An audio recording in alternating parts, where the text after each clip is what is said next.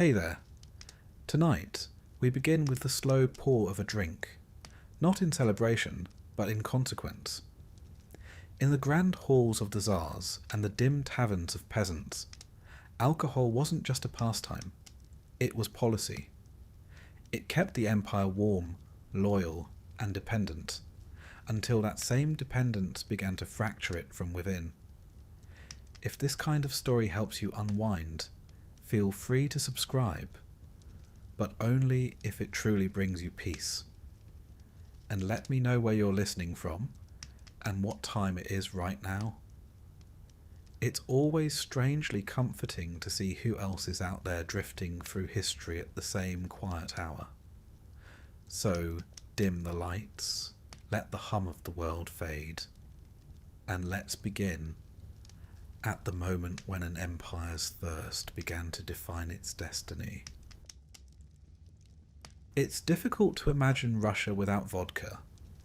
The two are so intertwined that one almost feels the other would cease to exist without it. The word itself, vodka, comes from voda, meaning little water, which sounds innocent enough, though one suspects that the little was added by someone already too deep into the bottle. Yet long before the world associated Russia with the fiery drink, it began as something far more humble, a practical solution to the bitter cold and the abundance of grain that no one quite knew what to do with. In the earliest centuries of the Russian lands, alcohol wasn't particularly strong.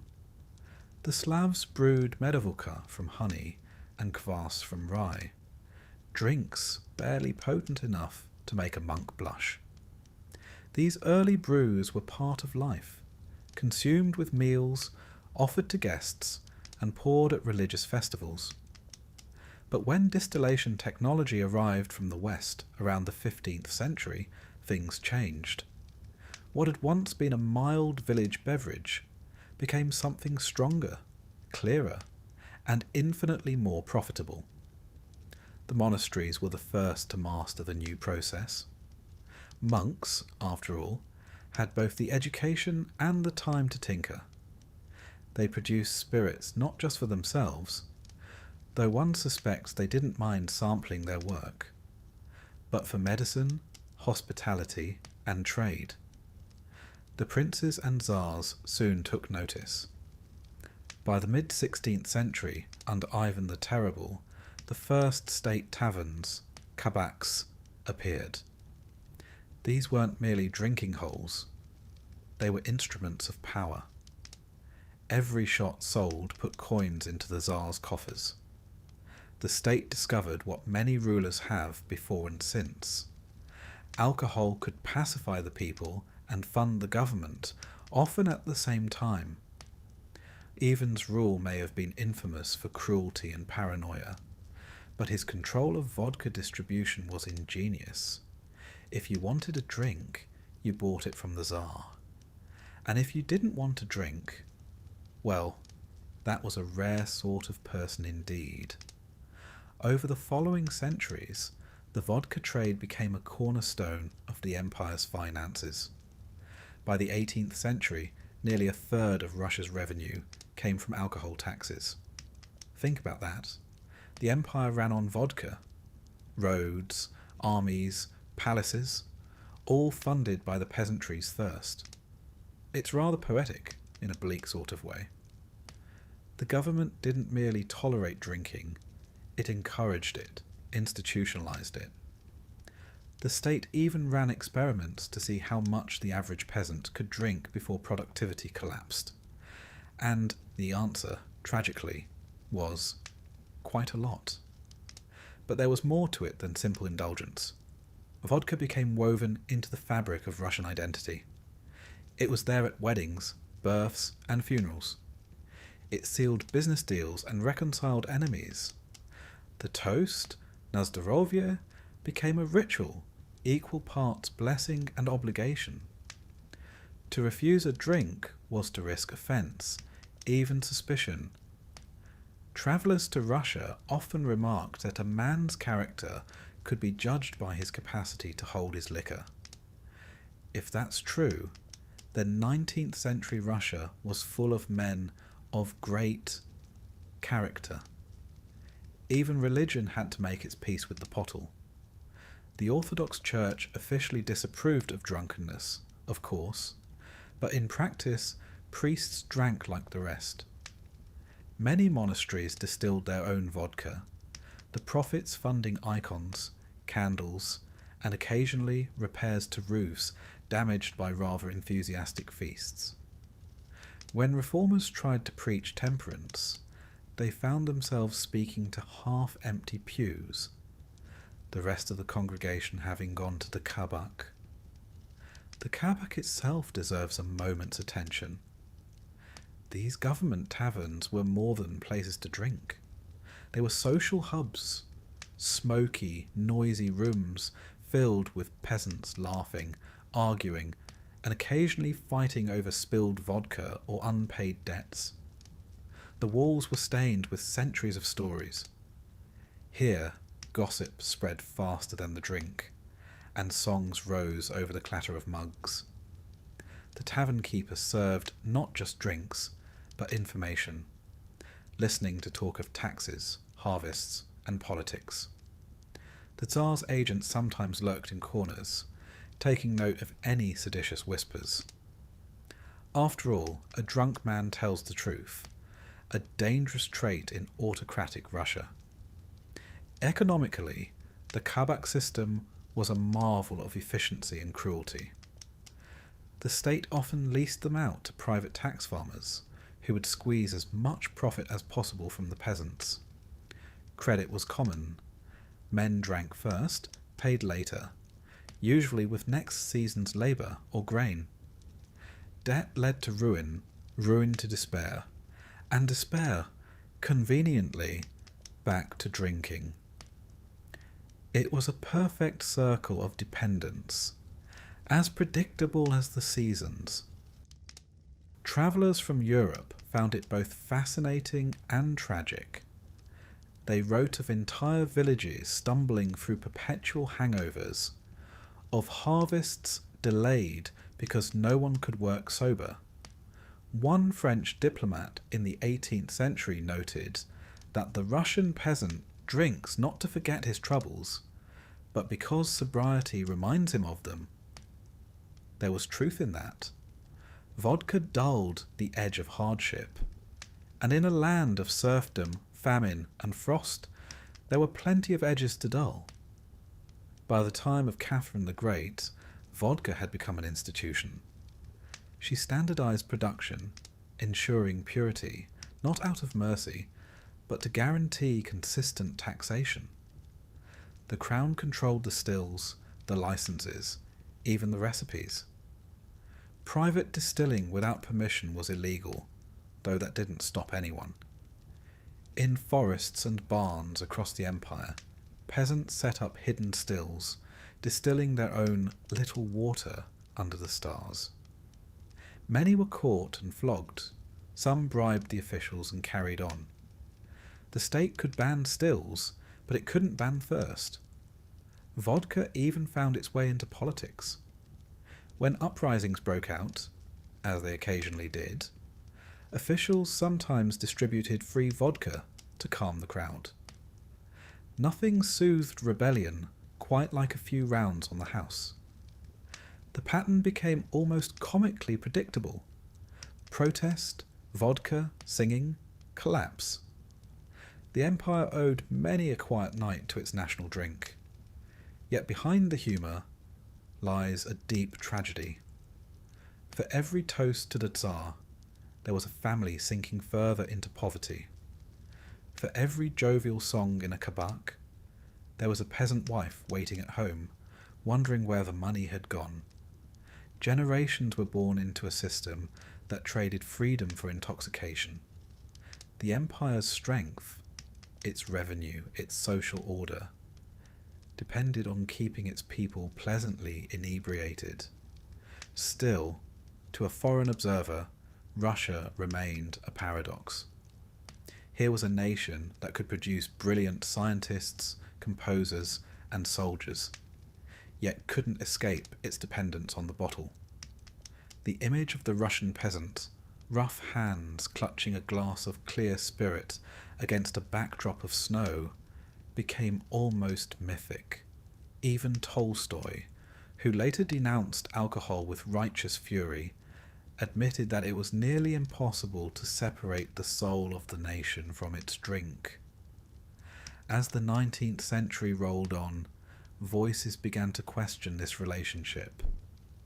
Was it possible, they wondered, that the empire's strength was built on its own weakness?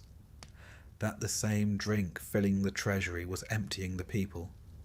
But those were questions for another generation. For now, the vodka empire stood firm, glistening, intoxicating, and quietly unstable beneath its icy surface.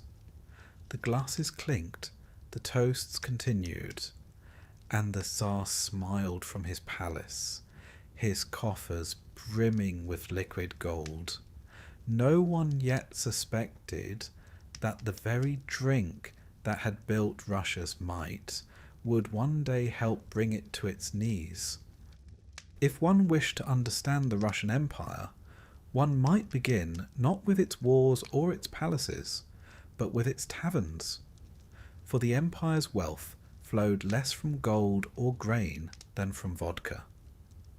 The Tsar ruled not only by divine right, but by monopoly on drink. It was an arrangement both simple and diabolically effective. The people drank, the treasury filled, and everyone, for a time, was content. By the 18th century, this system had become a fixture of Russian life. When Peter the Great took the throne, he did what any reforming autocrat might do. He drank prodigiously and made sure everyone else did too. Peter was, among other things, a man of appetite for ships, for Western fashions, for fireworks, and most certainly for strong spirits.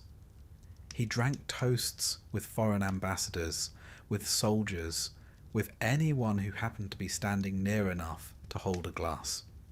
His infamous all jesting, all drunken synod of fools and jesters was part satire of the church and part extended party. Members of this mock order, dressed as bishops, were required to drink until they couldn't remember the articles of their own constitution, which, admittedly, might have been the point. It was Peter who turned vodka from a rustic curiosity into a national industry. His modernization campaigns required vast sums of money to build ships, fortresses, and cities, none more extravagant than his new capital, St. Petersburg, which was essentially founded on a swamp and sustained by vodka. The state's monopoly on alcohol became a financial lifeline. Every peasant's drink contributed to the empire's new grandeur. One might say St. Petersburg was built on the backs of peasants and the fumes of their hangovers. After Peter's death, his successors maintained the system even as they wrinkled their noses at its consequences. The empire grew, but so did its dependence on drink. By the reign of Catherine the Great, vodka revenues made up an astonishing portion of state income.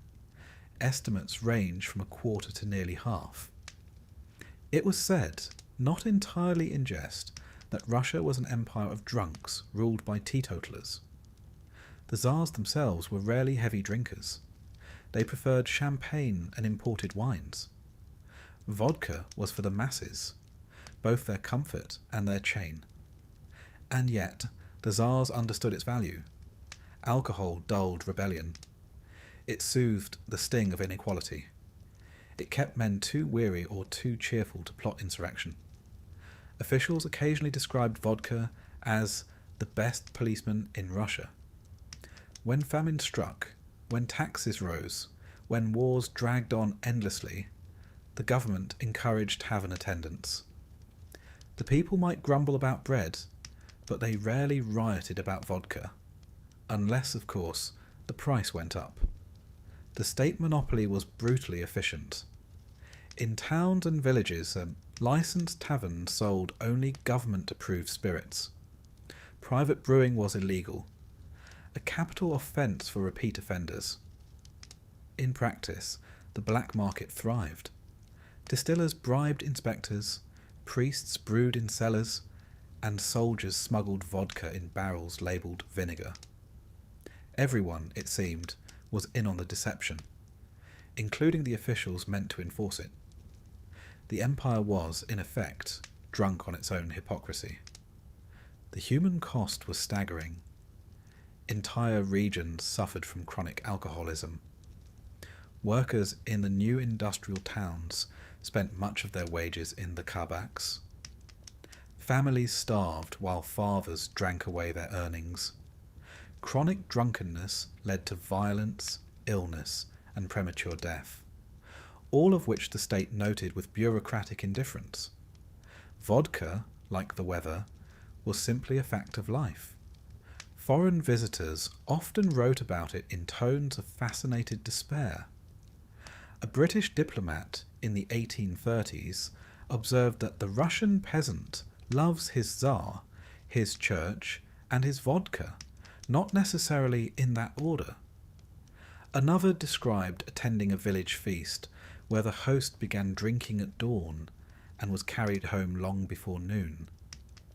Yet these same observers admitted that sobriety was scarcely easier to endure. Life for the serf was hard labour, long winters, and unrelenting hierarchy. Vodka was warmth, relief, and rebellion in a bottle, the only escape permitted by the state. As the 19th century progressed, the empire's love affair with alcohol deepened. Bureaucrats devised ever more creative ways to tax it. Special stamps, seals, and licenses were required at every stage of production.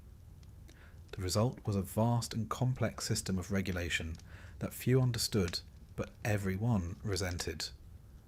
Corruption was endemic. Bribes flowed as freely as vodka itself. The state's treasury was always full, yet somehow the empire remained perpetually in debt. An accountant's miracle powered by intoxication. The irony was not lost on reformers. A few brave souls began to question whether a nation could thrive while living perpetually at the bottom of a bottle. Writers like Leo Tolstoy railed against alcohol as a moral plague, urging peasants to embrace sobriety and faith.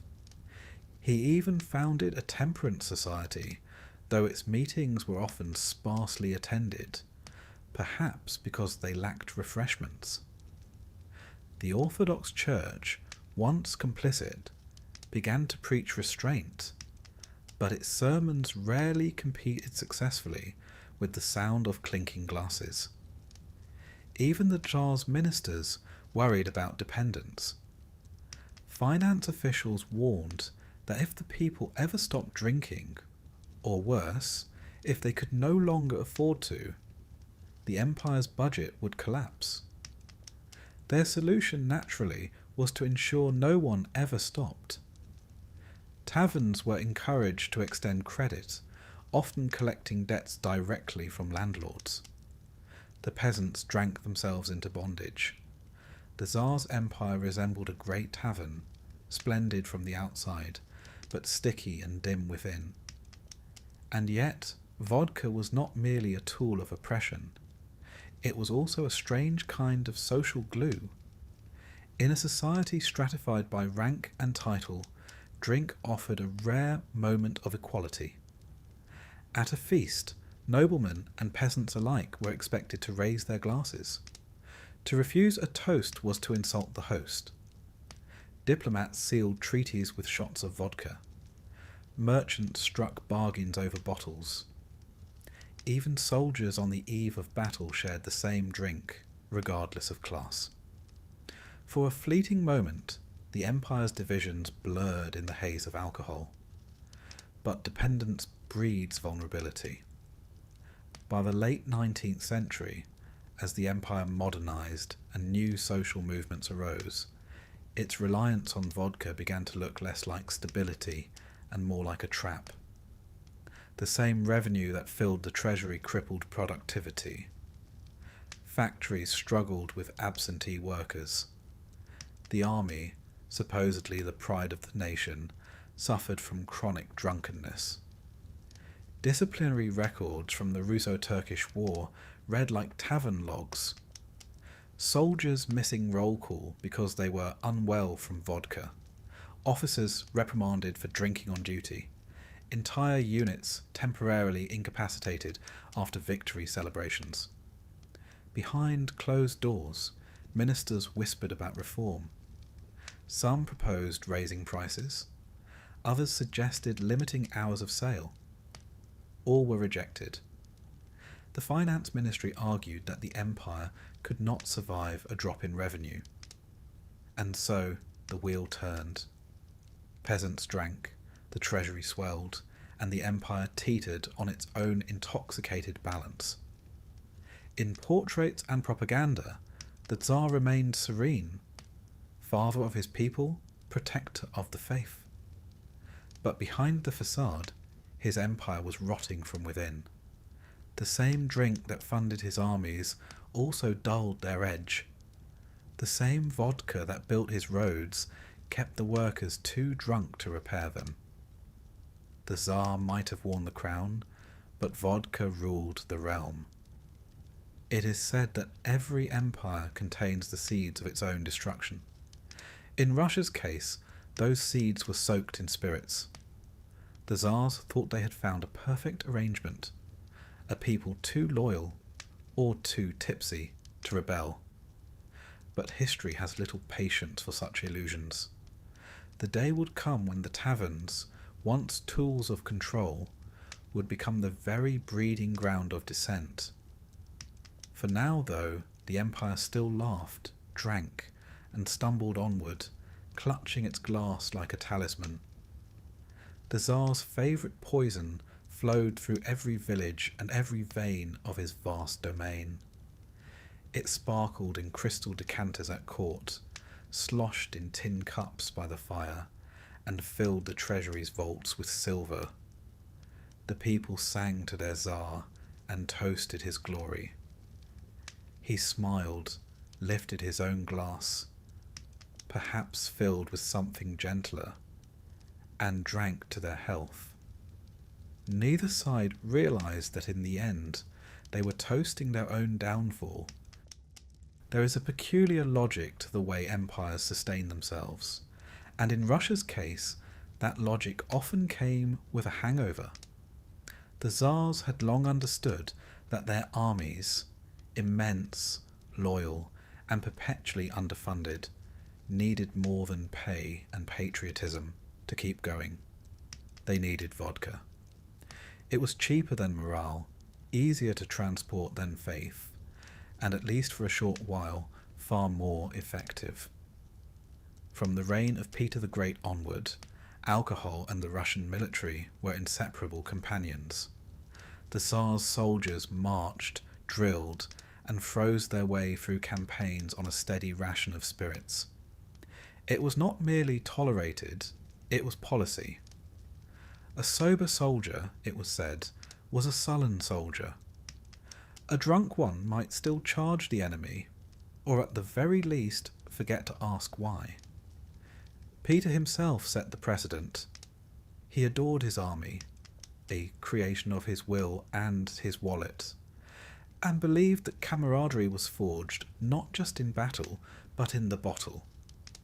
His military reforms dragged Russia into modernity, yet he never saw a contradiction in modern discipline and ancient debauchery. Officers were expected to drink heartily, particularly in the Tsar's presence. To decline was considered an insult, an act bordering on treason. One unlucky diplomat once tried to excuse himself early from a banquet, claiming illness. Peter simply ordered more vodka, declaring that it was the best medicine Russia could offer. The army followed suit. Drinking was built into the rhythm of service life. Soldiers drank before battle for courage, after battle for celebration, and in between because there was little else to do.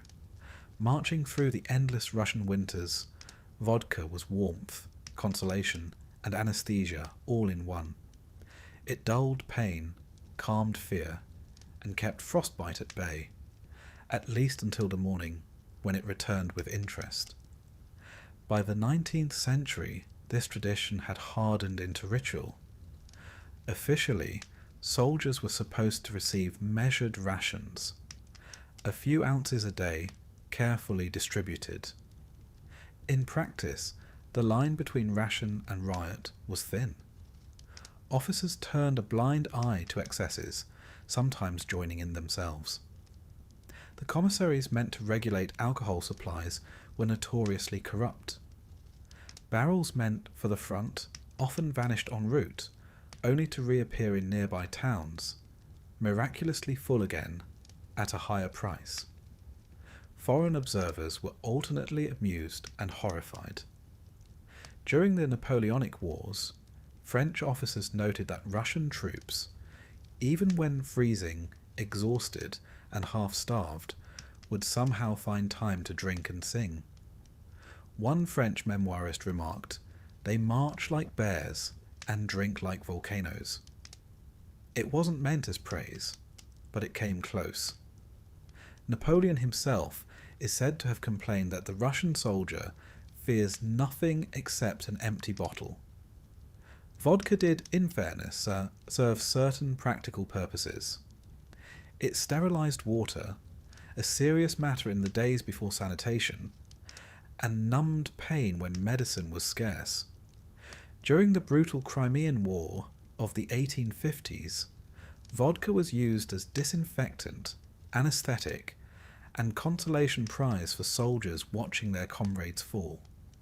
The empire was vast, the resources thin, and vodka filled the gap. But as with all Russian institutions, the system came with contradictions. The same drink that warmed soldiers also weakened them. Drunkenness led to brawls, insubordination, and occasional mutiny. Reports from military tribunals read like tavern anecdotes. Men found asleep on watch, owing to excessive spirit consumption. Officers caught selling government vodka for personal profit. Entire units late to muster, because as one colonel delicately put it, they were in no condition to distinguish left from right. The empire tolerated it because in a grim way it worked.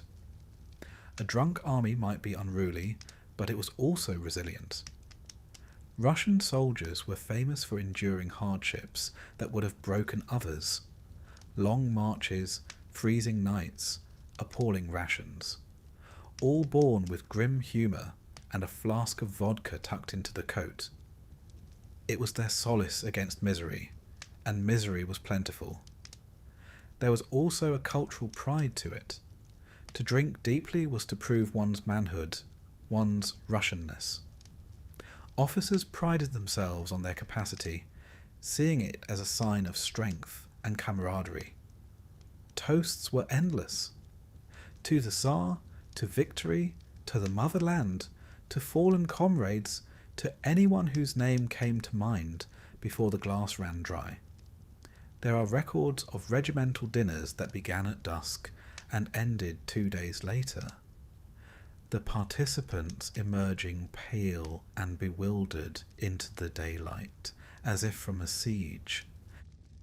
The worst of it was not always on the battlefield, but in the long stretches of peace that filled the spaces between wars.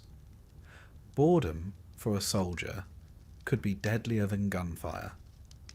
Barracks life in the 19th century was monotonous. Drills, inspections, and endless routine. Vodka offered an escape. Commanders complained that it was impossible to maintain order without flogging, and impossible to maintain morale without drinking. They did both, often on the same day. Reformers tried, at times, to intervene. After the Crimean War's humiliations, the army's leaders recognised the need for modernisation, better weapons, better training, and, in theory, better sobriety. But habits are stubborn things. Soldiers returning from campaigns brought back not discipline, but new toasts learned abroad. The temperance movement that began to stir among civilians never took root in the ranks.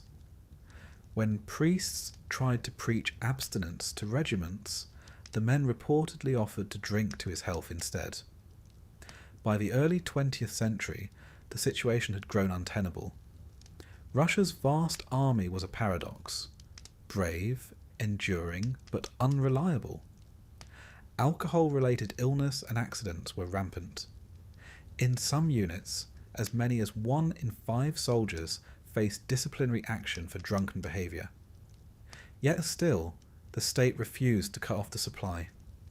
War was coming again, a vast mechanised slaughter unlike any before, and the government believed vodka would keep morale high. When World War I broke out in 1914, each soldier carried not only a rifle but a flask. In the chaos of the front, vodka became as vital as ammunition. It calmed nerves before battle and drowned grief afterward. The Empire called it liquid courage, but courage purchased by the bottle has a price. Discipline crumbled, desertion soared, and drunken violence spread through the ranks. Officers tried to impose control, but many were no better.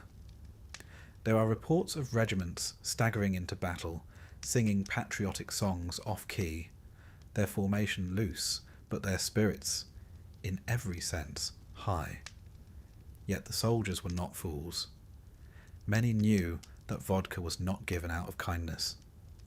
They called it the Tsar's chain, a means of keeping them docile, compliant, and too clouded to question orders. Some, bitterly, poured their rations into the snow before marching out, saying they'd rather die with clear heads than live as puppets. It was a brave sentiment, though rarely repeated. The next morning was always colder. In a way, the Russian soldiers' relationship with vodka mirrored the Empire's own fate. Strong at first, then staggering, then inevitably collapsing under its own weight. The same spirit that sustained them in war would later feed the fires of revolution. Drunken soldiers would become rioters. Rioters would become rebels. And rebels would bring down the very system that had once fed them their daily glass. But that reckoning was still in the future.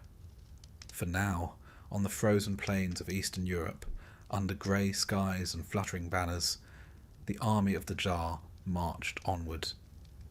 The men trudged through mud and snow, singing in voices cracked by cold and spirits. Somewhere, a flask passed from hand to hand, and laughter rose above the wind. It was, in its own way, beautiful. A terrible human beauty. Half courage and half intoxication. They were the soldiers of the vodka empire, loyal, doomed, and drunk enough to believe that both could coexist forever. If one wished to find the true heart of the Russian Empire, one might skip the palaces, the churches, and the battlefields, and go straight to the village tavern, the Kabak. It was here, among the smoky rafters and rough wooden benches, that millions of peasants lived out the quieter, liquid half of Russian history. The Kabak was not merely a building, it was a way of life. Every Russian village, however poor, aspired to have one. If the church saved souls on Sunday, the Kabak reclaimed them by Monday. It was a humble establishment, usually a one-room affair with a dirt floor, a sagging counter, and a barrel or two of state-issued vodka gleaming in the dim light. The smell was unmistakable, equal parts smoke, sweat, and despair, though not always in that order. The tavern keeper was often the most influential man in the village after the priest. He sold not just vodka, but time, company, and forgetfulness. In his ledger, a man's worth could be measured in shots owed. Credit was common, disastrously so. A peasant would drink through the harvest profits in a single evening, promising to repay when next season's crops came in. The next season, of course, looked much the same. By the 19th century, many peasants were permanently indebted to the tavern, and by extension, to the state that supplied it. The Russian government had perfected this system with almost scientific precision. The state monopoly on vodka meant that every glass poured in a kabak contributed directly to the Tsar's treasury. It was taxation through temptation. The empire discovered what all great empires eventually do, that controlling pleasure can be even more profitable than controlling pain. And so, across the vastness of Russia, the taverns multiplied. For the peasant, life was hard and unrelenting. The days were long, the winters endless, and the rewards pitiful. A few kopecks at the end of the week, a sack of grain, a roof that leaked when it snowed. These were the building blocks of existence. Vodka offered something different, a brief holiday from consciousness. A man could drink, sing, and forget that his hands were cracked, his taxes overdue, and his children hungry. For a few hours he was not a serf, not a debtor, not a subject of the Tsar. He was simply warm. The kabak was where Russia went to exhale. Men gathered after work, still in muddy boots, and swapped stories that grew grander with every refill. Songs broke out, those long, haunting melodies that could sound like both laughter and mourning. Someone might produce a balalaika, strumming half-remembered tunes. Deals were made, quarrels settled, or occasionally begun. There was always at least one fight before closing, and always the same outcome. The fighters would stagger home together, arm in arm, insisting on eternal friendship until the next evening. Women rarely entered the kabak, except to drag their husbands out of it. The sight of a peasant wife at the door, arms folded, headscarf tied tightly, eyes narrowed with volcanic patience, was one that struck fear into even the boldest drinker. She might wait silently until her husband emerged, sheepish and weaving, and then escort him home with quiet fury. Domestic peace was restored by morning, at least until the next visit. For the state, all of this was both useful and dangerous. Vodka dulled the edge of discontent, but never erased it completely. In times of hardship, the kabak became a refuge, a place where peasants muttered about landlords, taxes, and the distant Tsar. Authorities were aware of this, of course. Government agents sometimes sat quietly in the corner, pretending to drink, listening for seditious talk. A careless toast to freedom or to less tax could bring trouble. Many learned to phrase their complaints in metaphor, raising glasses instead to better harvests or clearer mornings, which everyone understood meant the same thing. Yet the empire's reliance on vodka came with an odd moral hypocrisy. Officials condemned drunkenness as a vice, even as they profited from it.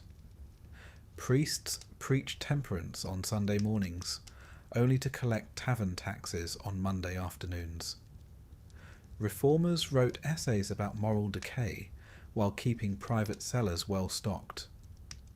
The double standard was as clear as the spirit itself. By the late 19th century, some local governors tried to introduce reforms. They proposed closing taverns on Sundays or limiting sales to daylight hours. The results were disastrous. Entire villages rioted when their kabaks were shuttered. In one province, peasants broke down the doors and declared the ban an act of tyranny. Soldiers had to be called in to restore order, though they too were known to sneak a drink before doing so. Still, the social damage was undeniable. Alcoholism ravaged the countryside. Families fell apart, productivity collapsed, and poverty deepened. Tolstoy, ever the moralist, called the Kabak the gateway to hell, and wrote passionately about the suffering it caused. His temperance essays circulated widely, though they were read mostly by people sober enough to do so. A small audience. In most villages, the idea of giving up vodka was as absurd as giving up bread. There was another cruelty hidden in this system: the illusion of choice. Technically, no one forced the peasants to drink. The state simply ensured that they always could, and that they always would. A sober peasantry might have been productive, perhaps even revolutionary. A drunk one was safe. It worked for centuries until it didn't. And yet, for all the tragedy, one can't help but feel a certain melancholy affection for the Kabak. It was, after all, the one place where peasants could laugh without permission. They had no voice in politics, no rights in law, no wealth to speak of, but they had their songs, their stories, and their vodka. The Kabak was their parliament, their theatre, their church of forgetfulness. When travellers passed through rural Russia, they often found the taverns packed even on freezing nights. Through frost-covered windows, they saw men huddled together around small tables, faces glowing in the firelight, their laughter muffled by snow. Outside, the wind howled across endless fields. Inside, for a few hours, it was warm. One English visitor noted that to the Russian peasant, the tavern is not escape from life, but a small rehearsal of heaven. He may have meant it sarcastically, but he wasn't entirely wrong. The tragedy, of course, was that the Kabak gave the peasants relief without remedy. It dulled their suffering, but never cured it. It made them momentarily free, but only in dreams. The more they drank, the more dependent they became, not just on vodka, but on the state that sold it. The empire's genius lay in turning oppression into a business model. By the dawn of the 20th century, the pattern was complete. Russia's economy, its culture, even its spirituality had been filtered through the tavern glass. The Kabak was everywhere, from the smallest hamlet to the largest city, from the laughter of peasants to the ledgers of ministers. The Tsar could sleep peacefully, knowing his subjects were too drunk to disturb his rest. But beneath the laughter and the clinking glasses, something was shifting. The same taverns that had once soothed despair were beginning to host whispers of anger. Peasants spoke of injustice, of new ideas, of distant revolutionaries who promised change. The air was thick not only with smoke, but with restlessness. Vodka had kept them quiet for centuries, but soon it would start talking back. For now, though, the tavern doors creaked shut, the candles guttered out, and the last patrons stumbled into the snow. The wind carried their songs across the fields, mournful, defiant, and faintly hopeful. The Kabak slept, but Russia was beginning to stir. By the middle of the 19th century, Russia's great love affair with vodka had become something of a national embarrassment. The empire that prided itself on orthodox faith, military glory, and endless birch forests was quite plainly drunk. Not just on celebration or sorrow, but systemically, perpetually and expensively drunk. The taverns overflowed, the treasury swelled, and the moralists despaired. It was, as one reformer sighed, a nation intoxicated by its own misery. And so began the age of temperance, a noble, if rather doomed, attempt to sober up the Russian soul. The earliest efforts came from the church. The Orthodox clergy had long preached moderation, but few listened. Some priests, sensing the futility of sermons, tried a more practical approach, opening sobriety houses, humble wooden halls where men could gather to drink tea instead of vodka. It was, in essence, an attempt to replace taverns with teapots. The results were mixed. Attendance was high at first, mostly out of curiosity, but enthusiasm waned once visitors discovered that tea was less inspiring than spirits. Nevertheless, these little clubs sowed a seed. In the 1850s and 1860s, the temperance movement gained cautious momentum.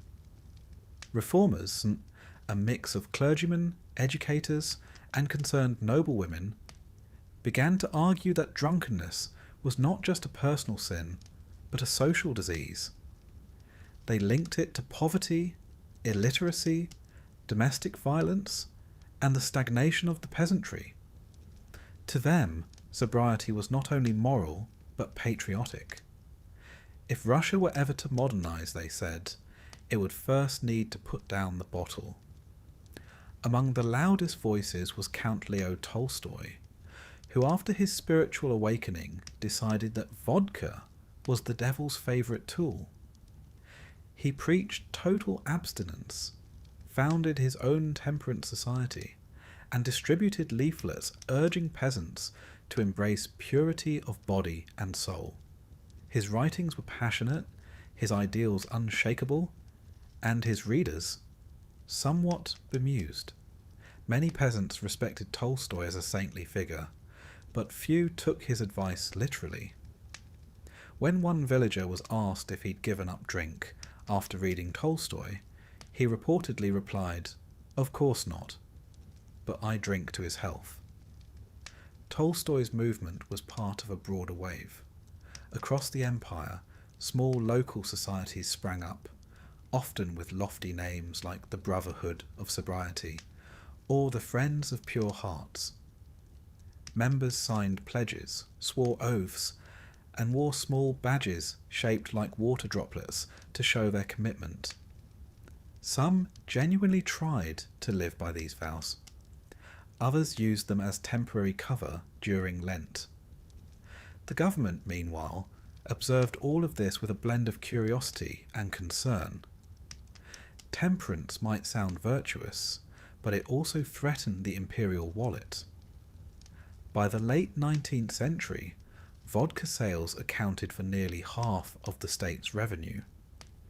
Each convert to sobriety was, from the Treasury's point of view, a financial defector. The Ministry of Finance quietly discouraged any reform that worked too well. Provincial officials were instructed to support temperance within reasonable bounds, meaning in effect, not at all. Yet public debate could not be suppressed. Newspapers published heated editorials about the vodka question. Intellectuals argued over whether the drink was a symptom or a cause of Russia's backwardness. Doctors wrote grim statistics about cirrhosis and delirium tremens.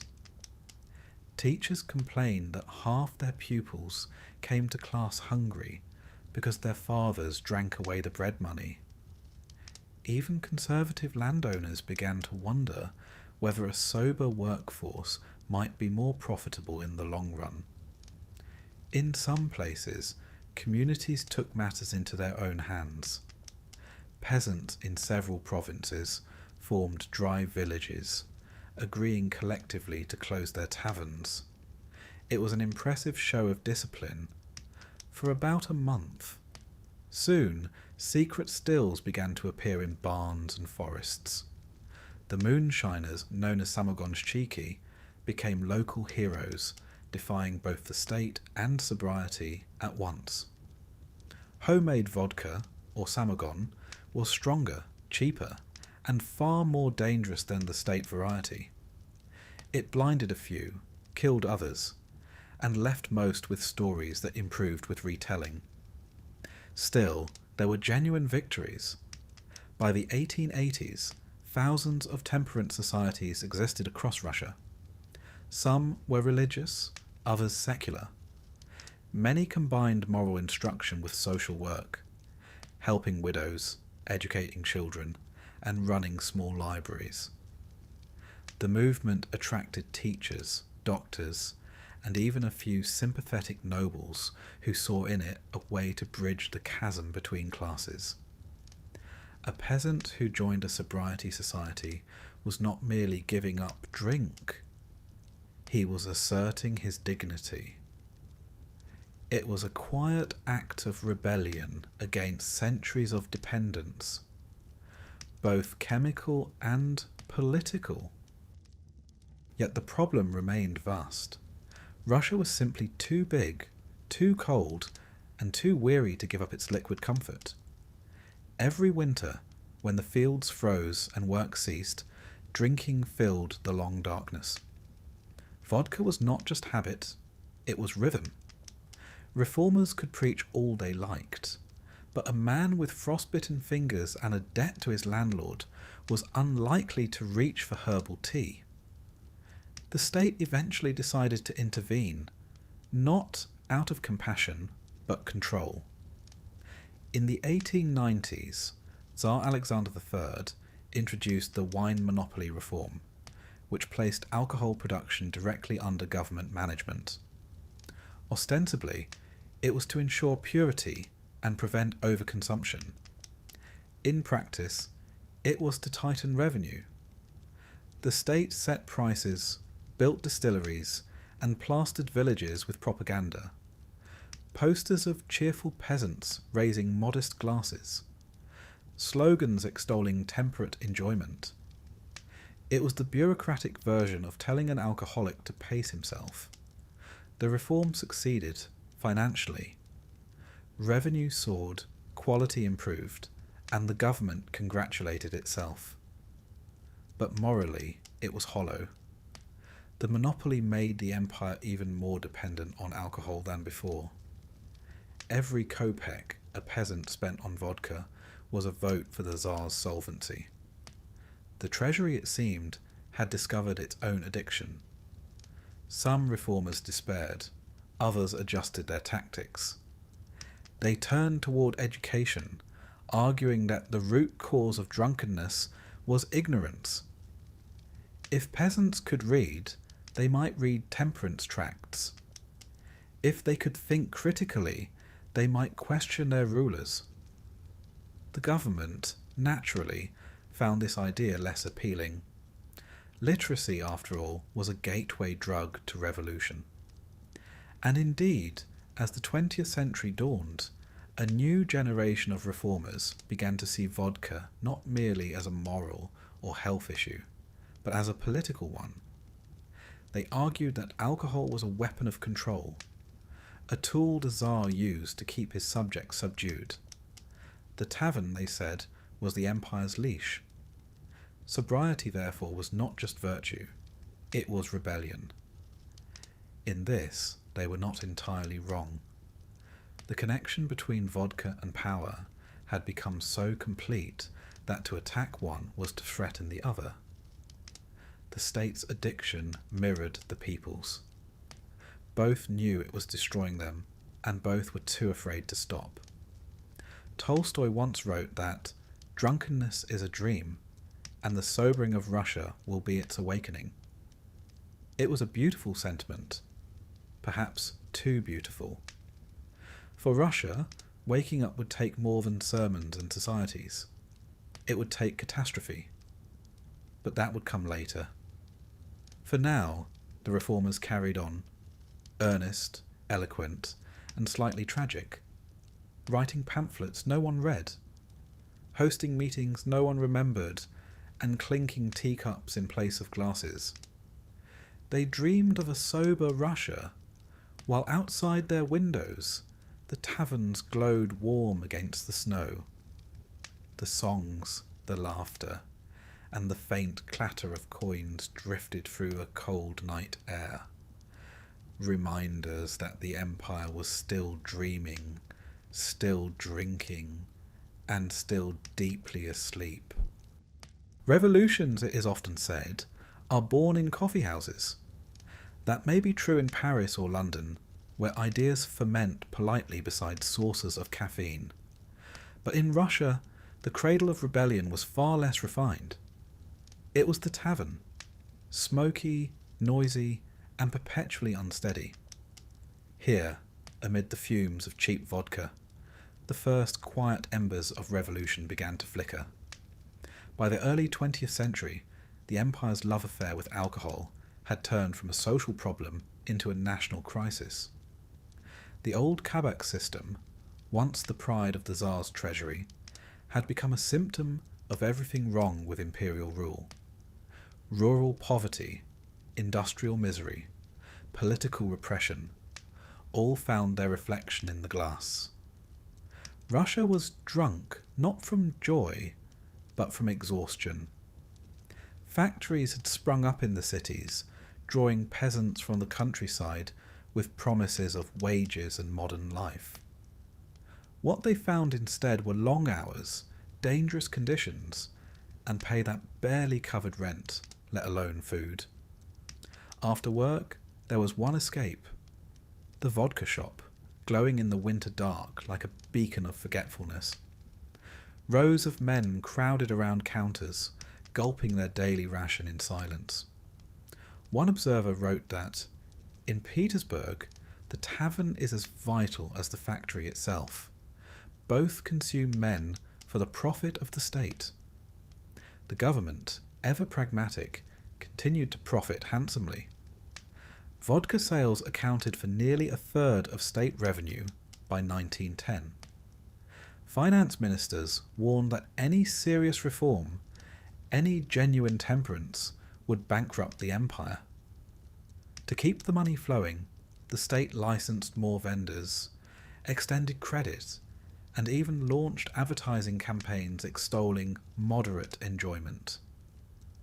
Posters showed smiling peasants raising glasses beneath portraits of the Tsar, a rather desperate illusion of harmony. But illusions cannot last forever. The same working men who drank to forget their hardships began eventually to discuss them. In the dim light of the tavern, political ideas trickled in like contraband. Revolutionaries, socialists, anarchists, and dreamers of every variety realized that vodka halls were perfect places to spread their message. Police rarely paid attention to men they assumed too drunk to plot. Yet among the haze of laughter and curses, seditious words began to circulate. Why? Someone might ask after his third glass. Does the Tsar drink champagne while we drink poison? And so it began. The irony was exquisite. The very substance the Tsar used to pacify his people became the setting for their awakening. Every toast to the empire carried a trace of resentment. Every hangover, a headache not just of the body but of conscience. The taverns of Moscow and Petersburg echoed with the same mixture of despair and hope that preceded all great upheavals. By 1905, the tension had reached breaking point. Years of famine, corruption, and military humiliation in the Russo-Japanese War had driven the people to desperation. When peaceful demonstrators marched to petition the Tsar on what became known as Bloody Sunday, the soldiers opened fire. The shock reverberated through the nation, and through its taverns. In the weeks that followed, riots broke out across the empire. Strikes shut down factories, peasants seized estates, and soldiers mutinied. And through it all, vodka played its chaotic role. Some rioters looted taverns for drink before looting anything else. In Odessa, revolutionaries burned down a government warehouse and discovered too late that it was filled with alcohol. The resulting fire spread for miles, a literal river of flame born of state spirit. One newspaper observed grimly, "The empire is burning, and it burns with vodka." The government's response was predictable. They blamed drunkenness for the unrest rather than the conditions that caused it. Circulars were issued declaring that intemperance leads to disorder, as though the revolution were merely an overlong bender. In truth, the two were inseparable. Vodka had numbed the people for centuries. Now it magnified their rage. The temperance movement, long mocked as idealistic, suddenly looked prophetic. Reformers argued that true liberation required sobriety, that a nation addicted to alcohol could never be free. Pamphlets circulated urging workers to abandon vodka and embrace self-discipline. Slogans like "Drink is the Tsar's chain" appeared on factory walls. Sobriety became, for a brief, shining moment, revolutionary. But ideals are easier printed than practiced. Many of the same men who shouted for freedom also stumbled out of taverns at dawn, singing hoarse hymns to liberty between hiccups. Revolution is rarely tidy. The chaos of 1905 subsided, leaving behind a shaken empire and a new awareness that something was rotten at its core. For the next decade, the pattern continued. The state grew ever more dependent on vodka revenue, while its people grew ever more restless. The kabak became a mirror of national decay, loud, smoky, full of life yet doomed to collapse.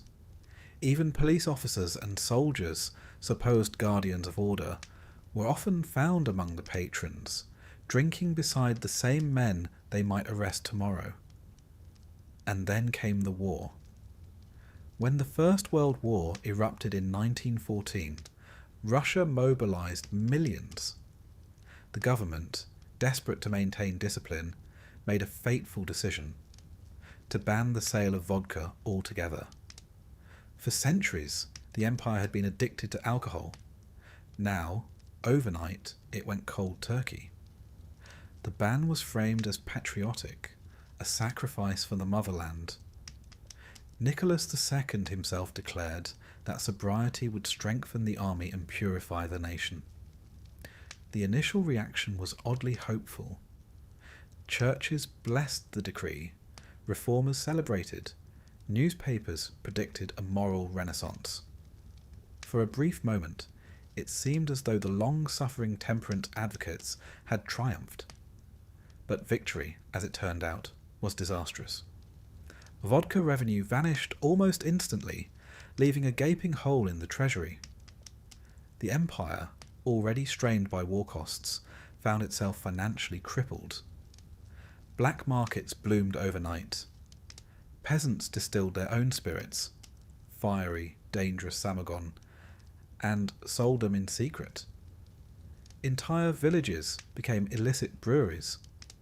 Soldiers, deprived of official rations, resorted to brewing alcohol from potato peels and boot polish. The result was predictably chaotic. The government tried to enforce the ban with typical enthusiasm and typical incompetence. Taverns were raided, stills destroyed, and offenders flogged. But the demand was unstoppable. For every illegal distillery shut down, 2 more appeared. Even police officers drank confiscated evidence. "The state is at war with itself," one official wrote privately. "We chase the moonshine by day and drink it by night." The moral high ground quickly dissolved into farce. Without vodka, the people were not inspired. They were furious. Drunkenness had been their comfort, their only escape. Now, sober, they saw the empire's failures with shocking clarity. The war dragged on, prices soared, and food shortages grew unbearable. The workers who once drowned despair in state vodka now gathered in angry, sober crowds. The irony could not have been greater. The empire had survived centuries of intoxication, only to begin collapsing the moment it sobered up. The ban had been meant to strengthen Russia. Instead, it stripped away the anesthetic. Pain rushed in, economic, political, and moral. By 1917, the people had nothing left to lose, and for once, the clarity to see it. And so the taverns that had once echoed with songs now stood silent or empty, their shutters nailed, their barrels dry. The great drunken empire had awakened at last, bleary-eyed, unsteady, and vengeful. The revolution would soon come, and with it, a reckoning. But in a sense, it had already begun years earlier, in the dim light of those taverns, in the half-serious toasts and weary laughter of men who had drunk too much and hoped too little. They had not set out to change history. They had merely wanted to forget it.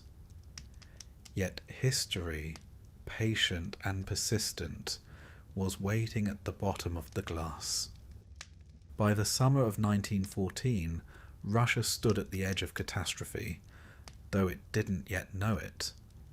Europe was sliding toward war. Alliances crackled like dry tinder. And Tsar Nicholas II, dutiful and uncertain, found himself leading an empire too vast to govern and too fragile to survive. Yet in those final months before the world erupted, one decision, well-meaning, moral, and utterly disastrous, would set Russia on a course toward ruin faster than any army could march. It was the Great Dry Law, the Tsar's sudden, absolute ban on vodka.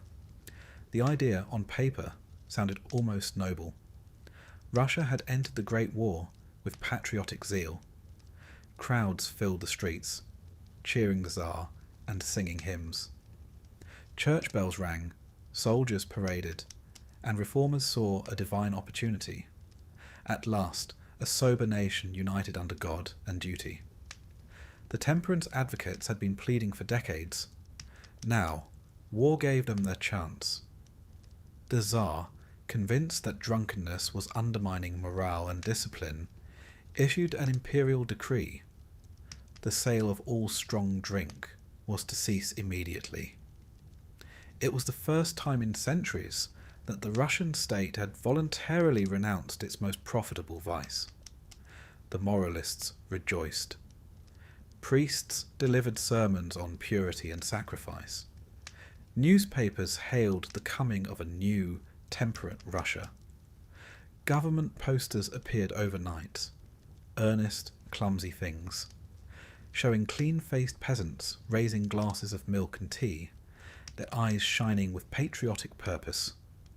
It was, for a few weeks, almost beautiful. Then reality arrived. The empire's economy, it turned out, was built less on iron and wheat than on vodka. Nearly a third of government revenue came from alcohol taxes. The treasury, already drained by mobilization, suddenly lost its most reliable income. Financing the war became a nightmare. Officials scrambled to raise new taxes, print money, and sell bonds. Inflation soared. Within a year, the ruble began its slow collapse. Meanwhile, the population, accustomed to centuries of state-sponsored drinking, went abruptly and unwillingly sober. Taverns closed overnight. Barrels were confiscated or smashed. Peasants woke up to find their familiar kabaks shuttered and soldiers guarding the doors. The shock was almost existential. One police report from a provincial town described a deep and general confusion among the people, as though they had misplaced their own shadows. The ban also produced a thriving new industry, illegal distillation. Across the countryside, hidden stills bubbled day and night. Housewives fermented potatoes in cellars. Soldiers smuggled contraband spirits in canteens. Priests quietly blessed homemade brews for medicinal purposes. The drink of the people, samogon, moonshine, returned with a vengeance. Stronger, cheaper, and considerably more dangerous than state vodka, it burned through the empire like fire. In some regions, even children joined the trade, carrying jars to market under bundles of firewood. The police tried, valiantly and hopelessly, to enforce the ban. Raids were common. Officers seized barrels, arrested moonshiners, and sometimes joined them for a taste before hauling them off. Corruption flourished. Fines were levied, bribes exchanged, and entire shipments of confiscated spirits simply vanished. The law, one district commander complained, is respected only until the inspector leaves the room. The government itself was no less hypocritical. While peasants were flogged for brewing, the aristocracy continued to drink behind closed doors. Elegant salons in Petrograd clinked with contraband champagne. Officers toasted victories with smuggled cognac. The dry law, it seemed, applied chiefly to those who could least afford disobedience. But the greatest damage was not moral hypocrisy. It was economic chaos. Without alcohol revenue, the state's finances disintegrated. Printing more money to cover the deficit led to inflation, which devoured wages and savings. Bread lines lengthened. Discontent spread. A sober Russia, it turned out, was an angry Russia. And the army, the very institution the Tsar hoped to strengthen by sobriety, found new ways to drink. Soldiers brewed samogon in mess tins, siphoned fuel from supply trains, and mixed it with whatever they could find. The results were unpredictable. Accounts survive of entire regiments struck blind or delirious from poisoned alcohol. Officers, despairing, begged for a controlled ration rather than total prohibition, arguing that discipline was impossible while soldiers drank lamp oil. The government refused. The absurdities piled up. In some cities, chemists sold non-beverage tinctures, colognes, cleaning spirits, and cough mixtures, all technically legal, but containing enough alcohol to flatten a regiment. Newspapers published grimly comic headlines. 20 men poisoned by shoe polish. The people, stripped of their traditional relief, simply found new and worse poisons. Yet even as the chaos deepened, the Tsar remained convinced of his righteousness.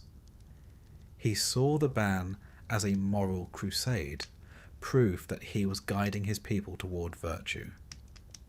Let them suffer, he wrote to a minister, for the sake of their souls. It was perhaps the most tragic sentence of his reign, for in truth the dry law severed one of the last fragile bonds between ruler and ruled. For centuries, vodka had been the empire's unspoken contract. The people drank, and in return they endured. The state taxed their misery but also shared in it, offering the illusion of common weakness. Now the illusion was gone. The peasants no longer saw the Tsar as a benevolent father, but as a joyless despot who had taken even their solace. The resentment was subtle at first, then contagious. In villages, people began speaking of the Tsar's law not as holy but cruel. "He prays in gold," one peasant woman reportedly said, "and tells us to drink water." In the factories, workers grumbled that the rich drank in secret while the poor were punished for it. The idea spread that the prohibition was not about morality at all, but control. One more chain around the peasant's neck. The revolutionaries could not have asked for a better gift. They saw the ban as living proof of imperial hypocrisy. Their pamphlets mocked the Tsar's virtue by decree, and promised a different kind of freedom, one that included, naturally, the right to drink. It was propaganda that required no imagination. By 1916, the empire was groaning under the strain of war, famine, and inflation.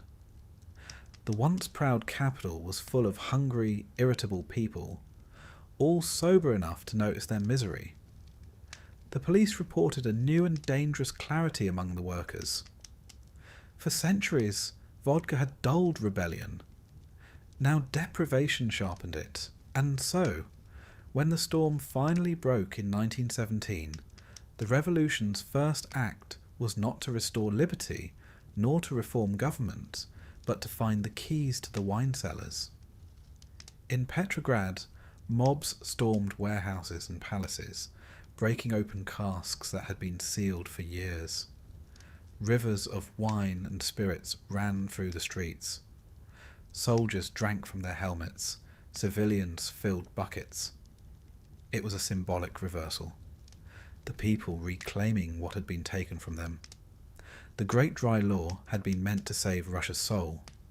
Instead, it drowned the empire's last defences in resentment, corruption, and rage. By trying to purify his people, Nicholas II had stripped away their illusions, and once sober, they saw him as he truly was. A well-intentioned man hopelessly out of his depth, presiding over a collapsing world. The law remained technically in force for years, even after the monarchy fell. But by then, it no longer mattered. The empire that had once been built on vodka had been destroyed, in part, by its absence. History, it seems, has a cruel sense of irony. And so, as winter settled over the broken lands, the taverns of Russia stood silent, their barrels empty, their shelves bare, their owners gone. The old drinking songs faded into memory, replaced by the chants of revolution echoing in the streets. The Great Dry Law had done what centuries of vodka never could. It had sobered Russia.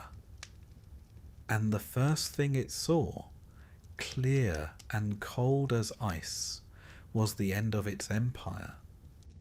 By the time the Great War dragged into its third winter, the Russian Empire was no longer a living thing, but a staggering one, half frozen, half starved, and entirely bewildered. Its cities were hungry, its army exhausted, and its treasury empty. Even hope, which had once poured so freely, now seemed rationed. The Tsar still sat on his throne, but his empire was slipping through his fingers, and the one substance that had long soothed the nation's pain, vodka, had vanished. For centuries, Russia had survived its hardships the same way it survived its winters, by numbing itself. Vodka had been a national balm, dulling the ache of oppression and the monotony of survival. Without it, the pain returned in full, sharp focus. The people found themselves not inspired by sobriety, but painfully aware of how miserable life truly was. In the countryside, peasants struggled to make sense of a world suddenly deprived of its most familiar comfort. The state's prohibition had shut down the kabaks, leaving the villages strangely silent at night. The absence of singing, of laughter, of drunken arguments spilling into the snow, it unsettled people. Some saw it as an omen. When the Russians stopped drinking, one priest wrote in his diary, the world must be ending. The homemade moonshine trade filled the void, but it came at a cost. Distilling alcohol was illegal, yet almost universal. Potatoes, beets, grain, anything that could ferment was thrown into crude stills in barns and backyards. The result was often lethal. Reports of blindness, madness, and mass poisonings were so common that even the police stopped recording them. "It is better," one officer sighed, to let them drink themselves quietly to death than to arrest half the village. The black market thrived. Soldiers returning from the front smuggled alcohol in their rucksacks. Railway workers siphoned industrial spirits from cargo trains. Pharmacists made fortunes selling cologne and cleaning fluid as medicinal extract. It became a national farce, an empire of improvisation, where everyone pretended to obey and no one actually did. The Tsar's ministers tried to spin the chaos as virtue. Official newspapers published cheery editorials about the noble self-restraint of the Russian people. Pamphlets showed happy families around the dinner table, drinking water and smiling like saints. In truth, there was little to smile about. Bread was scarce, fuel scarcer, and faith scarcer still. In the cities, life had become a slow panic. Petrograd, the Tsar's glittering capital, was now a city of queues. Long lines of women stood in the cold for hours, waiting for bread that never arrived. Soldiers patrolled the streets, though many had stopped taking orders. The city that had once toasted imperial power now whispered about revolution. It was in these final years that the cruel genius of the vodka ban revealed itself. Deprived of their old escape, people turned inward and saw what had always been wrong. The worker who once drank away his anger now spoke of unions and strikes. The peasant who once stumbled home from the Quebec began muttering about land reform. And the soldiers, once pacified with their rationed cups, now grumbled openly about officers and the war's futility. Sobriety, it turned out, was contagious and political. Even the army, that last pillar of imperial strength, was unravelling. Soldiers at the front fought bravely, but their morale was crumbling. Supplies were short, leadership incompetent, and death omnipresent. Letters from home spoke of hunger, riots, and despair. Vodka, once the army's solace, had been replaced by cold tea and sermons on duty. The men were unimpressed. "If God wished us to fight sober," one soldier reportedly said, "he would not have invented winter." As defeats mounted, discipline broke down. Desertion soared. Some soldiers, desperate for courage or comfort, raided local stills. Others brewed their own concoctions from whatever they could find. One regiment near Minsk was said to have mixed gunpowder with spirits for extra strength. The results were, predictably, catastrophic. Yet it was better, they said, than feeling nothing at all. The home front was little better. Families of soldiers starved while landlords hoarded food. Factories struck for better pay, then for peace. The police, long the empire's loyal enforcers, were overwhelmed, outnumbered, and often sympathetic. They too had lost brothers and sons in the war. The old loyalties had dissolved like sugar in tea, leaving only bitterness behind. And through it all, Nicholas II remained serenely out of touch. Convinced that his prohibition was a moral triumph, he saw the growing unrest as evidence of weakness rather than policy failure. His ministers warned him of food riots. He instructed them to pray for patience. When advised to ease the vodka ban for the sake of the treasury, he refused. The people must learn discipline, he insisted. He mistook misery for virtue, a fatal error in any ruler, but especially one whose people were running out of both food and faith. By early 1917, the capital itself was boiling. The queues for bread turned into protests. Protesters turned into mobs. The army, sent to restore order, joined them instead. Soldiers who just months earlier had fired on civilians now marched beside them, shouting the same slogans: "Peace! Bread. Freedom. The Tsar's empire, that vast frozen colossus built on vodka and obedience, began to crumble in days. In the midst of the chaos, one of the strangest ironies of the revolution unfolded. When the imperial palace was finally seized, the first place the crowd headed was not the throne room, but the cellars. For beneath the Winter Palace lay one of the greatest wine collections in Europe. Millions of bottles, aging quietly through the war. The people who had been dry for 3 years were about to make up for lost time. What followed was both comic and tragic. Soldiers, workers, and servants smashed through the doors, uncorking vintages meant for emperors. Rivers of champagne, cognac, and vodka flooded the marble floors. The air filled with the scent of centuries-old wine and the laughter of the newly liberated. Some drank until they passed out, others until they drowned. The revolutionaries tried to stop it, even posting armed guards. But the temptation was too great. For weeks, the city reeked of alcohol and smoke. Petrograd had sobered the empire only to drink the monarchy's funeral toast. It was perhaps inevitable. For generations, vodka had been both poison and cure, chain and comfort. The people had suffered too long to quit cleanly. They needed one last drink, one final furious act of rebellion against the centuries that had kept them drunk and docile. By the time the cellars were dry, so was the empire. The Tsar had abdicated. The Romanovs were prisoners. The ancient order that had ruled from the throne and the tavern alike was gone. All that remained was exhaustion, and the faint, bitter aftertaste of history. In the months that followed, the provisional government briefly considered restoring vodka sales to stabilise the economy, but by then it was far too late. The treasury was empty, the people suspicious, and the revolution hungry for bigger changes.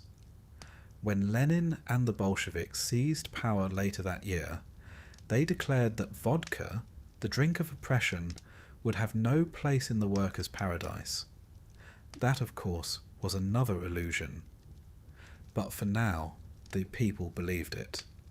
And so, the empire that had once drowned its sorrows in drink, finally drowned in its own sobriety. Russia had awoken, but it was a painful awakening, full of cold light and the sound of glass breaking. The peasants and soldiers who once toasted the Tsar now stumbled through the ruins of his empire, sober, hungry, and free, or at least free enough to wonder what freedom actually meant. Somewhere in a forgotten tavern, a broken sign still swung in the wind, its paint faded, its barrels empty. The last cabot of the old world. Inside, the ghosts of drinkers past might still be singing softly, songs of warmth, of foolishness, of fleeting joy. And above them, the empire's long shadow finally dissolving, as the sober dawn of revolution crept across the endless, snow-covered land. When the Russian Empire finally collapsed in 1917, it did not go quietly. It went noisily, spectacularly, and with an unmistakable smell of alcohol. For generations, the empire had been soaked in vodka. It ran through the veins of peasants, soldiers, and statesmen alike. And so, it was perhaps fitting that when the revolution came, it burst forth not in parliaments or debating halls, but in wine cellars. The first to fall was the Winter Palace in Petrograd, the grand green-white colossus that had once housed emperors. By the autumn of that year, the Romanovs were gone, the Tsar had abdicated, and the provisional government, desperate and disintegrating, clung to power within those gilded walls. Then came the Bolsheviks, marching under red banners and slogans promising peace, land, and bread. They took the palace with remarkable ease. But what came next was anything but orderly. Deep beneath the marble staircases and chandeliers lay a treasure beyond imagination: the imperial wine cellars. Thousands of bottles of French champagne, German brandy, and the finest Russian vodka rested in silence, guarded by a handful of terrified officials who knew what was coming. Some said the cellars were so vast they could have supplied the entire city for a year. To the people above, who had spent years queuing for bread and drinking boot polish, it was an irresistible paradise. The first looters were soldiers. They broke open the vault doors with rifle butts and axes, and the flood began. Cases of wine were smashed open, bottles passed from hand to hand, corks popping like gunfire. The marble corridors of the Winter Palace, once polished by servants and courtiers, ran slick with alcohol. Revolutionaries who had spent the day toppling governments spent the night collapsing in corridors, toasting the dawn of freedom. Eyewitnesses wrote of scenes both comic and tragic. Some soldiers filled their canteens with champagne and marched away singing the international off-key. Others were found asleep in the snow, clutching half-empty bottles of 1870 Bordeaux. One Bolshevik guard reported finding an entire platoon of his men barricaded inside a wine vault, drunk and armed, convinced they were defending socialism from the counter-revolution. It took 3 days to talk them out. The chaos spread quickly. Word of the Tsar's wine swept through the city like fire. Crowds descended on the palace, breaking into storage rooms, libraries, even the Imperial Chapel. Petrograd became a festival of intoxication. Barrels were rolled into the streets, fountains of champagne sprayed into the air, and the gutters ran red and gold. The city that had once been paralysed by sobriety during the Great Dry Law was now deliriously drunk. Lenin, who had spent his life preaching discipline and order, was horrified. To him, alcohol was a relic of the old regime, a tool of the oppressors, a symbol of weakness. He saw the drunken mobs as a threat to the revolution itself. His famous phrase, "Vodka, religion, and the whip," these are the pillars of Tsarism, had become prophetic. Now he feared those same pillars would crush the fragile new world he was trying to build. Orders were issued to seal the wine cellars, but by then the situation was far beyond control. The Red Guard sent to stop the looting often joined it. "It is impossible," one commander admitted, "to guard a cellar while standing on top of it." To restore order, Lenin's government tried increasingly desperate measures. They poured entire barrels of wine into the Neva River, where it mingled with melting snow and blood from the fighting. They smashed bottles by the thousands. At one point, they even sent naval artillery to shell the cellars themselves, literally bombarding alcohol to prevent its consumption. Yet still, the drinking continued.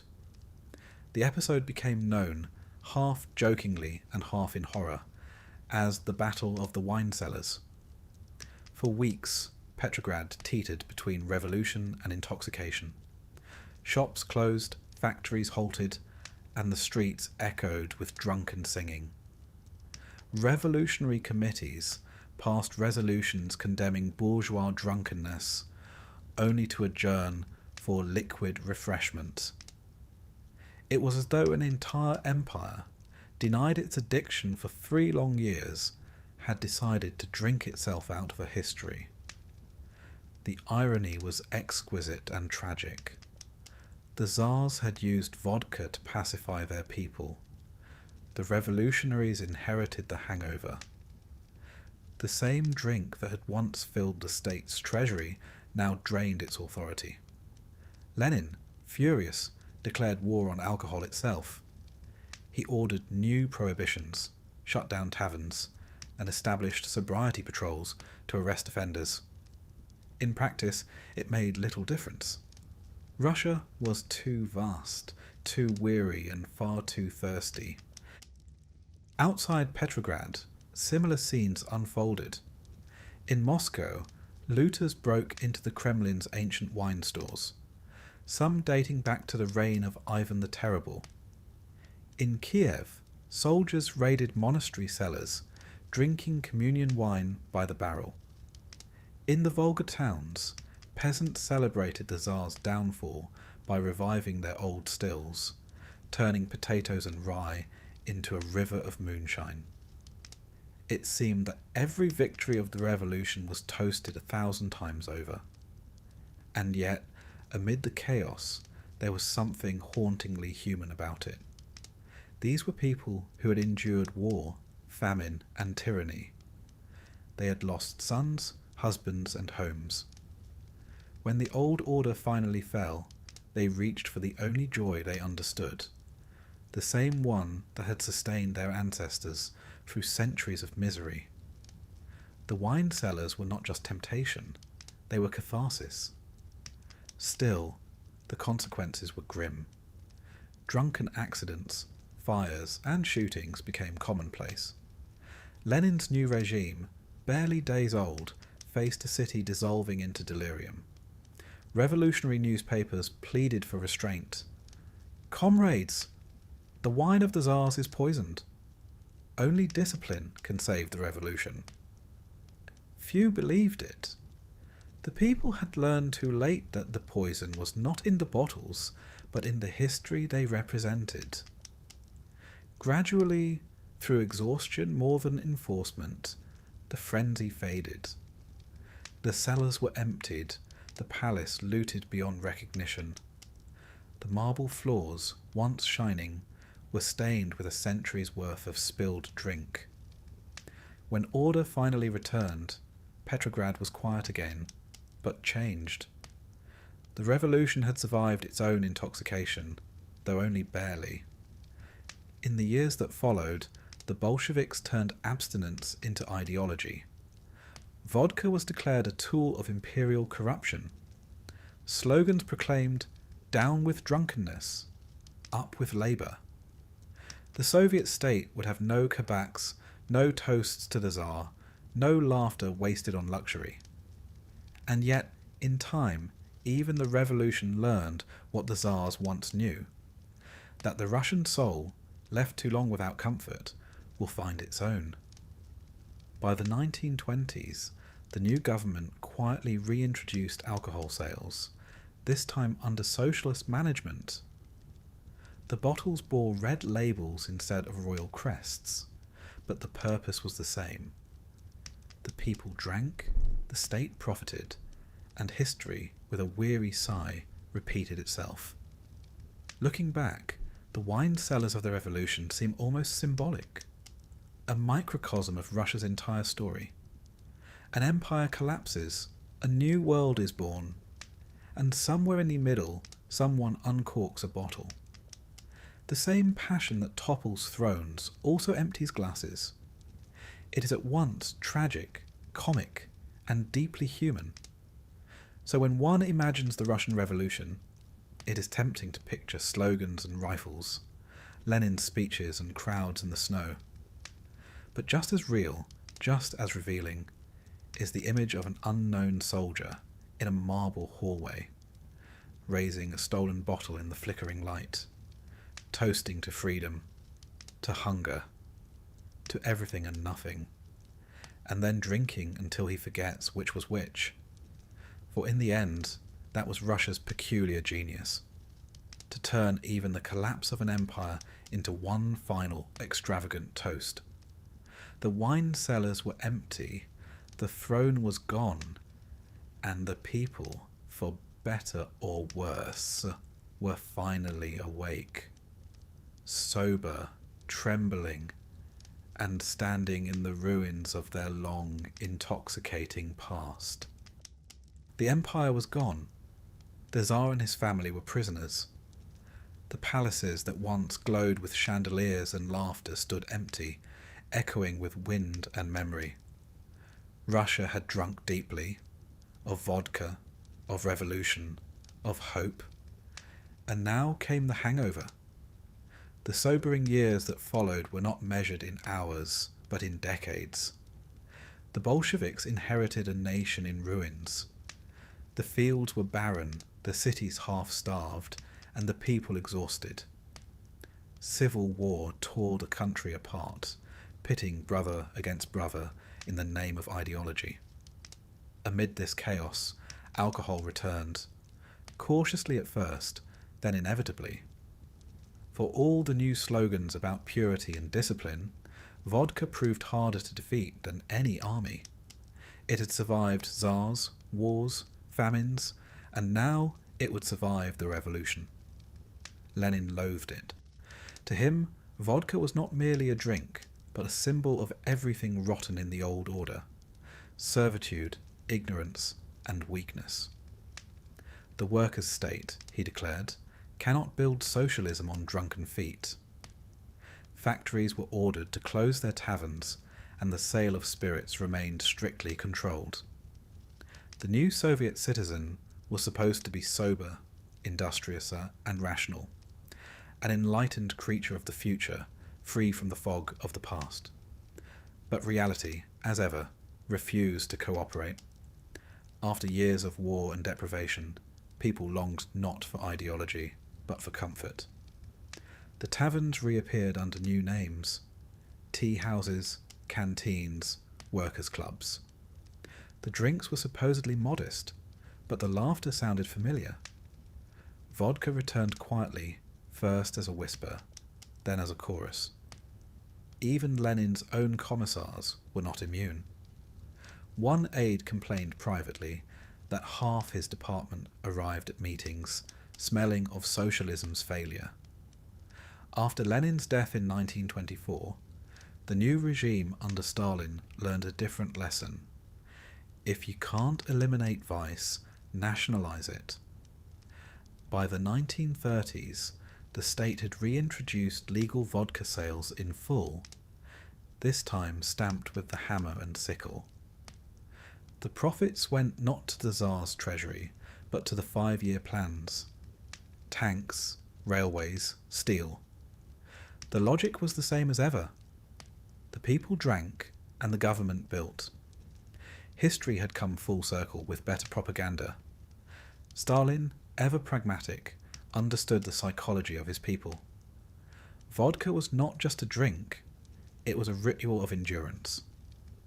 The worker toasted survival after 12-hour shifts, the soldier toasted victory, and the bureaucrat toasted his own caution. The old toasts, to the Tsar, had become to Comrade Stalin, but the burn was the same. In the Soviet Union, vodka once again became a national glue, binding the empire together in shared numbness. And yet, beneath the official triumph, the damage lingered. Generations had grown up in the shadow of addiction. Families fractured, productivity faltered, and the myth of the drunken Russian became both a stereotype and a tragic truth.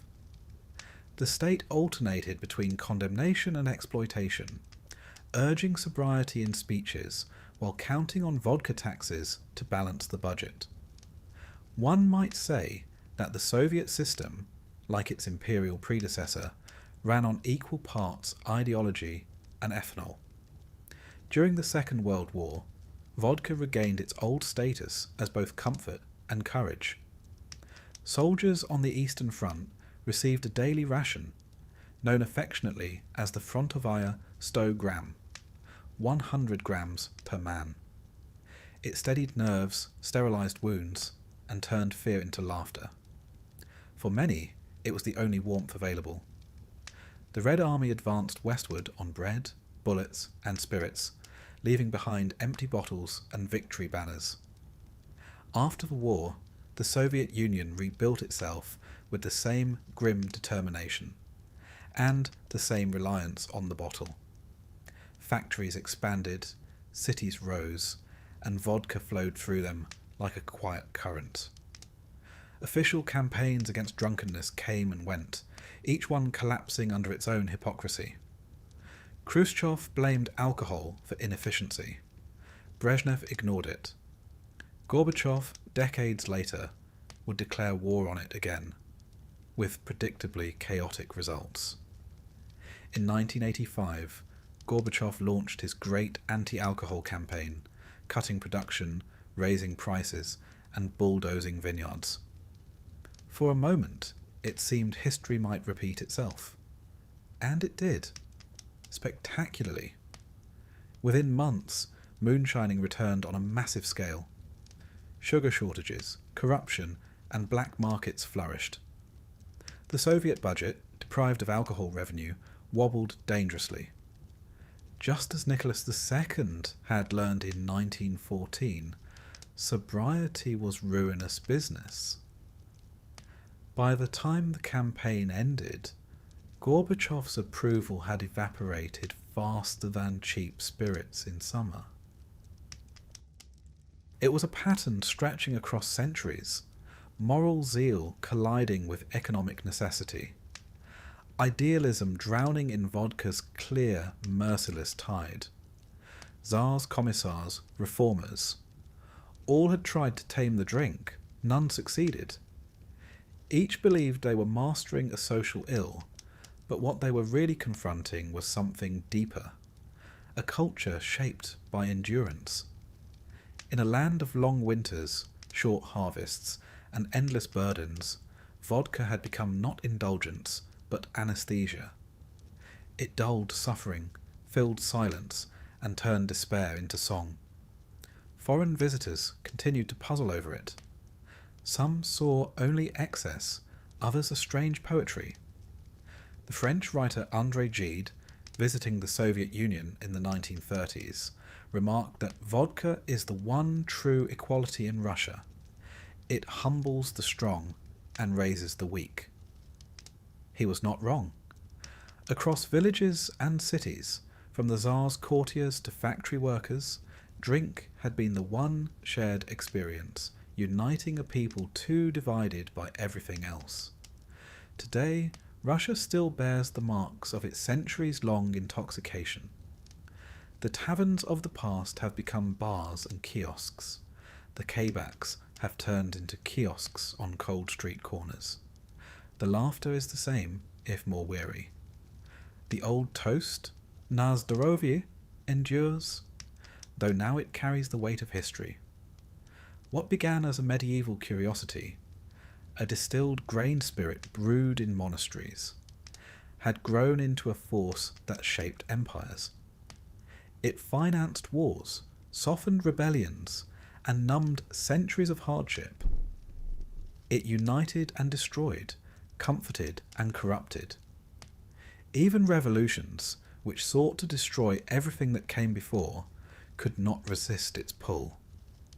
And yet, for all the tragedy, there is something deeply human in it. The story of Russian vodka is not merely one of vice, but of survival. In the frozen heart of empire, where life was often brutal and joy scarce, a small glass of warmth became a kind of prayer, not to God, not to the Tsar, but to endurance itself. So when history looks back on the empire that fell, perhaps it will remember less the battles and decrees, and more the simple act of a peasant raising a glass by the fire, murmuring a toast to nothing in particular, to health, to peace, to tomorrow. That, in the end, was the spirit that both built and broke the Russian Empire. The hangover of history is a long one. It lingers in memory, in culture, in the quiet resignation of a people who have seen too much. And somewhere in that vast, snow-covered country, as evening settles and frost gathers on the windows, someone still pours a measure of clear spirit lifts it to the light and whispers the oldest toast of all, to survival. The glass catches the glow of the fire. The air fills with warmth. And for a moment, brief, fragile human, Russia remembers what it means to feel alive.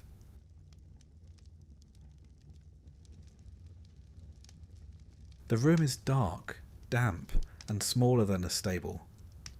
The air smells of soot, sweat, and something vaguely sour, a scent that clings to damp wool and tired skin. You don't remember the moment you're born. No one ever does. But you're told it happened quickly. Your mother screamed, your father paced, and the village midwife muttered prayers over your slippery head as she coaxed you into the world by candlelight. You arrive into a world already claimed by the church. Before your eyes can properly see, before your tiny mouth can form its first blasphemy, the priest is summoned. He's an old man with bowed legs, coarse fingers, and a fondness for ale and authority. He grumbles about the early hour, but arrives anyway, as he always does. Your parents know the rules. Infants must be baptized as soon as possible. The soul, they say, must not spend a single day outside the grace of God. The threat of limbo hangs like fog over the thatched roof. Water is drawn, cold, probably a bit dirty, and the priest traces the sign of the cross on your forehead.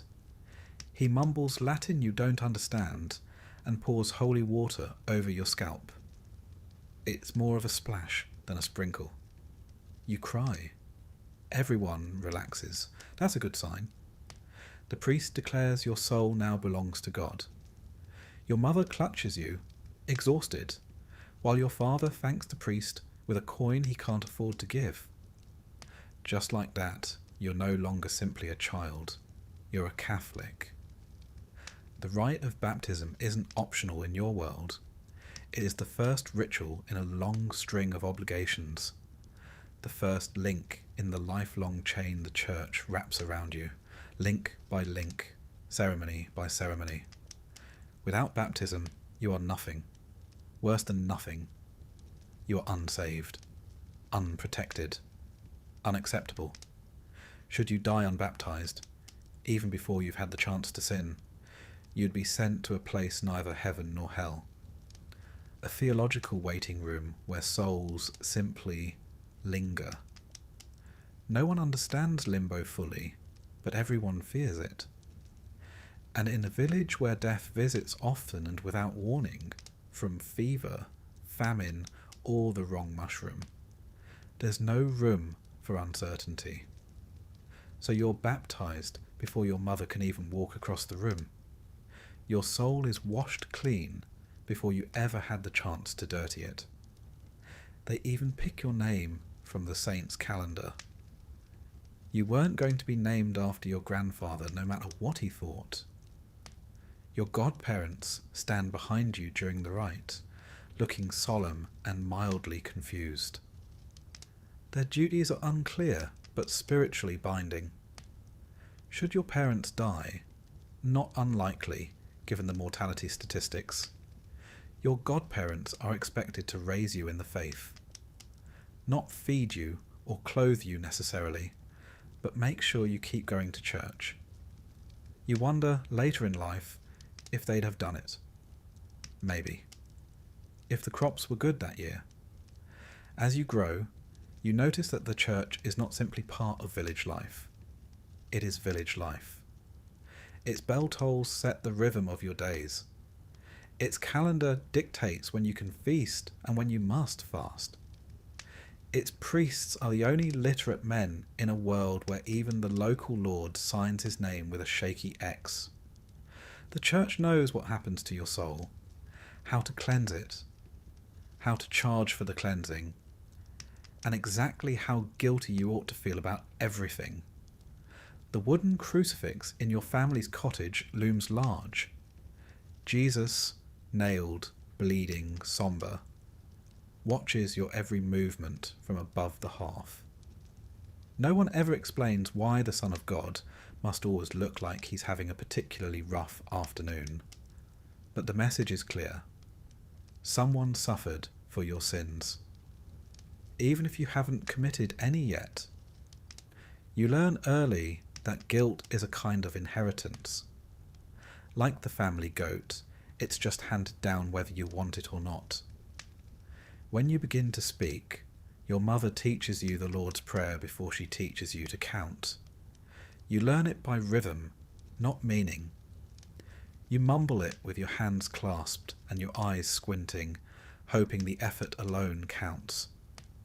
Latin phrases are everywhere, carved into the church walls, muttered by the priest, embroidered into altar cloths. But you don't know what they mean. It's God's language, you're told, which means you're better off not understanding it. The first time you step into the church, you're too young to remember it. Your parents carry you in, freshly baptized, wrapped in linen, a spiritual receipt in your soul. But the first time you really remember going is on a cold morning, when the village fog hangs thick and your stomach is empty. The stone church is cold, the benches are hard, and the priest is somehow both quiet and long-winded. You sit still because you're supposed to, because God is watching, or because your father is. The church itself is the only stone building in the village. It smells of beeswax, mildew, and centuries of whispered fears. There are painted walls you can't read, and wooden statues that seem to stare back. Somewhere near the front, there's a carved scene of the Last Judgment, sinners tumbling into a monstrous mouth full of teeth and fire. You're too young to understand, but not too young to be scared. That's the point. The priest tells your father that fear of hell is healthy for children. It keeps them good. You wonder what kind of child needs nightmares to behave. Then again, you once tried to steal an apple from the Lord's orchard and tripped into the mud before you got 2 steps. Maybe God pushed you. As you begin to age, all of 5 or 6 winters, you start noticing more. The bells that signal Mass, the hush that falls when the priest enters, the way your parents stiffen when his gaze lands on them, the quiet mutter of penance after communion, whispered like someone's trying to fold a secret in half, and always, always the reminder that the church brought you into this world and will be there to usher you out. Even the days of rest are his. Sunday is not for lounging. It's for Mass, for kneeling, for long readings in a language no one in your family speaks. You learn the patterns anyway. When to sit, when to bow, when to look like you're praying, even if you're just wondering what's for supper. A small grumbling part of you wonders why heaven requires so many rehearsals. By the time you're old enough to do chores without supervision, you've already learned that God is everywhere. He's in the storms that drown the barley, in the silence after your mother coughs, and in the eyes of the priest who never blinks long enough. You hear whispers of saints and demons, relics and sins, indulgences and miracles. You don't understand most of it, but you don't question it either. That's what gets people burned. Still, there are moments of comfort. The way candlelight flickers against the stone walls. The soft chant of a hymn you don't know but feel anyway. The smell of bread at Easter Mass. The small mercy of being reminded, once in a while, that not everything sacred is terrifying. Some of it is just quiet, and kind, and warm. But those moments are rare. Most days, the church feels more like a gatekeeper than a shepherd. You are born into its arms, but also its grip. You begin to sense even as a child, that this isn't a place you enter. It's a place that never leaves you. Baptism may have saved your soul, but it also marked you. A mark that says, you belong to us, forever. And when the priest looks at you during Sunday service, eyes unreadable beneath his drooping brow, you believe it. They say the soul is light as breath. But from the moment yours was dipped in holy water, it's carried a certain weight. Not evil, not cruel, just constant. A low pressure on the chest, a slow whisper in the ear. The church will guide you, judge you, punish you, and praise you, all in equal measure, and all from the moment you entered the world, born with nothing, baptized with water, owned by God. It begins with a mural. You're barely tall enough to see over the pew when your eyes first catch the twisted mass of bodies, flames, and teeth. Painted high on the wall, right above the altar, is a great gaping mouth, open wide, impossibly wide, with jagged yellow fangs stretching into shadows. Inside the mouth are people, hundreds of them, naked, screaming, clutching at each other, tumbling into the throat of a beast you've never seen in nature, but understand instinctively. This is what waits if you misbehave. Welcome to church. You tug on your mother's sleeve. She doesn't look. Everyone's facing forward. The priest's voice drones in Latin, a language that means something to God and absolutely nothing to you. But the painting makes its point without translation. Hell is real. It has a mouth, and you are precisely the right size to fit inside it. From that moment on, you see signs of damnation everywhere, in stone carvings, in stained glass, in wooden statues that seem to glare at you even when your eyes are shut. One particularly horrifying window shows a man being spit roasted by demons, who look as though they're enjoying their work far too much. Another sculpture near the door shows a soul being weighed against a feather, with a scowling devil ready to pounce should things go poorly. You've never felt so heavy in your life. Fear, you quickly learn, is part of the service. Hell isn't just a place, and it's a presence, a looming possibility, a word that makes grown men flinch and children sleep with one eye open. The priest doesn't avoid the subject. In fact, he rather enjoys it. He preaches of it regularly, painting pictures with his voice that rival the frescoes in detail. Fire that doesn't consume, pain that never ends, worms that feast forever. Eternal suffering. All because you coveted your neighbour's goat or rolled your eyes at your mother's stew. You start keeping a mental list of your sins.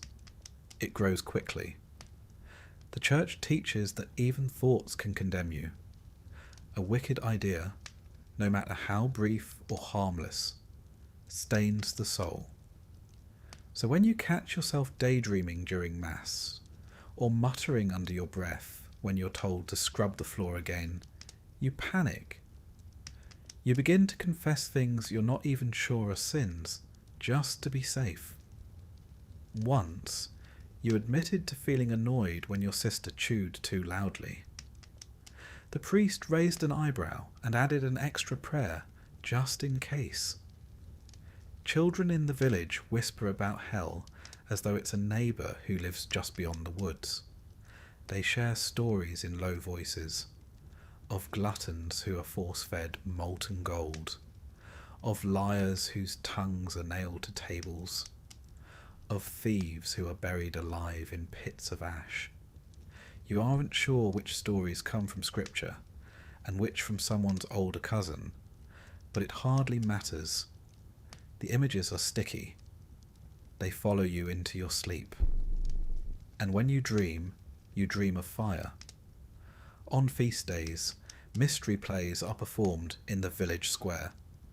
These are supposed to be educational, uplifting even, but somehow they always end with someone being dragged to hell by a man in red robes and a mask with horns.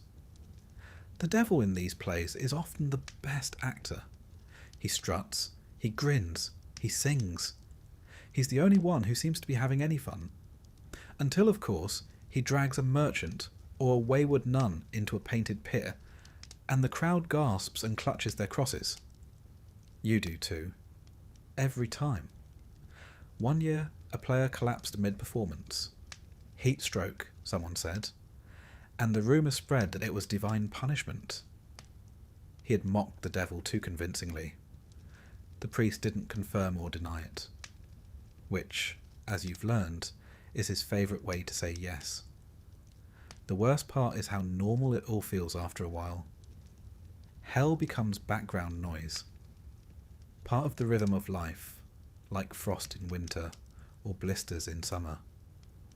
You accept it the way you accept the Lord's taxes or the smell of damp straw. Of course there's a hell. Of course it's full of flames and teeth and regrets. Of course it's waiting. What else would be at the end of such a hard life? And yet, amid the fear, there's a strange comfort in the certainty of it all. The rules are clear. Obey, confess, tithe, fast, stay in line, keep your soul clean, or at least scrubbed semi-regularly. The path is narrow, the priest says, but it leads to heaven.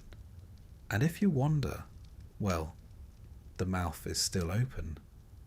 You start to notice the economics of damnation. There's a price for nearly everything. Sins can be absolved, time in purgatory shortened, eternal fire postponed, all for the right donation. Indulgences, they're called. Forgiveness, available for purchase. The wealthier villagers clutch parchment certificates, declaring their sins absolved in advance. You've seen one man smile with relief after paying for a sin he hasn't even committed yet. That, you think, is planning ahead. Your family can't afford such luxuries. You give what you can. Eggs, a length of twine, once even your father's belt. The priest accepts each offering with solemn gratitude, then gently remind you that salvation is a lifelong process, not a one-time transaction. You nod, ashamed, and wonder whether anyone in your house has ever truly been forgiven. The fear sharpens with age. As you grow older, you understand more of the sermons, and they only deepen the dread. Eternal torment, outer darkness, wailing and gnashing of teeth. One day you ask your mother what gnashing means. She demonstrates by clenching her jaw and grinding her teeth slowly. You don't ask again. Punishments, you notice, are tailored. The lazy are made to labour forever. The proud are broken, the impure are exposed. Every sin has its poetic inverse. Every weakness becomes a weapon. It's almost elegant, almost beautiful, almost. Even your surroundings seem built to remind you of judgment. Gargoyles leer from the church roof, their twisted faces frozen mid-scream. The stone floor is always just a little too cold. The incense, sweet as it is, masks something older, a scent of wax and bone and centuries of confession. And then there's the painting. Always the painting. No matter where you sit, that mouth is there, waiting. Once, in a moment of rare honesty, you ask your father if he believes in all of it, the fire, the demons, the eternal part. He doesn't answer at first, just stares into the fire. Then he says, "It doesn't matter whether it's real. What matters is that we believe it is." You don't ask again. The priest says that fear is the beginning of wisdom. That hell is a kindness, really. A warning, a guide, a motivator. That without it, people would sin freely. That with it, we can be shaped into holy vessels. You look around at the people in your village, hollow-eyed, bent-backed, praying harder than they speak, and wonder what kind of vessels they've become. There are moments when you feel brave, when the sun is warm and the bread is fresh, and the meadow smells like thyme, when you laugh with your sister or hear bird song echo through the trees. You think, in those moments, that maybe hell isn't real, that maybe it's just a story to keep peasants pliant and children scared, but the feeling never lasts. A sermon, a shadow, a cold gust of wind, and the doubt melts away. You kneel again, you cross yourself again, you whisper your prayers in the dark, careful to include even the small sins, just in case, because hell is a place of fire, because hell is a place of truth, because hell is the one thing you are sure is listening, and if it's not real, well, the fear still works just fine. You learn to give before you learn to speak. It starts with the clink of a coin in a wooden bowl, your mother's hand shaking slightly as she parts with the only spare penny in the cottage. You're too young to understand what the offering is for. You think maybe it's a toll, like the one at the bridge, or payment for using the church's fire. It isn't until years later that someone explains, the church needs it, for candles, for wine, for your soul. Of course, your soul never asked for any of these things, but it's apparently the sort of guest who racks up a bill without mentioning it. Every Sunday, the bowl goes around. Sometimes it's a basket, sometimes a box. It doesn't matter. It comes to you all the same, slow, expectant, quiet as a tax collector with good posture. Everyone sees what you give, and what you don't. The shame of an empty hand, even when your pockets are empty too, is its own kind of punishment. They call it a tithe, a holy duty. 1/10 of everything you have, or as close as you can manage without starving. Livestock, grain, a sack of onions, it all counts. The local reeve keeps track of who's generous and who's merely obedient. Generosity, in this case, is defined by how uncomfortable the donation makes you. If your pantry still looks respectable afterward, you didn't give enough. You come to understand that poverty doesn't exempt you, it brands you. The poor must give not in abundance, but in proportion to their lack. A rich man who gives a silver coin is admired. A poor man who gives his last turnip is considered saintly. Your family has learned to aim for something in between, respected but not canonized. Saints don't eat very well. The church doesn't just collect tithes, though. There are special contributions, penance payments, alms for the poor, alms for the monks, alms for the poor monks, collections for rebuilding the church roof, collections for painting a new Virgin Mary, collections for cleaning the old Virgin Mary. Every spiritual concern seems to have a matching fee. You suspect someone is keeping a very long tab. It doesn't stop at the doors of the church. When your uncle dies, your family is expected to offer a soul fee, a few coins paid to the priest to ensure his safe passage through purgatory. It's not mandatory, exactly, but no one wants to see what happens to an unpaid soul. The priest's prayers come slower when there's no silver on the altar. Later, when your cousin gets married, there's a fee for that too. A blessing doesn't come cheap.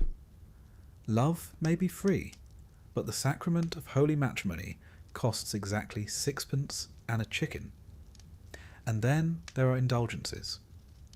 You hear the word for the first time while eavesdropping on 2 older villagers near the well. They speak of parchment, wax seals, and a promise that sounds too good to be true. Sins forgiven in exchange for coin. It sounds like something a market huckster would shout from behind a cart, but when you ask the priest, he nods solemnly. Yes, he says, the Church, through its infinite mercy, offers forgiveness for donations of sufficient sincerity. And if your sincerity happens to be measured in shillings, well, who are we to question divine arithmetic? Indulgences become a quiet obsession in the village. People speak of them with envy and awe. A neighbour shows off his parchment like it's a relic, a declaration that his recent anger, gluttony, and unspecified travel behaviour are now forgiven. You can't read the Latin, but the seal looks official. He walks taller afterward. Your family cannot afford indulgences, but your father tries once, after a particularly severe illness, one that leaves him pale and shaking for days. He stumbles into the church with half a sack of barley and a carved token meant to resemble St. Cuthbert, though it mostly resembles a badger. The priest is polite. The offering is accepted. Your father says he feels lighter. He doesn't specify whether he means spiritually or because he gave away half his winter storage. You begin to grasp the logic. Guilt is a currency. Fear is an investment. And salvation is not unlike a transaction at the market. Everyone pays. The rich pay visibly. The poor pay painfully. The church also knows how to sweeten the deal. Once, a friar comes to your village selling relics. A splinter of the true cross, a scrap of the Virgin's veil, a bone that may or may not have belonged to St. Peter's donkey. Each comes with a price. Each promises blessings. People gather to touch them, to kneel, to murmur prayers. One woman weeps openly while holding what she's told is a vial of Christ's breath. You're not sure how one bottles a breath, but no one dares ask.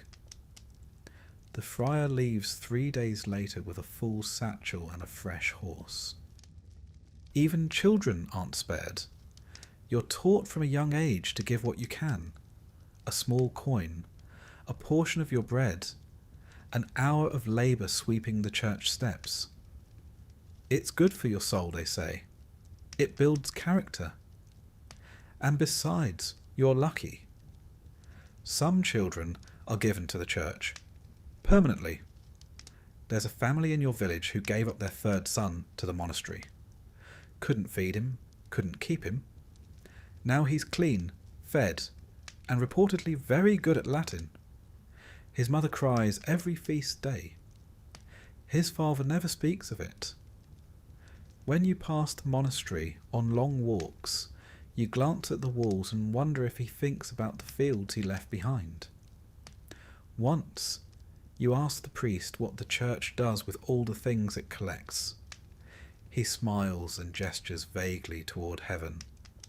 The Lord keeps accounts, he says. You nod, unsure whether that's a metaphor or an administrative procedure.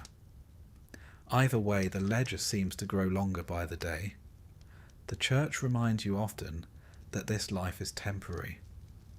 That comfort now may cost you later. That it is better to suffer in this world than the next. It's a hard thing to hear when your boots are leaking and your stomach groans like a dying cow. But it's also oddly motivating. Misery becomes noble. Hunger becomes holy. And generosity, even if born from fear, is treated like virtue. Still, there are moments when the burden feels absurd. Like the time your mother dropped a coin meant for the offering plate and it rolled under the pew. She spent the entire Mass on her knees, not in prayer, but trying to reach it without drawing attention. She got it back eventually. It was given, polished with sleeve, with a trembling hand and an apology. You've never seen her look more devout. or the time a neighbour brought an offering of eggs, only to have one break in the basket. The smell during communion was memorable. The priest insisted it was a lesson in humility. Others suggested the lesson was in reinforcing your baskets. Another time, the village baker attempted to give loaves made from last year's flour. The priest accepted them, but later reminded the congregation that the Lord prefers first fruits. The baker never made that mistake again. His next donation was fresh, soft, and notably missing from the shop shelves. There's humour in all of this, if only because the alternative is weeping. A sort of grim laughter shared among villagers who know the game is rigged but play it anyway. The church is the only path to salvation, and that path is lined with toll booths. You don't complain, you pay, you nod, you hope, because one day it will be your funeral. Your soul will hover, uncertain, and someone will stand at the altar with a coin in hand, a last payment, a final bribe, and you'd like that person to have something to offer, even if it means going hungry now, even if it means handing over your last hen, your last hope, your last bit of pride. Because when heaven's gate is locked, you pray it's not your name that's missing from the guest list, but the donation. And you pray most of all that God accepts credit. You are 7 when you first shuffle into the dark wooden box at the side of the church. You've never been inside it before, but you've seen others go, and you've seen how they emerge after, quiet and small, eyes cast down, sometimes red-eyed, sometimes oddly peaceful. No one explains what you're meant to do, not properly, but it's your turn now. So in you go. The priest's voice seeps through the wooden lattice like wind through a cracked shutter. Speak, my child. You freeze. The silence stretches. Then you mumble something about stealing an egg, even though you're not sure you did. Maybe you thought about it. Or maybe you just watched someone else do it and didn't speak up. Either way, it's the best you've got. He sighs, long and low, and tells you to say 3 paternosters, 2 Ave Marias, and try not to let temptation win next time. You nod, even though he can't see you, and stumble out into the church's main hall, blinking as if you've emerged from a cave. Thus begins a lifetime of confession. You learn quickly that confession isn't just for murderers and thieves. It's for everyone. Everyone sins, even when they don't mean to, even when they don't understand how. You've heard that failing to fast properly on a feast day is a sin. Missing church is a sin. Speaking harshly to your mother is a sin. Thinking lustfully about the thatch roof girl with the crooked teeth might be the worst sin of all. And so you confess, week after week, sometimes with conviction, sometimes with imagination. Your village isn't particularly sinful if you measure it by violence or crime, but by church standards, it's positively writhing with corruption. Old Jorik the smith grumbles about indulgences again and again, but he still lines up with the rest of you for weekly penance. Ellen, the brewer's daughter, is in there so often you wonder if she rents space in the confessional. You once saw your father walk in looking stern and walk out looking hollow, like something had been wrung out of him behind that little screen. You're not supposed to talk about what's said in there, but everyone gossips anyway, and everyone lies, just a little. No one admits it, of course, but you know it happens. How could it not? Who wants to admit to envying a neighbour's plough? Who wants to say aloud they touched themselves beneath the hay when they were supposed to be hauling water? You once tried to confess a dream. You weren't sure it was a sin, but it felt like one. The priest told you dreams don't count unless you enjoy them too much. You're still not sure what that means. By the time you're old enough to understand Latin phrases and church teachings, at least the ones the priest decides are fit for a peasant's ears, you realise that confession isn't really about telling your sins. It's about feeling them. Regret, shame, guilt. These are the tools with which your soul is chipped into shape. The priest is just the sculptor.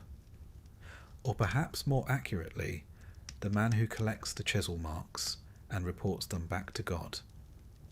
The confessional itself becomes oddly comforting. It's one of the few places in your life where you can speak without interruption, without judgment, or so they say. Though you often feel judged by the creak of the bench or the way the priest clears his throat when you admit something mildly scandalous. There was the time you said you harboured dark thoughts about kicking your neighbour's goose. The priest paused so long you thought he might call for backup. You begin to notice patterns. Some sins are met with a gentle nod and a quick penance. Pride, laziness, forgetting to say grace before supper. Others, like envy or impure thoughts, earn a slower voice, a more solemn tone, and sometimes a lecture.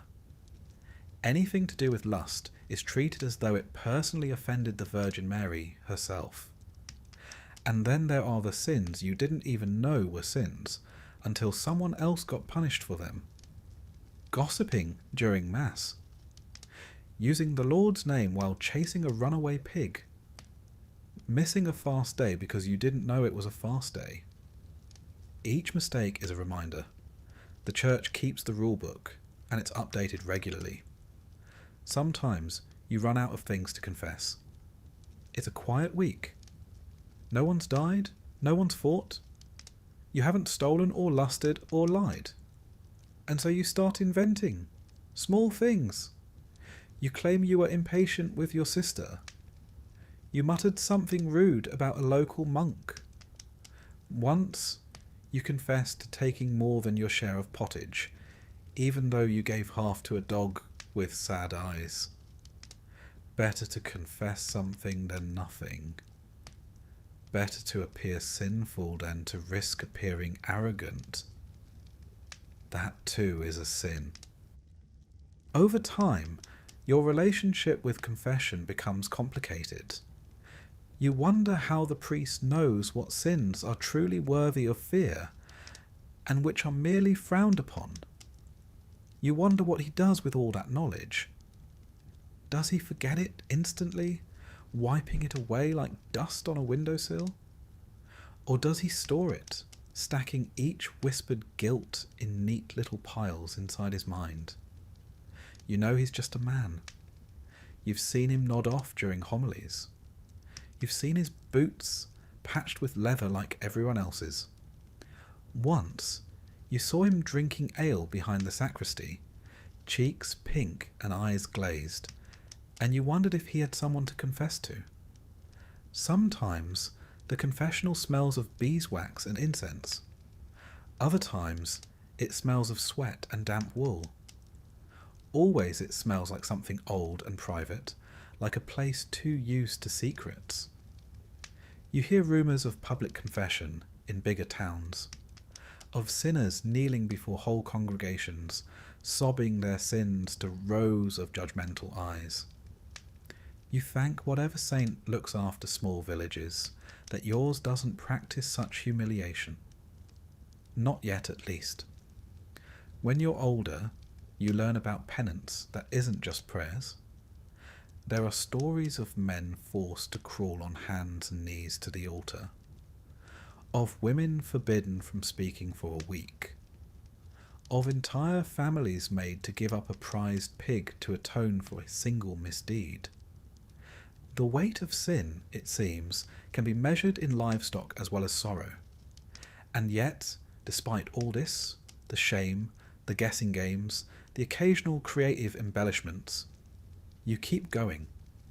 Every week, every season, every year. Because no matter how tiresome it gets, no matter how repetitive or surreal or uncomfortable it feels to murmur a litany of personal failings into the ear of a man who once farted during Vespers, you're afraid not to. Because if you stop confessing, your sins will pile up. And if they pile up too high, they'll drag your soul down. That's what you're told.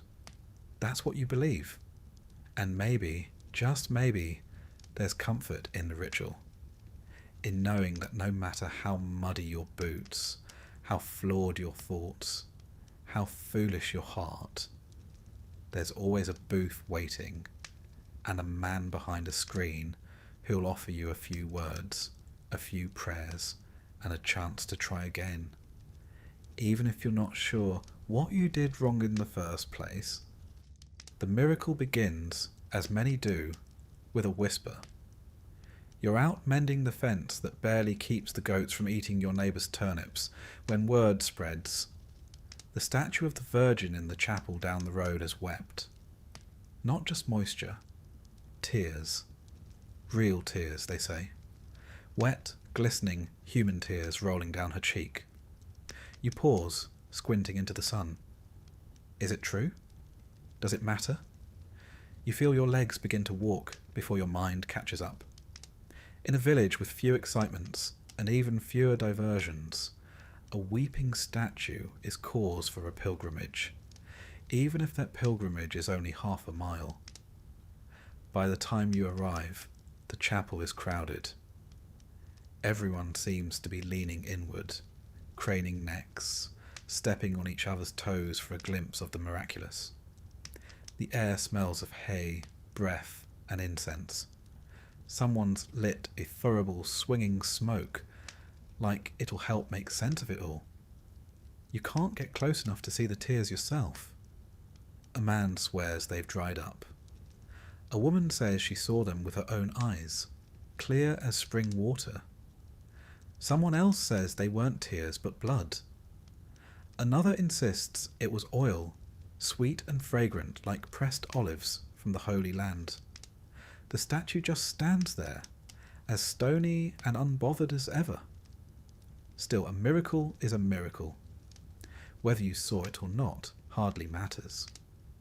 The priest is already speaking about how it's a sign, a warning perhaps of sin in the village, or maybe a blessing for the faithful who've remained pure. It depends on the sermon. It always does. Miracles, you find, are rarely convenient things. They tend to arrive when people are already hungry, or tired, or busy. They demand attention, devotion, a bit of coin for the poor box, and sometimes a candle you can barely afford. But no one dares question them aloud. That would be impious, disrespectful, dangerous even. And yet, inside you, the doubt creeps in like a draught through the chapel door. The church has always traded in the wondrous. From saints who levitate to relics that glow, medieval Christendom was built on more than just scripture. It was built on spectacle. In an age where literacy was rare and science was indistinguishable from sorcery, these wonders were not only believed, but expected. You remember your uncle swearing that St. Margaret once helped his cow give birth after a desperate prayer. He said he saw a glowing light in the barn, right above the hay, and then, miracle of miracles, the calf slid out, healthy and bawling. You also remember your uncle was drunk for most of Lent, but even the sober speak of such things, of saints who bled for the sins of others, of monks who healed with a touch, of bones that never decayed. The stories grow with each telling, details added like seasoning to pottage, just enough to make them palatable. You once saw a traveller arrive with a splinter of the true cross. He kept it in a little glass tube sealed with wax and surrounded by gold filigree. He said it came from Rome, and that the Pope himself had blessed it. For a small donation, you could kiss it and receive a full indulgence from minor sins. A few women wept. One man fainted. You gave 2 pennies and tried not to think too hard about where one might find that many splinters of a single cross. The relic trade is booming, or so they say. Every church wants one. A sliver of bone, a drop of blood, a sandal worn by a saint, a tooth, a finger, even a feather from the angel Gabriel himself. Some relics sit in fine reliquaries of silver and gold. Others are wrapped in cloth and kept in locked boxes, only brought out on feast days. You once queued for 3 hours to see the severed hand of St. Alban. It looked suspiciously like a chicken wing, but no one said so. Miracles, of course, are good for business. They draw crowds. Crowds bring offerings. Offerings mean candles are lit, incense burned, and the coffers of the church jingle with a bit more weight. A weeping statue here, a healing spring there. It all feeds the machine of faith. But there's a deeper reason the church needs miracles. You see, they're proof. Tangible evidence that heaven still watches, still intervenes, still punishes and forgives. For people like you, who live in a world of mud and toil, who bury half their children before they can walk, who bleed and sweat and break, miracles are hope. Shaky, flickering hope, like the flame of a votive candle in a wind-blown chapel. And so you learn not to ask questions. Not out loud, not in front of the priest. Certainly not near the bishop. You nod solemnly when a tale is told. You make the sign of the cross. You whisper your prayer. And if your eyes drift to the statue's dry cheeks, and your mind wonders whether it ever truly wept, you scold yourself and look away. Sometimes, at night, you stare at the ceiling of your hovel and think about St. Cuthbert, who was said to have turned back the sea with his staff, or St. Julian, who cured a man of leprosy with a kiss. You think about the girl from 2 villages over who claimed the Virgin appeared to her in the forest and gave her a silver coin. You think about whether it matters if the stories are true, if the results are the same. Because faith, you learn, is a kind of bargain. You give your trust, your labour, your coin, your children. In return, the church gives you meaning, structure, a path to heaven, and the occasional miracle to reassure you that it's all real, that your suffering isn't wasted, that someone, somewhere, sees you. Once, during a particularly bad year, the crops rotted, the rain came late, and your cousin died of something that made his skin blacken. You saw another miracle, or thought you did. A bird flew into the chapel during Mass, circled the altar, and then vanished. Vanished, not out the window or through the door, but right in mid-air. That's what you told yourself. That's what others said too. The priest claimed it was a sign from God. A good one, he said, and then he asked for donations. You gave a copper penny and a sideways glance. Later, while hauling water, you confessed to your neighbour that you weren't sure the bird vanished. Maybe it had flown into the rafters. Maybe you were imagining things. He didn't respond. Just gave you a look. A very particular look. And you realised it was better to keep such thoughts to yourself. Not long after, that same neighbour came down with a fever. His wife swore she saw St. Michael standing at the foot of his bed, sword drawn. He recovered. Slowly, but he recovered. Another miracle. You didn't say a word. Because in the end, doubt is a quiet thing. It doesn't shout, doesn't argue. It just sits beside you, unnoticed by most, like a tired dog at your feet. You may not feed it, but it's always there. And so you live with miracles. You nod and bow and cross yourself when they happen. You light your candles. You touch the relics. You listen to the tales of weeping statues, glowing bones, and saints who walk among the barley fields in the moonlight. You believe mostly. Enough to get by. Enough to sleep at night. Because even if the miracles are false, the hope they offer is real. And that, you think, might be miracle enough. You don't remember deciding to give your child to the church. Not exactly. There wasn't a moment with trumpets and candles where you handed him over like a loaf of bread on the altar. It was slower than that. Like water creeping through a crack in the wall, it just happened. The idea was planted early, when he was still small enough to sleep on your chest. Such a good child, the priest said one day. So quiet, so obedient. A soul like that would do well in God's house. You nodded, unsure what he meant. But the seed was sown. By the time your boy was old enough to feed chickens and trip over his own feet in the fields, the whispers were louder. "You've too many mouths," the neighbour said, not unkindly. "And the monastery needs novices." It was framed as kindness, as opportunity. One less child to clothe.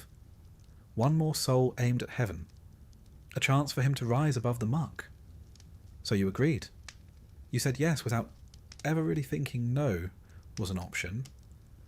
The day he left was overcast. Not dramatically, not like a storybook. Just grey.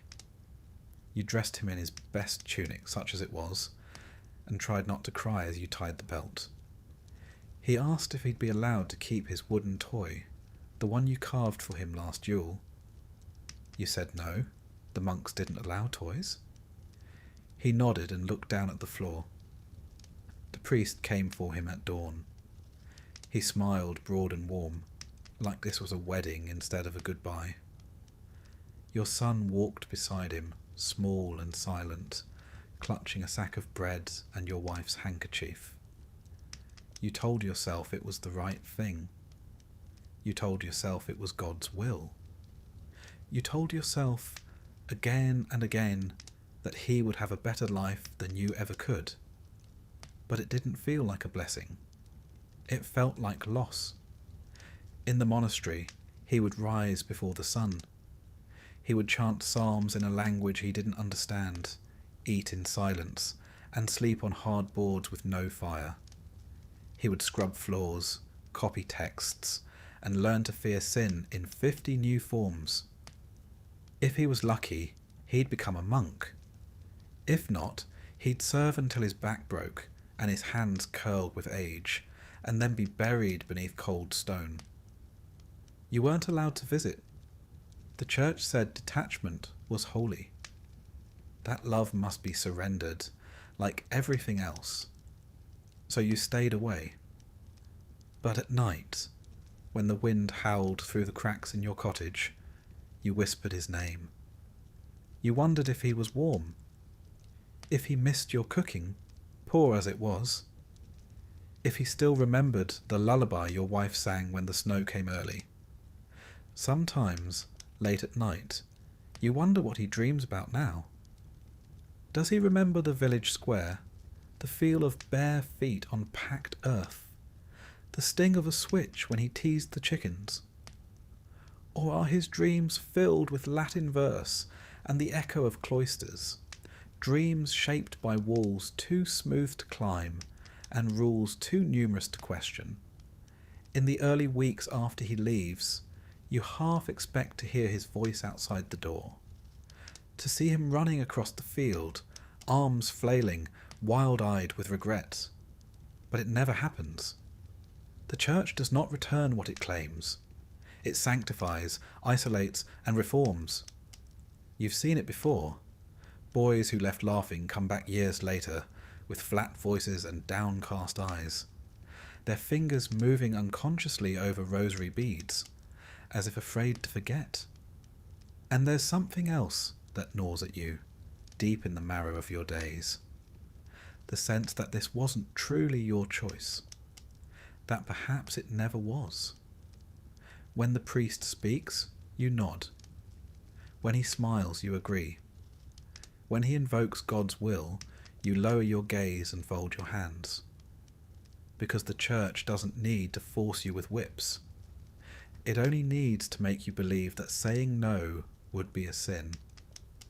You begin to understand, in the quiet hours, how deeply this power runs.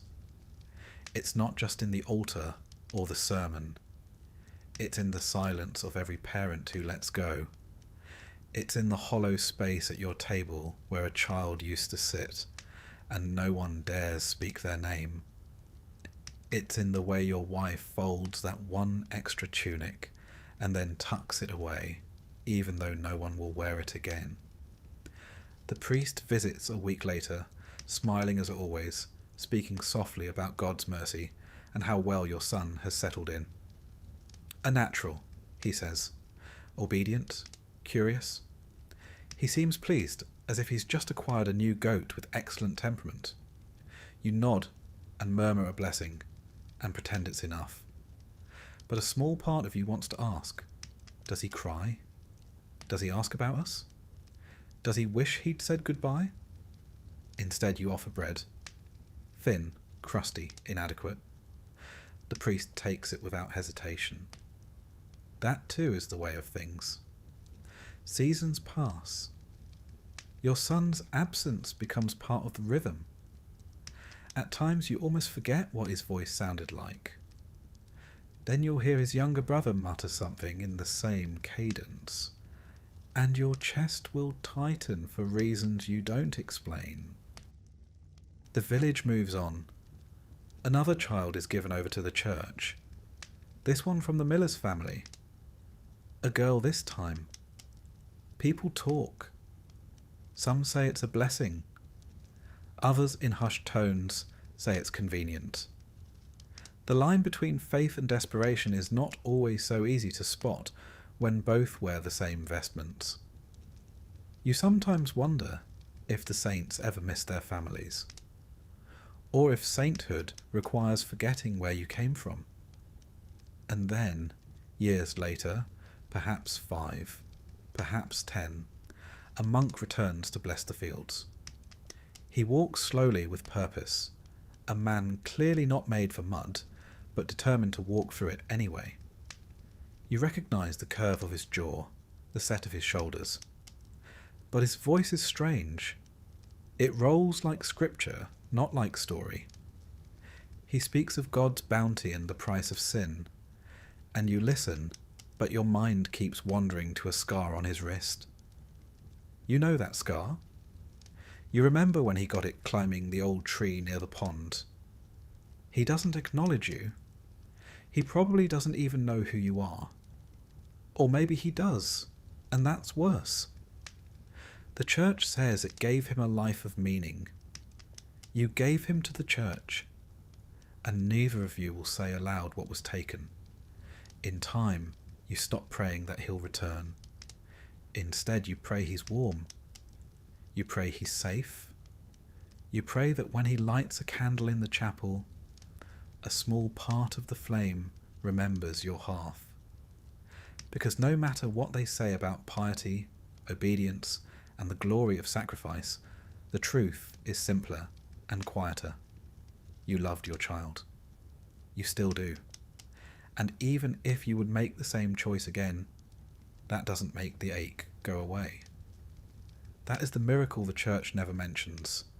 Not weeping statues or glowing relics, but the quiet, stubborn love of a peasant who gave up his child and still prays for him in the dark. And despite all the incense, all the scripture, all the ritual and stone, that love might be the most sacred thing you ever held. The sun still rises, but it's no longer the clock you follow.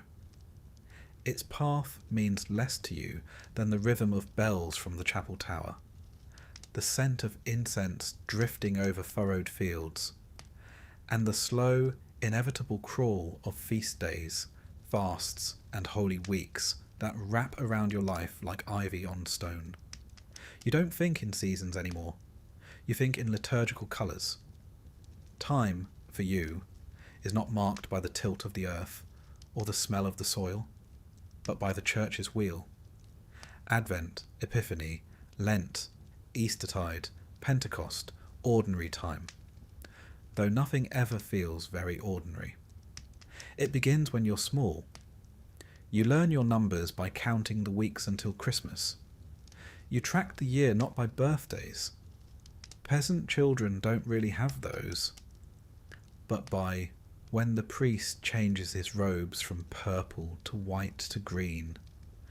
Your mother prepares for holidays by hoarding eggs and stretching flour, not because of the equinox, but because the calendar says it's time for joy or penance.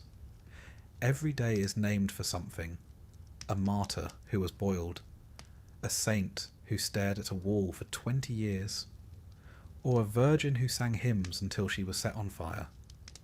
You know these names by ear, not by book. You can't read, but you know when St. Swithin's Day has come, because that's when the sky opens up and doesn't stop raining for a month. Some days you're allowed meat, others only fish. Sometimes even fish is banned, and you chew hard bread with the reverence normally reserved for relics. If you forget which day is which, someone will remind you, often loudly and with great enthusiasm. Lent is the worst. 40 days of fasting, fainting, and finding new ways to hate salted turnips. The church calls it purification. You call it involuntary gardening. No meat, no dairy, no fun. You learn to loathe the smell of leeks and the sound of your own stomach. Still, you keep the fast. Everyone does. Because if you break it and word gets out, the priest might withhold absolution. And if you die without that, well, that's a one-way trip to eternal roastings, complete with pitchforks and screaming angels who are having a very bad day.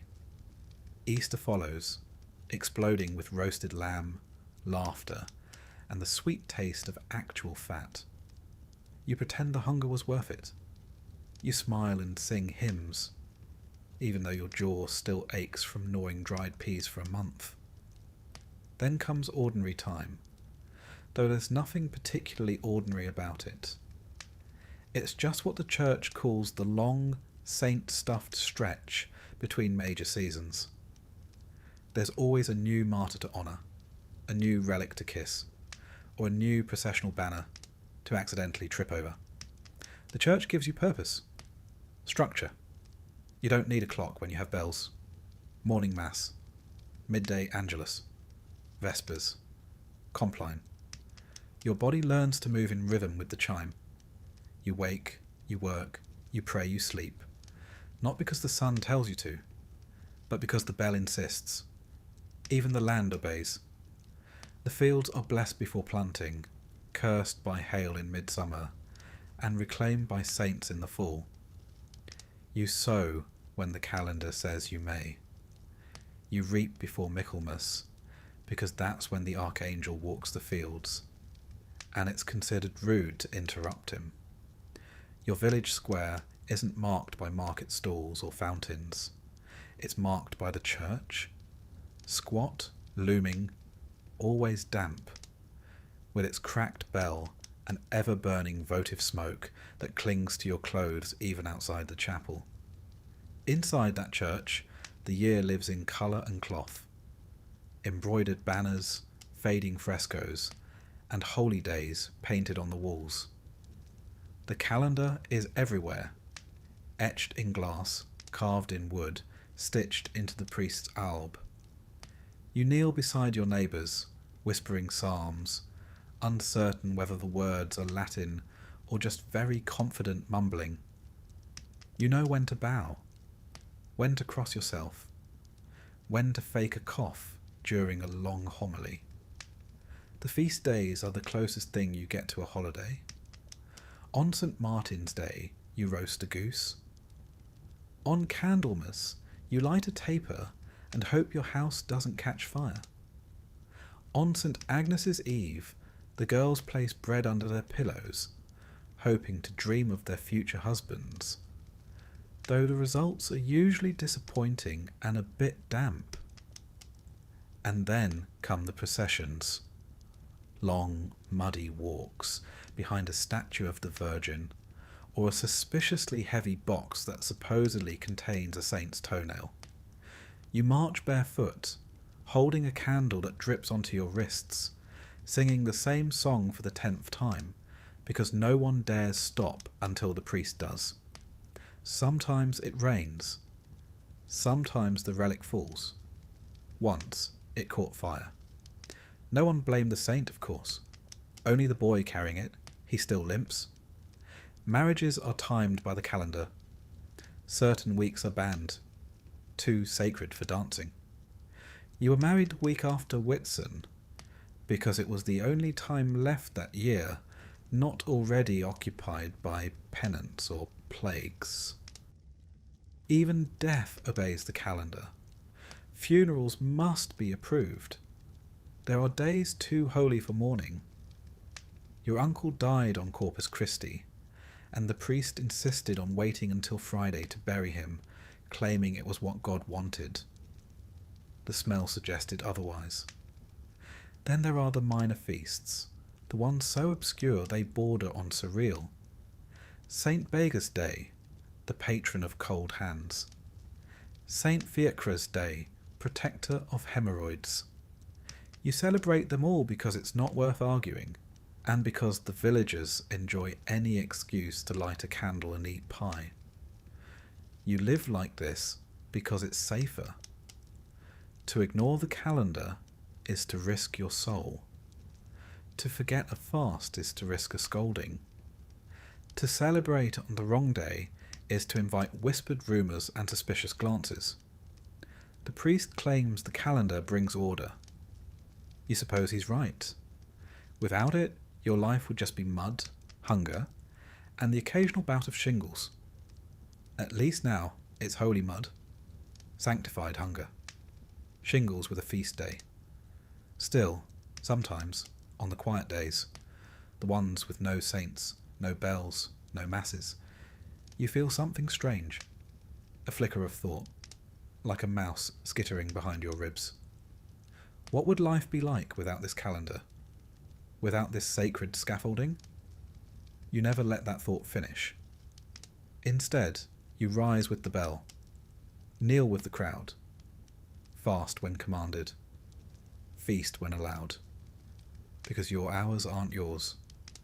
They belong to the saints, to the sacristy, and to the old man who rings the bell, even when no one asks him to, and in the stillness of Vespers, as the smoke curls toward the rafters, and your stomach reminds you it's another fast day, you hope, quietly and obediently, that it's enough. You try, you really do. You rise with the bells, you bow at the altar, you kneel when told and mumble through Latin prayers you don't understand but dare not skip. You cross yourself before meals, after sneezes, and once after a particularly upsetting dream involving Sister Agnes and a very large goat. You are, by all local accounts, a well-behaved Christian peasant. And yet, somehow, you're still doing it wrong. It turns out that following the church isn't about obedience. It's about interpretation.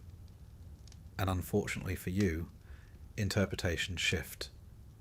One day, it's fine to eat eggs during Lent if they've been boiled by your neighbour. The next day, that's heresy, and you're now spiritually adjacent to a leper. You are, in essence, playing a game of eternal salvation where the rules change halfway through, and no one tells you.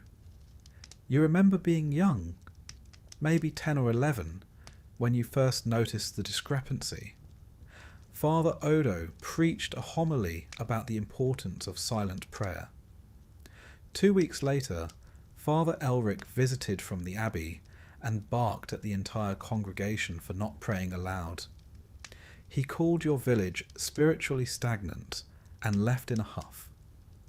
The next day, Father Odo sheepishly explained that we were now to murmur just enough for God to hear, but not enough to distract the saints. That kind of guidance is less than helpful. The Church's position on sin isn't exactly a stationary target either. For most of your life, drinking ale was considered a necessary part of peasant survival. Ale was liquid bread, safer than water, and a minor comfort in a cold, uncaring world. But then came a travelling friar who declared that your daily pint was a gateway to gluttony, and that laughter during meals was a form of pride. Pride, as you well know, leads directly to damnation. So now you sip ale with a frown, and try not to chuckle when your cousin Gervais drops his spoon into the stew pot again. Even your thoughts aren't safe. At first, sin was action-based. Don't steal, don't lie, don't stab your neighbour even if he's really quite stab-worthy. Then came the idea of intentionality. Now, it's not just what you do, it's what you meant to do. That snide thought you had about the bishop's new hat. Sin. That moment of envy when a neighbouring village's pig gave birth to 7 piglets and yours only managed 2. Also sin. You begin to suspect that your brain is working against your soul. You confess these things, of course, weekly, if not more. But even that process has grown complicated. Some priests ask probing questions, others nod silently, as if reading your sins telepathically through the screen. One priest asked you to confess in order of severity. Another preferred alphabetical. One even told you that sins committed in dreams still counted, which led to an uncomfortable discussion involving Sister Agnes again and a rather unfortunate butter churn. And then there's the matter of indulgences.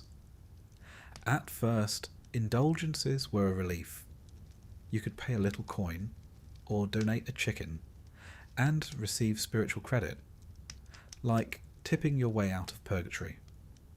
But over time, indulgences became a sort of ecclesiastical marketplace. The Church offered them for pilgrimages, for relic donations, even for attending specific masses. You begin to wonder if heaven has a point system, and if so, whether you've accidentally joined the wrong rewards club. What worse is that different priests tell different stories. Some say purgatory is like a long, smoky waiting room. Others say it's worse than hell because you know relief is coming, just not when. You once asked how long a single sin could trap you there. The priest answered, 1,000 years, maybe more, maybe less.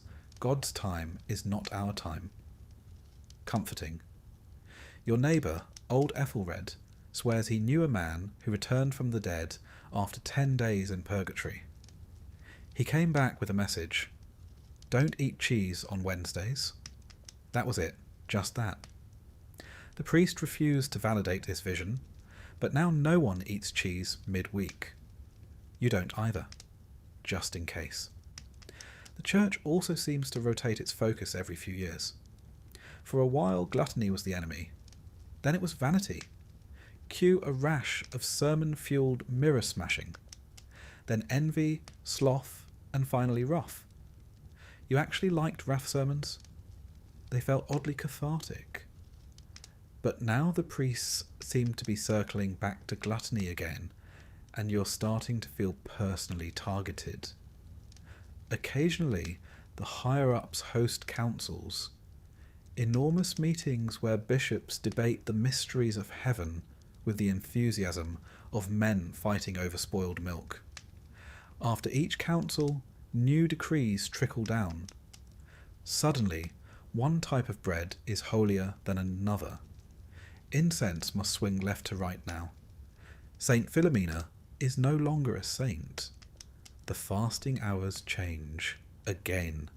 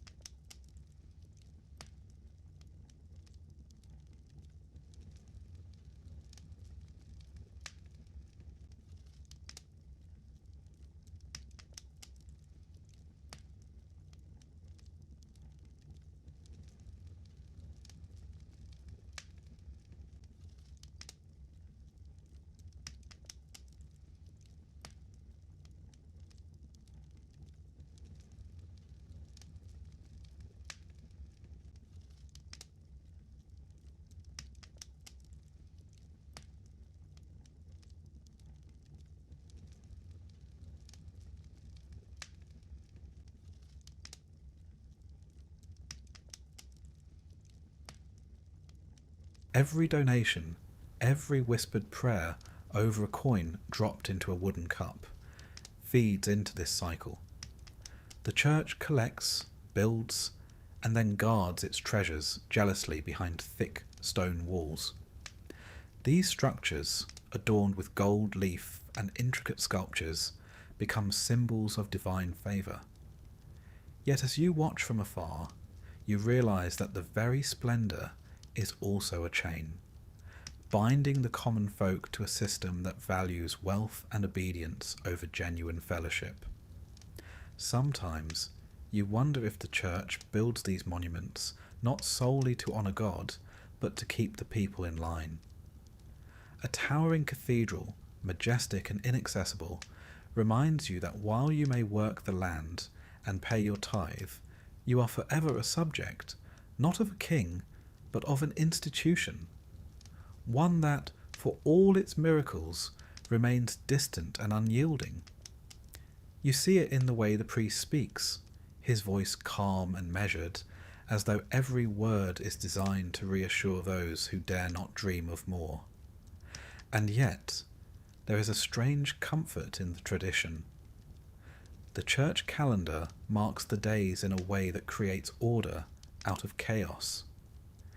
Even if its grand monuments are forever beyond your grasp, the structure it provides is a constant in a world full of uncertainty. You know when Lent begins. You know exactly how many days until Easter. You understand the solemn importance of feast days, even if you cannot partake fully because your stomach is too often empty. The rhythm of sacred time is as real to you as the changing of the seasons, though it obeys a different logic. You attend Mass, not just for salvation, but for the assurance that time is on your side. The bell tolls, and its sound is a reminder that you belong to something larger, that though your coin is small, it is part of a grand, unending ledger that stretches into eternity. The church builds its monuments not only on stone and gold, but on the invisible architecture of belief, the trust that even the smallest offering matters. In your daily life, you see the contrast. You're often in the fields from dawn until dusk, your hands calloused and your face weathered by sun and wind. And yet, each Sunday, you walk the short distance to the chapel, your few coins held tightly in your hand, ready to be offered. You understand that your labour and your money build not just your own sustenance, but contribute to the eternal. It is a bittersweet bargain. You give, and in return, you receive nothing tangible in your lifetime. The grand structures of the church rise far above you, their doors sealed to all but the highest ranks, while you continue to live under the same open sky. The vast looming cathedrals that you see in distant towns are both a promise and a prison. They promise a connection to something divine, a glimpse of everlasting glory. Yet they remain locked behind doors that never swing open for you. The church's monuments are built with funds collected from every village, every peasant's meagre coin offering, and every whispered prayer of hope. But they are reserved for the pious elite, the crowned, the noble, or those whose names are etched in hallowed records. And so, while you contribute every Sunday, your place in those grand halls is never assured. You learn as you grow that the calendar is sacrosanct. It is not nature's measure, but the church's design. The cycle of feasts and fasts, of holy days and penitential seasons, governs your life more surely than the rising and setting of the sun. Even if the sun still climbs the sky each day, your true measure of time is the liturgy. Advent brings the promise of a Saviour. Lent brings the pang of sacrifice. And Easter, even if you can hardly taste the sweetness behind the bitterness of your daily bread, brings a renewal that you cling to with desperate hope. The calendar defines fate. It dictates when you can enjoy a simple meal, when you must endure more arduous fasting, and when you are permitted to celebrate, however briefly. It also decides how you contribute to the church's coffers. Your every coin, your every scrap of extra food, collected day after day, eventually forms the foundation of something grand and unreachable. The grand cathedrals, the imposing chapels, the glittering relics in sealed boxes. They are all constructed from the humble offerings of peasants like you. And though these monuments are splendid to behold, they remain forever out of reach for you. You see their towering spires from afar, hear their bells ringing in distant towns, and marvel at the intricate stonework that tells stories of saints and sinners. But you know that the church, despite building these heavens on earth, will never allow you to step inside them. They are symbols of divine favour, of the wealth and power that separates the few from the many.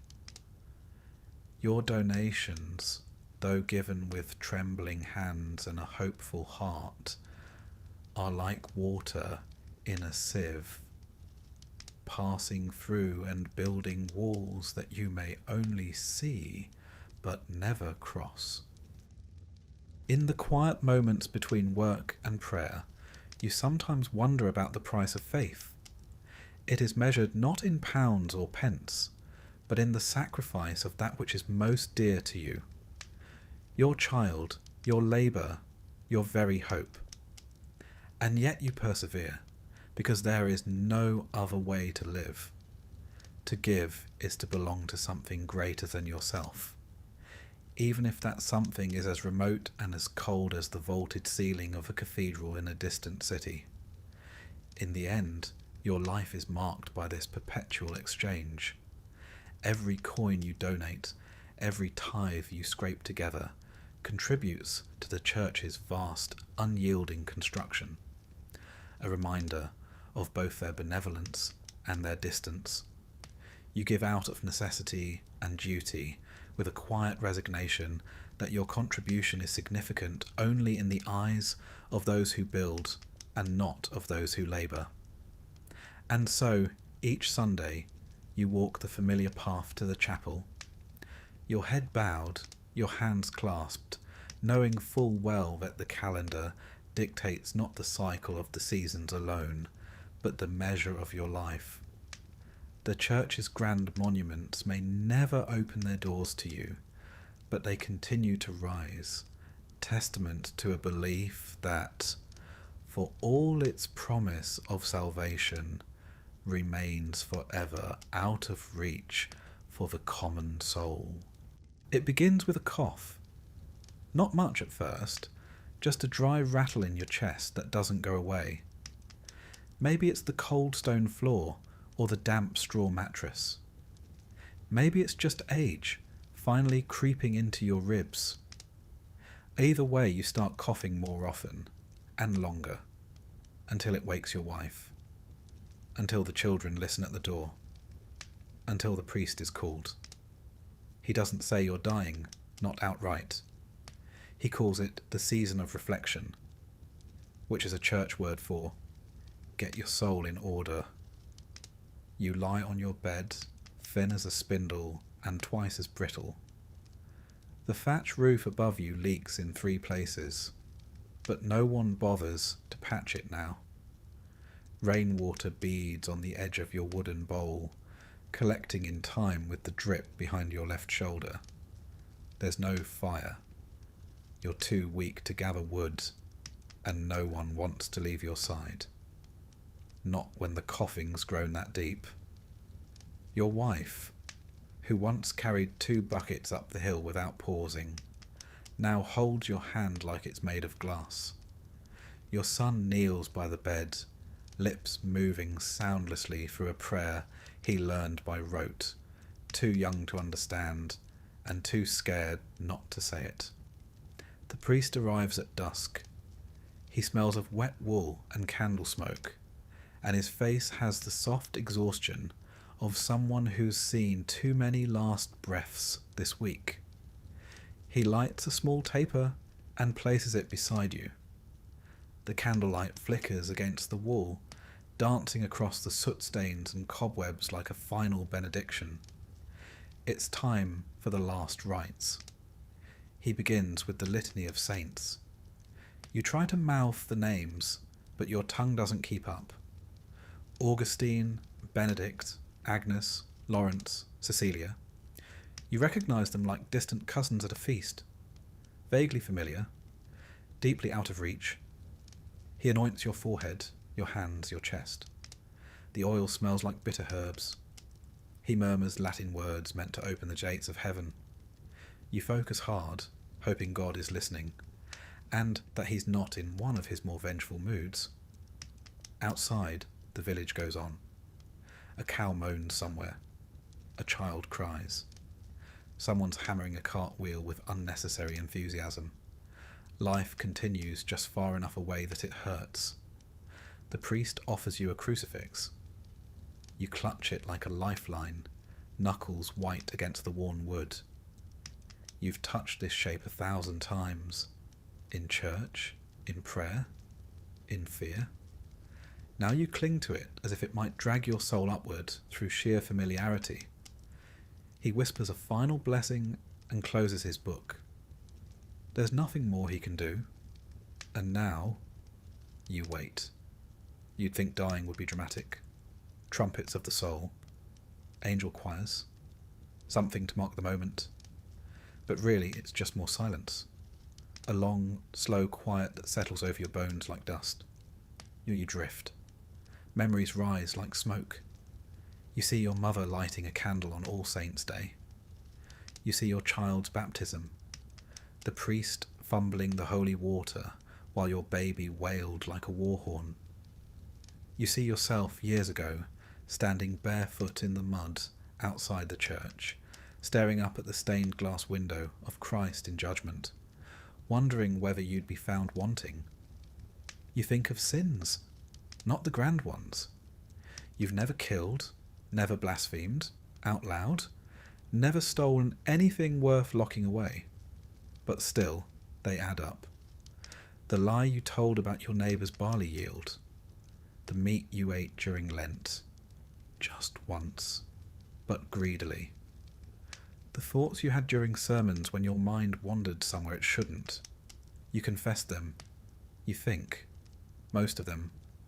Probably. You think of purgatory. A place between places. A long hall of smoke and regret where your soul gets scrubbed like laundry before it can meet the divine. Some say it lasts days. Some say centuries. One man claimed to have returned from it, just briefly, and said it smelled like burning hair and wet stone. You hope he was exaggerating. Your wife presses a cloth to your forehead. It's damp. Her hand lingers a moment too long. Not because she's trying to comfort you, but because she's afraid to let go. The priest steps outside to tell the village. You hear his voice, low and practiced, saying words you can't quite catch. You know the ritual by heart anyway. Someone will toll the bell. The women will begin baking the burial loaves. A grave will be dug, not too deep.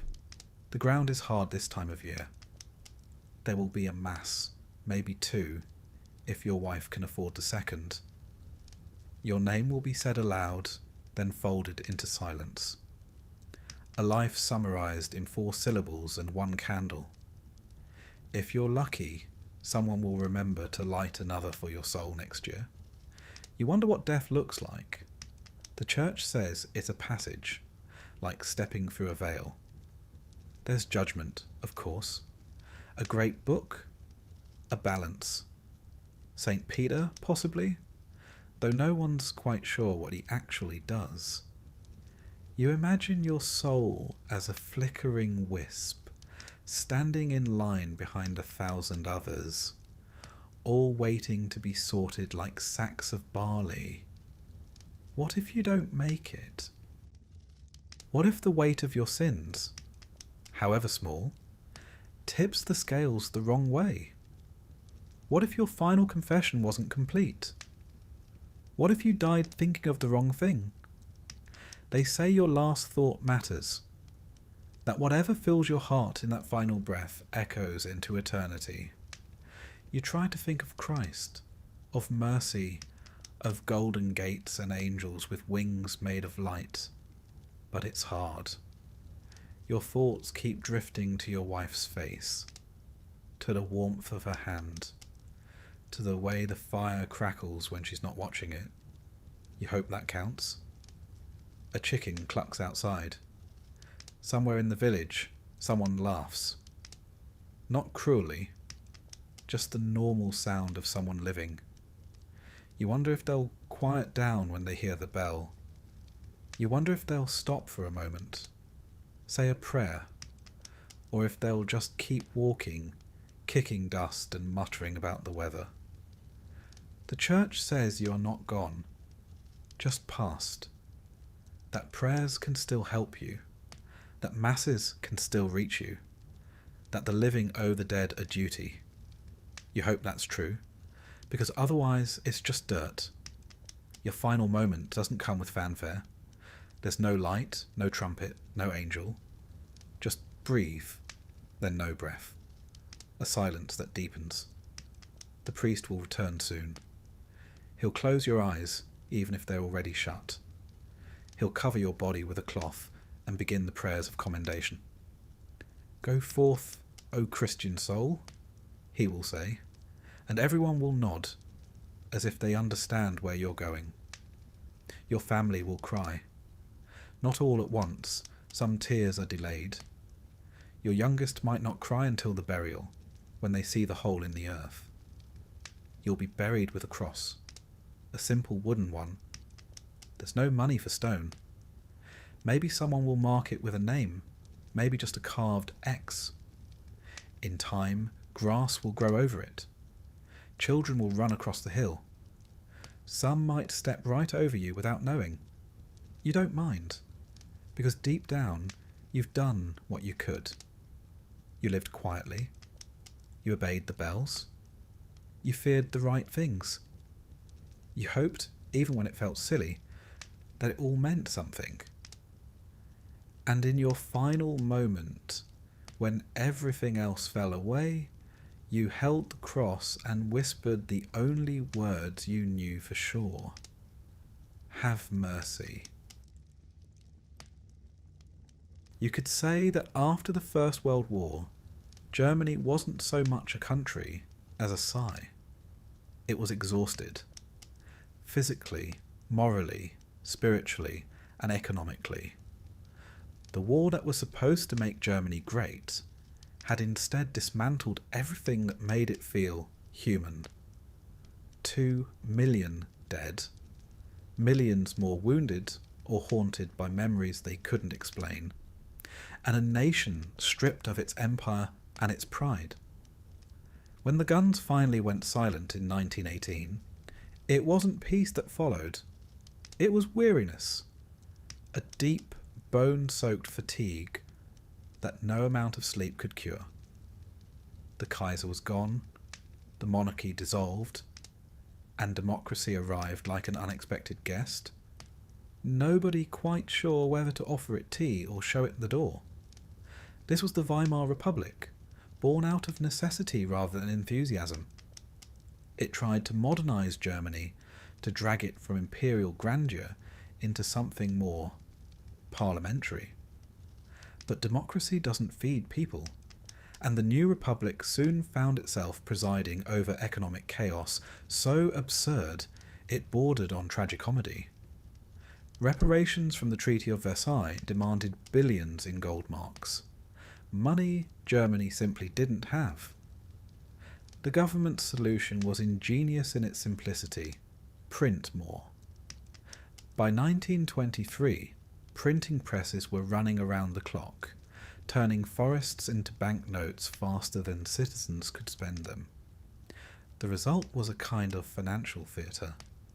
Children played with stacks of worthless money like building blocks, and families hauled wages home in wheelbarrows. By the time you reached the bakery, the price of bread had doubled again. It wasn't just inflation, it was farce performed on a national scale. When a society can no longer trust its money, it starts looking elsewhere for something real, something that works, something that feels alive. For many Germans, that something became chemistry. If politics and faith had failed, perhaps science could succeed. The country that had once prided itself on Goethe and Beethoven now placed its faith in laboratory glassware and powdered miracles. Pharmaceutical giants like Bayer, Merck and Temmler flourished. Germany's chemists were world-class.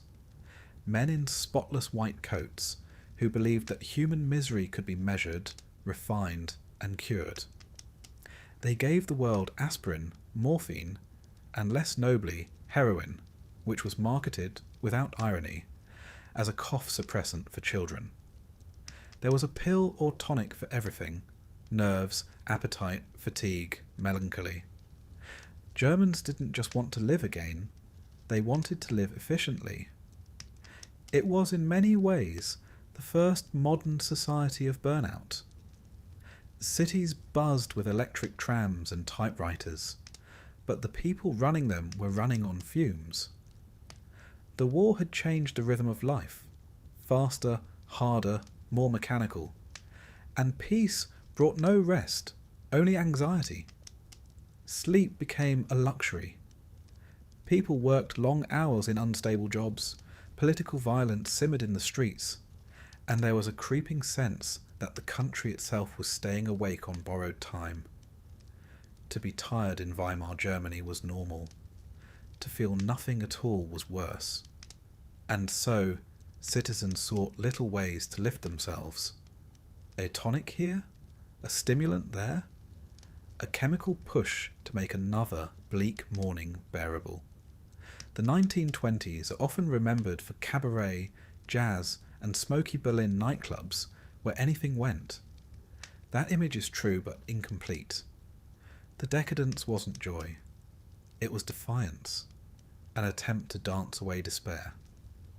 In those same clubs, behind the glitter and feathers, one could find the quiet hum of addiction beginning to spread. Doctors prescribed stimulants freely. Pharmacies sold them openly. Amphetamines, cocaine, morphine, each promised alertness, clarity, even courage. And people wanted courage more than anything. The German spirit had been broken, and if a little white pill could make it stand upright again, who was going to argue? There's a certain dark humour in how civilized it all looked. The same society that once worshipped discipline and order now relied on chemical shortcuts to feel in control. Housewives took nerve tonics. Students downed pep tablets before exams. Factory workers used stimulants to stay awake through double shifts. Even chocolate wasn't safe. Some brands quietly laced with small doses of methamphetamine, marketed as energy chocolate. A spoonful of sugar may help the medicine go down, but in Germany, the medicine helped the sugar go up. Doctors and scientists called it progress. After all, the modern world was demanding. Why not modern solutions?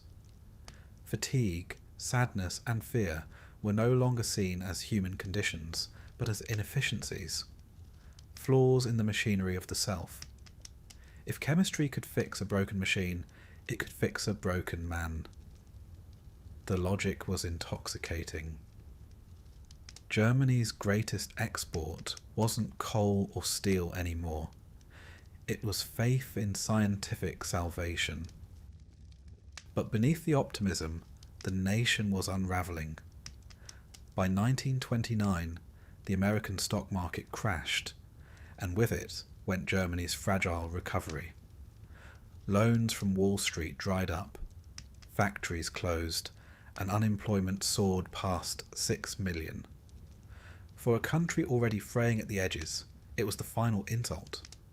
Breadlines grew longer, tempers shorter, and democracy, that delicate experiment, began to look less like hope and more like a joke. People wanted strength again, clarity, certainty, purpose. And in the background, waiting patiently, was a man with all three, or at least the performance of them. Adolf Hitler entered this weary world not as a monster, but as a remedy. He spoke with the energy of a man who had never known fatigue, every word charged, every gesture deliberate. He promised renewal, order, and pride. He talked of purity, of health, of moral strength. He condemned weakness in all forms, alcohol, tobacco, degeneracy, and preached a vision of Germany reborn as a nation of clean living and iron will.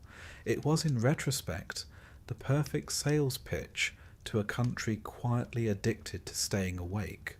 A sleep-deprived people rarely question a man who offers them dreams.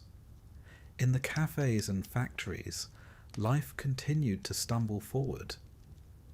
People still took their tonics, still queued for bread, still read the headlines with the dull resignation of those who have seen too much. Yet something was shifting, an impatience beneath the exhaustion. The idea that human beings could be improved, perfected even, took hold. Science had become ideology. Efficiency became morality. The German body was to be optimized, stronger, faster, tireless. And if that required chemical help, so be it. The pill bottle replaced the prayer book. By the early 1930s, the Weimar Republic was a nation of contradictions. Brilliant yet broken, creative yet chaotic. Berlin glowed with art and decadence, while rural towns starved. The people were clever, cynical, and restless. The more the Republic tried to move forward, the more it wobbled like a man walking home after too many stimulants. And into that wobble stepped the Nazi Party, promising balance. Hitler didn't invent Germany's need for energy, he inherited it. What he and his inner circle would do, however, was weaponize it. For now, though, the story remains one of quiet desperation. Before the uniforms, before the rallies, before the chemical warfare of Blitzkrieg, there was simply a tired country trying to stay awake.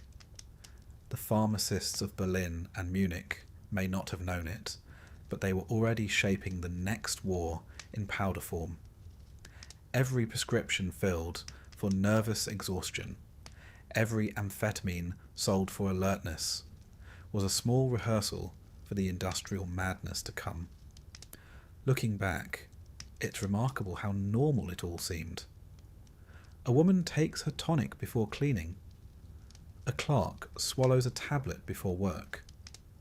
A soldier keeps a few pills in his pocket from his last posting. Nobody thinks of it as addiction. It's just modern life. But the 20th century had quietly discovered something ancient, that power and escape often come from the same bottle. As the 1930s dawned, Germany remained caught between collapse and resurrection. The sleepless nation searched for meaning in machines, medicine, and men who claimed to have all the answers. When Hitler finally took power in 1933, the country he inherited was already conditioned to believe that every weakness could be cured by ideology, by technology, or failing that, by chemistry. And so the stage was set. A society exhausted by war and humbled by failure would soon rebuild itself into one of the most terrifying engines of the modern age. An engine fueled, quite literally, by stimulants. The tired nation was about to wake up, but not in the way it hoped. Before the world saw tanks rolling through Europe, before soldiers marched for days without rest, before Hitler's doctor filled his veins with exotic concoctions, there was this moment, quiet, uneasy, half asleep. Germany, the insomniac of Europe, staring at its own reflection in the mirror of science and mistaking it for salvation. It's a strange kind of tragedy, really. A people who longed for rest instead found momentum, and once set in motion they couldn't stop. Perhaps that's the cruelest irony of all, that the pursuit of endless energy ends, inevitably, in collapse.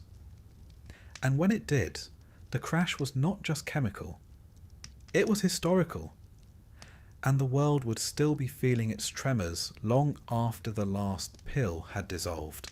If the 19th century was the age of industry, the 20th began as the age of chemistry, and nowhere more so than in Germany. By the 1930s, the nation's laboratories had become cathedrals of progress, glass-walled temples where scientists performed miracles in white coats. Chemistry was not just a science here, it was an identity. The country that had given the world aspirin, morphine, and synthetic dyes took enormous pride in its ability to turn misery into molecules. And after the First World War, misery was abundant. German pharmaceutical companies, Bayer, Merck, and Temmler among them, had survived defeat better than most industries. While factories lay in ruins, the chemists kept working. They were the high priests of recovery, offering solutions not in speeches or policies, but in powders and tablets. Science, after all, didn't lose wars. Politicians did. If the politicians couldn't restore Germany's strength, perhaps chemistry could.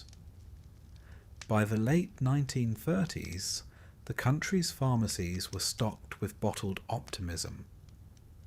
There were tonics for the nerves, stimulants for fatigue, and sedatives for the unfortunate moments when the stimulants worked too well. The modern German household had a small cabinet of miracles, and one of the most popular of them all came in a neat white tablet called Pervitin. Developed by Temmler Works in 1937, it was pure methamphetamine, though no one used such an ugly word. The advertisements made it sound positively wholesome. Housewives were shown beaming as they cleaned, students smiling serenely as they studied, and office workers tackling mountains of paperwork with superhuman grace. Pervitin, energy for living, the slogan proclaimed. The nation listened, and it worked, spectacularly so. A single dose banished fatigue, sharpened concentration, and created a sense of invincible clarity. People stayed awake for hours, even days, without feeling tired. Housewives swore by it. Bus drivers adored it. Students couldn't imagine exams without it. It was, in essence, bottled confidence. Modern, scientific, and perfectly legal. Germany had discovered how to outwit exhaustion, and it was delighted. No one thought to question it. The country was obsessed with productivity, and Pervitin was productivity in pill form. It was German efficiency condensed into chemistry, precise, fast-acting, and utterly logical. Why waste time sleeping when a tablet could keep you marching forward? The side effects, irritability, palpitations, the occasional hallucination, were quietly ignored. Progress has never been particularly good at reading warning labels. When Hitler came to power, he inherited this culture of chemical enthusiasm. The new regime adored anything that promised discipline, energy, and control over the body. The Nazis preached purity, but worshipped performance. Hitler himself avoided alcohol and cigarettes, but he had no objection to a scientifically engineered miracle of endurance. Fatigue, after all, was weakness, and weakness was un-German. In his vision of a perfect nation, there was no room for rest. The partnership between state and science deepened rapidly. The chemical conglomerate IG Farben, already a titan of industry, became the beating heart of Nazi economic strategy. It produced everything from fuel to fertilizer, rubber to nerve gas, and of course, pharmaceuticals. Laboratories that once made aspirin now produced military stimulants. The line between pharmacy and factory blurred completely. Chemistry became politics by other means. It was during the rearmament years that Temler's little white tablet found a new calling. Military doctors, intrigued by reports of its effects, began to test Pervitin on soldiers. The results were impressive. Soldiers marched longer, shot straighter, and didn't seem to mind the cold or the dark.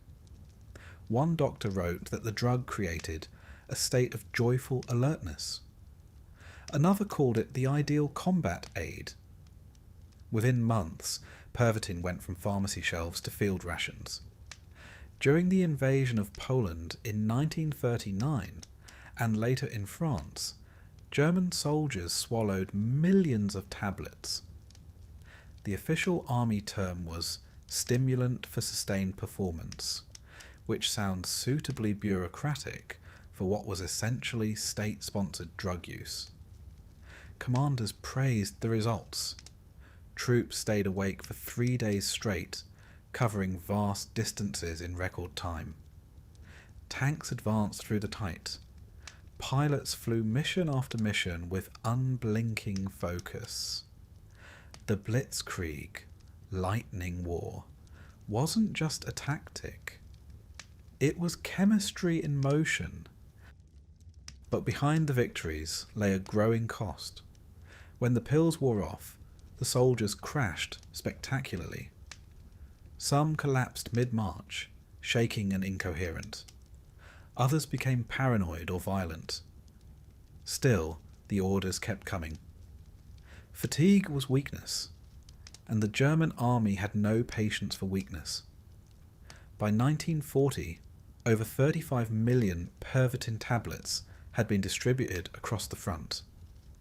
Entire division marched on methamphetamine, their triumphs measured in sleepless days. The drug didn't just fuel the army, it became its rhythm. Back home, civilians continued their own quiet addictions. Nurses took Pervitin to endure hospital shifts, clerks to survive deadlines, mothers to juggle impossible chores. Even the chocolate industry got involved, producing Pervitin pralines, little sweets laced with methamphetamine, sold under the slogan "for the busy and tired." It was the perfect snack for a society that refused to slow down. Germany had become a nation of insomniacs, proud of it. The hypocrisy was extraordinary. Nazi propaganda praised the virtues of purity, moderation, and natural strength, all while the country was chemically propped up. But it fit the regime's logic. Control, not comfort, was the goal. Drugs didn't undermine that control, they enforced it. A stimulant that kept workers awake and soldiers obedient was not a vice. It was a civic duty. The Führer's dream of a tireless, disciplined nation had come true, thanks to chemistry. Meanwhile, the scientists themselves basked in the glow of national importance. Their laboratories, once modest operations, now ran day and night under military contracts. They were celebrated as heroes of modern Germany, men who could turn formulas into victory. Few seemed to wonder where all this was heading. The same researchers who perfected Pervitin were soon experimenting with other compounds. Stronger stimulants, experimental tranquilizers, and more sinister applications. In a totalitarian state, Science rarely stays neutral for long. By the dawn of the 1940s, Germany had achieved something remarkable. It had replaced rest with chemistry. The nation's energy was artificial but convincing, its confidence pharmacological. Soldiers fought without sleep, workers toiled without pause, and the entire society moved to the tempo of a pill.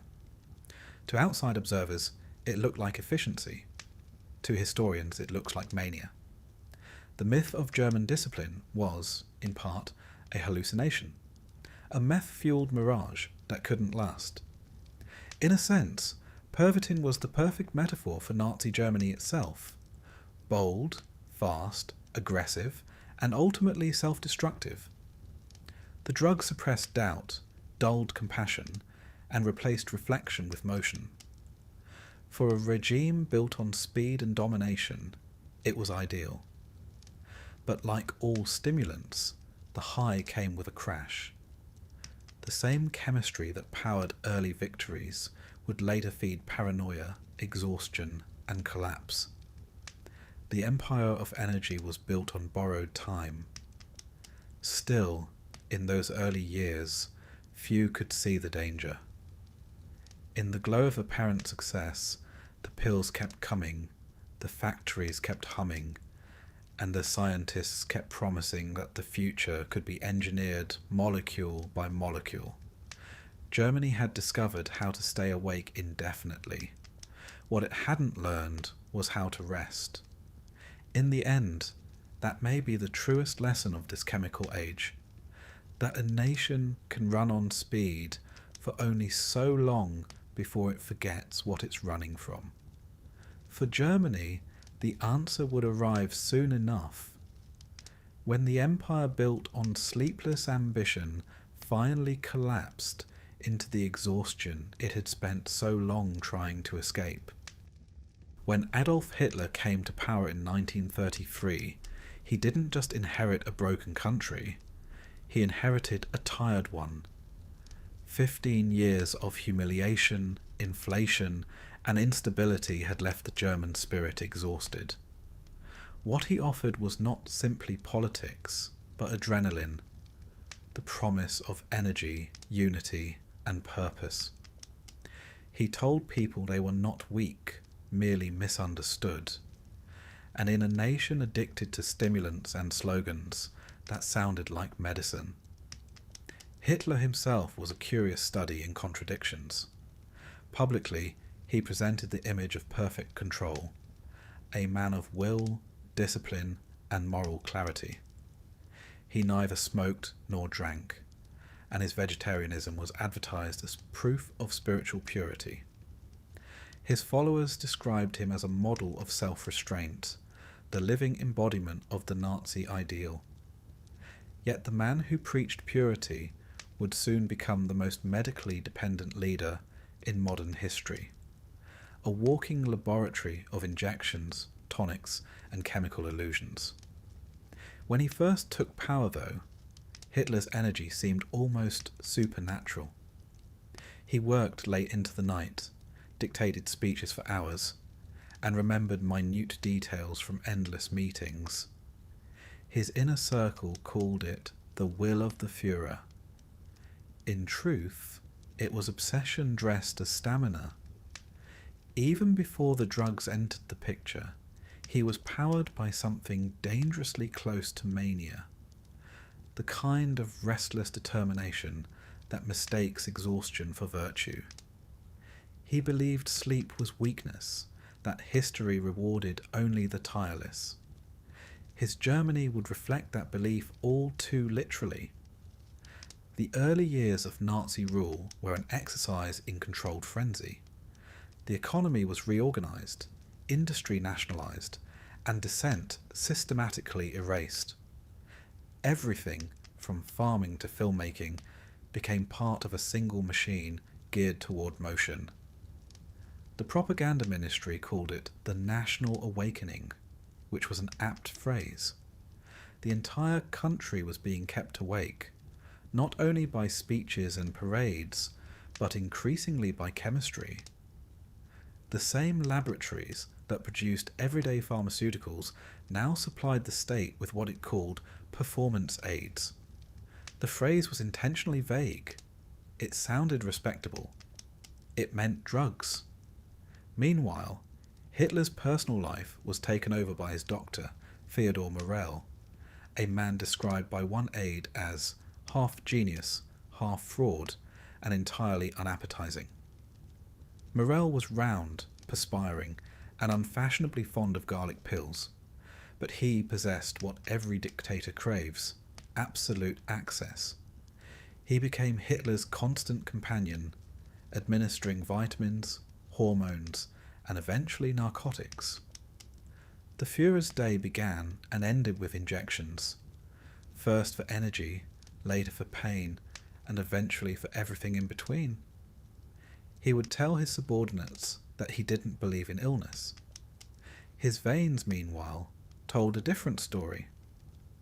At first, the relationship seemed harmless.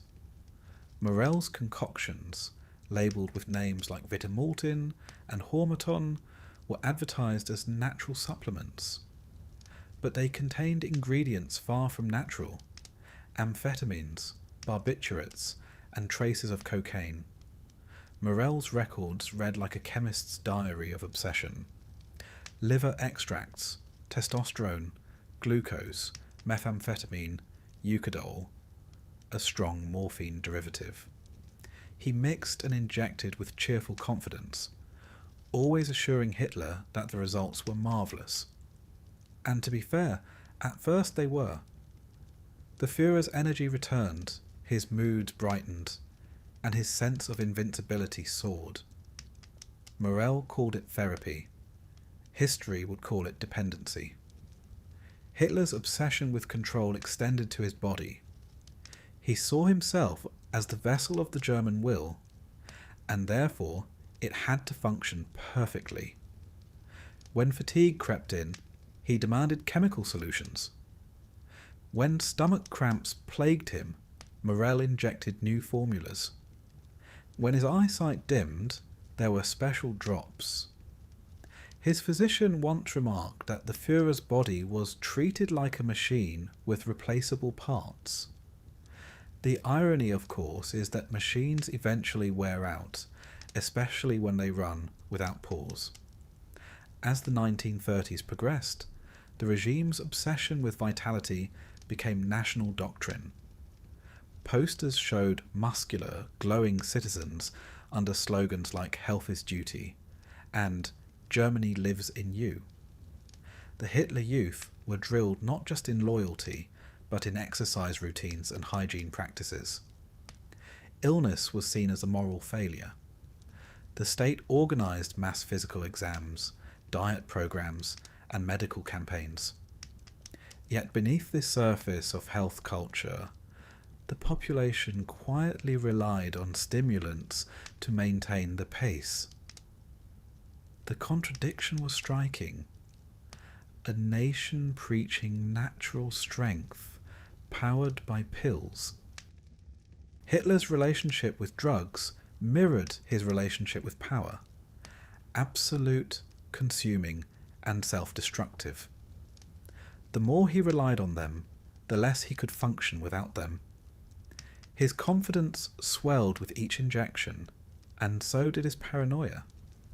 He became convinced that betrayal lurked in every corner, that generals plotted against him, that destiny itself could be bullied into obedience. The drugs didn't create his delusions, but they certainly made them louder. They blurred the line between inspiration and hallucination, until even he could no longer tell the difference. Meanwhile, the rest of Germany followed the example, knowingly or not.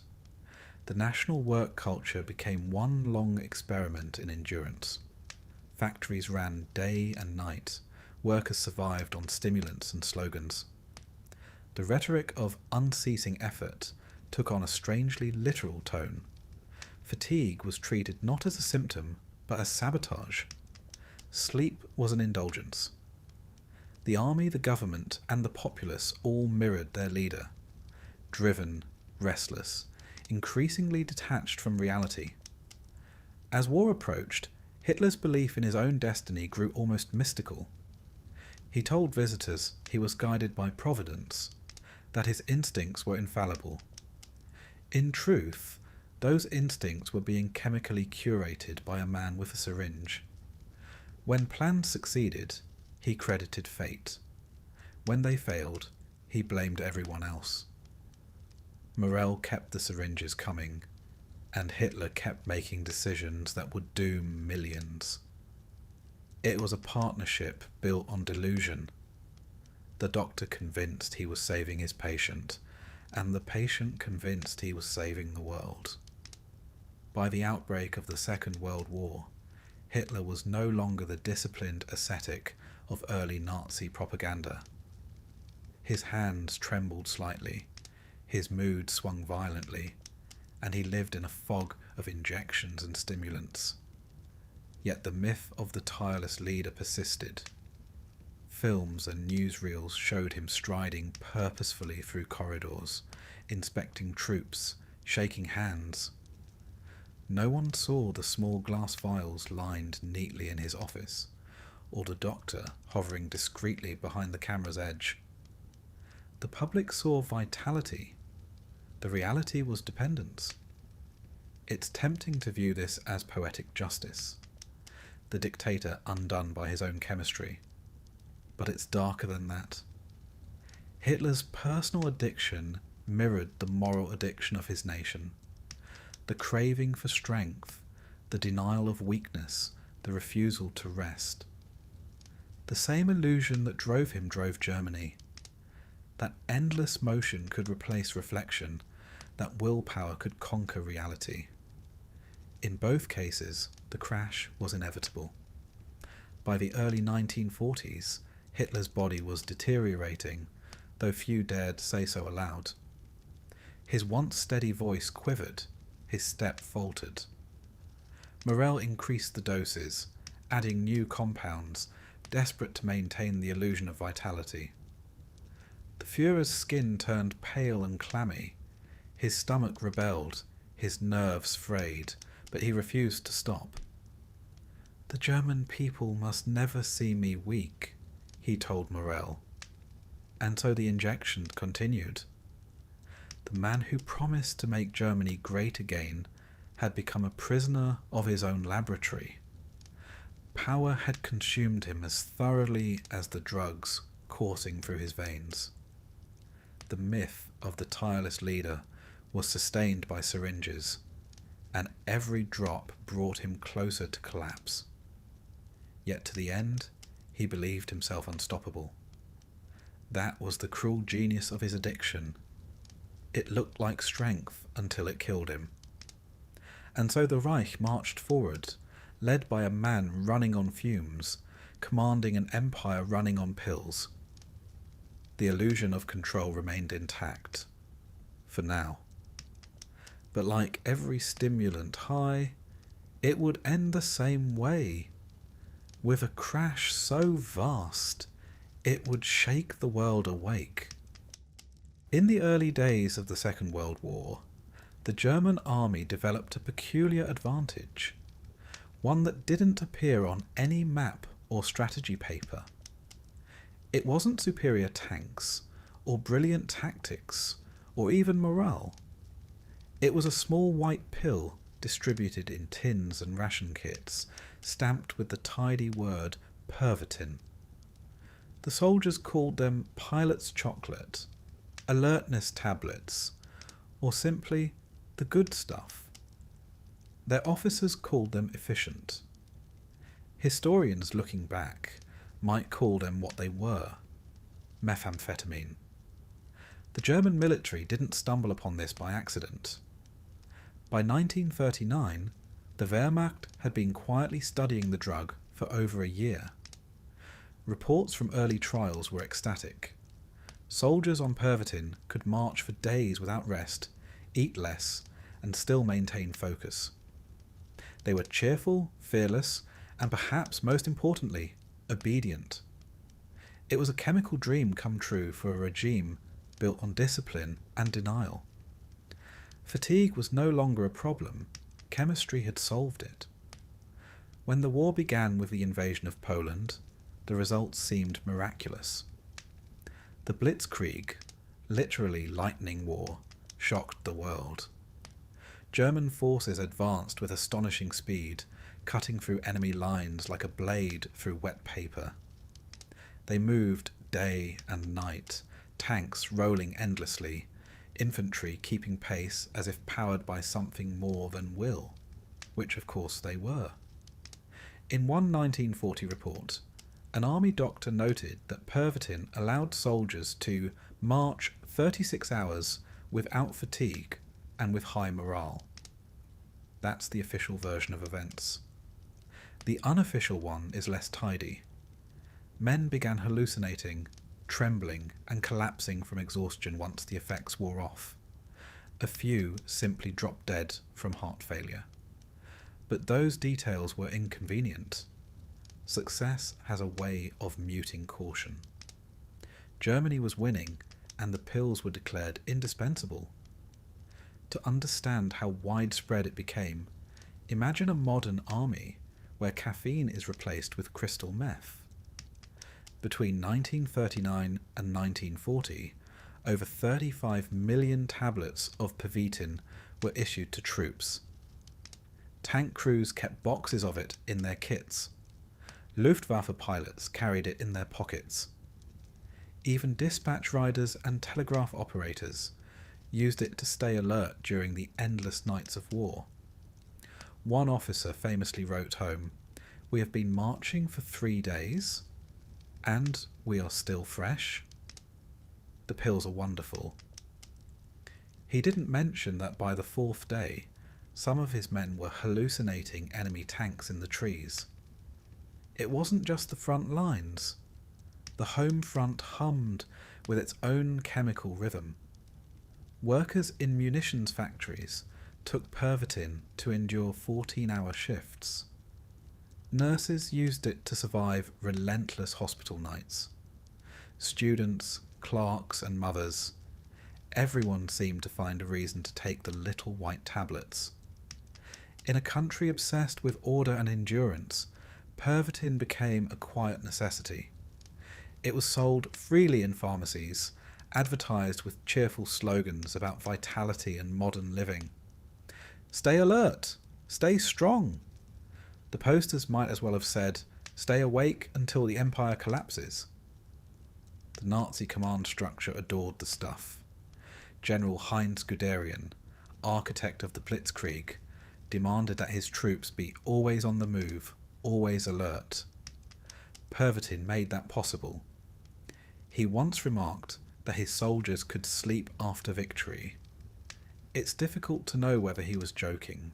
Many never got the chance. Doctors and psychologists within the military began to worry. Reports surfaced of troops becoming irritable, erratic, or outright delusional after days of sleepless fighting. Some soldiers fired at shadows, others fell asleep standing up once the drug wore off. Still, high command insisted the benefits outweighed the risks. In the logic of total war, alertness was worth more than sanity. Besides, who wanted to be the one to tell the Führer that his unstoppable army needed a nap? Pervitin became a symbol of German efficiency, as much a part of the war machine as steel and petrol. It was cheap, easy to produce, and perfectly aligned with Nazi ideology. Control the body, control the will, control the outcome. In propaganda films, soldiers were shown storming through mud and smoke, eyes blazing, teeth gritted, images of unstoppable human machinery. What audiences didn't know was that much of that energy came from a laboratory in Berlin, not from the human spirit. Even the Luftwaffe, the pride of the Reich, ran on stimulants. Pilots flying bombing missions over Britain in 1940 were given Pervitin before takeoff. They could remain awake for 50 hours or more, their minds sharp, their reflexes quick. Until, of course, they weren't. pilots crashed from exhaustion as often as from enemy fire. When doctors warned of the danger, they were told to adjust the dosage, not the policy. Germany's air superiority depended quite literally on sleeplessness. On the ground, the stories were surreal. Infantrymen marching across France described a sense of floating, as if they were observing their own bodies from outside. One private later recalled feeling as if God himself was walking beside me. It sounds poetic until you realise he hadn't eaten or slept for 3 days. Another soldier wrote home that Pervitin made him fearless. "I can hear bullets, but they sound far away," he said. It was bravery of a sort, chemically assisted and tragically temporary. The irony was rich. The same regime that preached racial purity and moral discipline was quietly addicted to synthetic narcotics. Hitler railed against alcohol and tobacco, yet his soldiers fought on methamphetamine. Nazi propaganda films celebrated the wholesome vigour of German youth, while the chemical factories of Temla churned out millions of doses of dependence. Germany's triumphs were, quite literally, drug-fueled hallucinations of strength. Not that the Allies were completely sober, of course. British and American pilots would later take benzodrine, an early amphetamine, to stay awake during missions. But no nation embraced pharmacology quite like Germany. It wasn't a supplement, it was strategy. Blitzkrieg wasn't merely about tactics, fast tanks, coordinated assaults. It was about speed itself. The idea that momentum could crush the enemy before thought caught up. Methamphetamine turned that philosophy into physiology. The army became a single sleepless organism, racing through Europe faster than anyone could comprehend. Temla Works, delighted by the demand, expanded production at an industrial pace. By 1941, the company was manufacturing methamphetamine on a scale never seen before. It was a triumph of German chemistry, though not the sort they'd boast about after the war. The firm's advertisement still claimed that Pervitin promoted cheerfulness and alertness, as though world conquest were just an ambitious workday. Of course, there were limits. By 1942, the side effects were too visible to ignore. Soldiers became addicted, unpredictable, sometimes violent. Doctors began reporting cases of psychosis, cardiac arrest, and total mental collapse. The Wehrmacht issued new regulations, limiting use to essential missions. In practice, that meant everyone kept using it, but pretended otherwise. You can't turn off a dependency once it's built into the system. For the soldiers themselves, the pills were both salvation and curse. They allowed them to endure the unendurable, cold, hunger, fear, but at the cost of something human. The stimulant stripped away fatigue, yes, but also empathy and restraint. Men who had been ordinary citizens months earlier found themselves capable of extraordinary cruelty. War already dehumanizes. Methamphetamine simply accelerated the process. By the time the tide began to turn against Germany, the chemical advantage had become a liability. Sleep-deprived soldiers made poor decisions. Their bodies, worn thin, began to fail. Some officers compared their units to burned-out engines, but by then the habit was too deeply ingrained.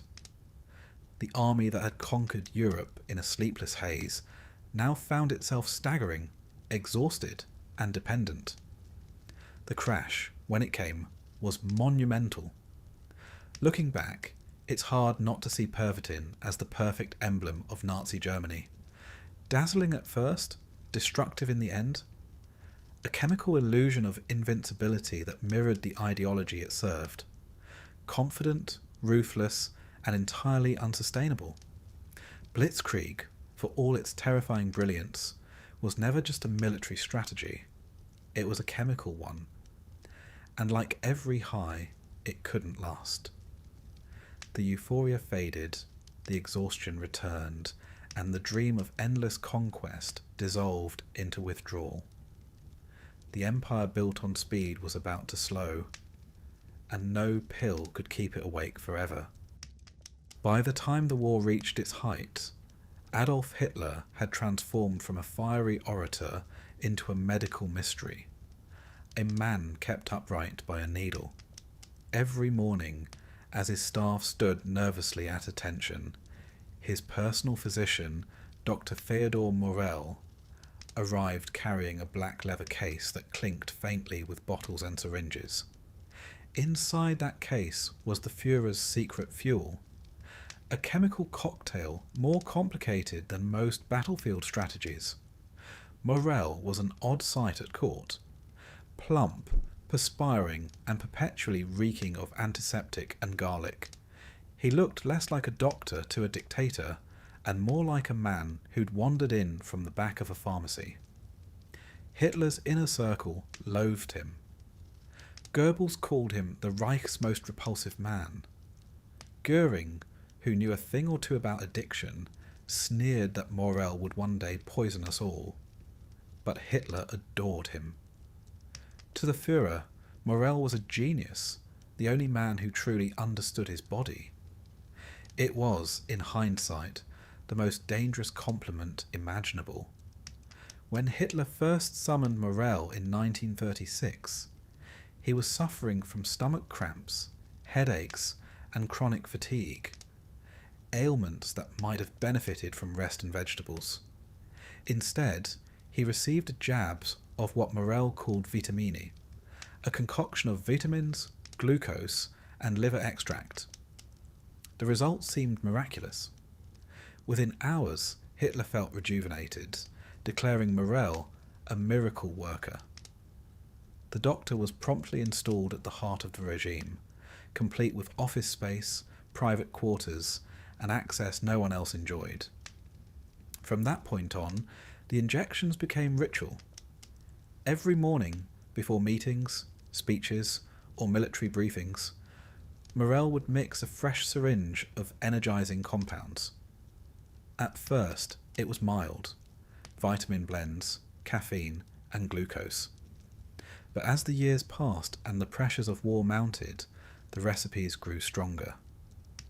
By 1941, Hitler was receiving daily doses of Eucadol, a powerful opiate derived from morphine. Added to that were methamphetamine, barbiturates, steroids, testosterone, and sometimes cocaine eye drops for good measure. It was less medicine and more alchemy. Hitler insisted he felt wonderful. He described his injections as natural and dismissed critics as jealous or weak. Yet to those around him, the change was unmistakable. His moods swung wildly. His eyes dilated unnaturally. His hands began to tremble, first slightly, then continuously. His appetite vanished, replaced by jittery bursts of energy. In one moment he would pace the room, speaking with manic conviction about destiny and providence. In the next, he would slump in silence, staring at nothing. Morell would appear, whispering reassurances, and another injection would follow. Within minutes, the Führer was revived. It was an extraordinary display of chemistry masquerading as willpower. The absurdity of it all would be funny if it weren't so catastrophic.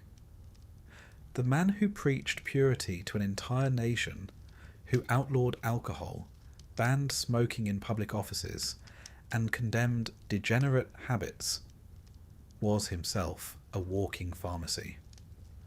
While the public was lectured on discipline and health, their leader was running on amphetamines and opiates. The hypocrisy was almost artistic. Morell documented everything. His medical notes, later discovered after the war, read like a diary of chemical dependency. Morning injection, strong effect, improved mood. Evening injection, Eucadal plus Pervitin, patient talkative, excited. Midnight injection, condition agitated, administered sedative. There were hundreds of entries like it. Hitler's veins had become the front lines of his own private war. One fought between exhaustion and euphoria. Members of the High Command began to notice the difference. His briefings grew erratic. He interrupted generals, shouted over maps, and made decisions that defied logic. When advised to rest, he exploded in anger. "The Führer does not rest," he shouted once, slamming his fist so hard that it startled his staff into silence. In truth, he hadn't truly rested in years. Morel saw to that. There's an eerie intimacy to their relationship. Morel wasn't just a doctor. He was a gatekeeper. He controlled access to Hitler, and, increasingly, to Hitler's mind. Whenever the Führer fell into despair or physical collapse, Morel alone was allowed near him. He'd prepare an injection, murmur assurances, and within moments the great man was back on his feet, raving about victory and destiny. To everyone else, it seemed miraculous. In reality, it was chemistry at work. The regime's energy, quite literally, came through a syringe. Some of Hitler's aides suspected the truth, but dared not speak it aloud. In 1943, one officer secretly arranged for one of Morel's syringes to be analysed by another physician. The report came back alarming. Traces of methamphetamine, cocaine derivatives, and opiates. When the officer hesitated to confront the Führer, his colleague muttered, "Would you tell God he has a drug problem?"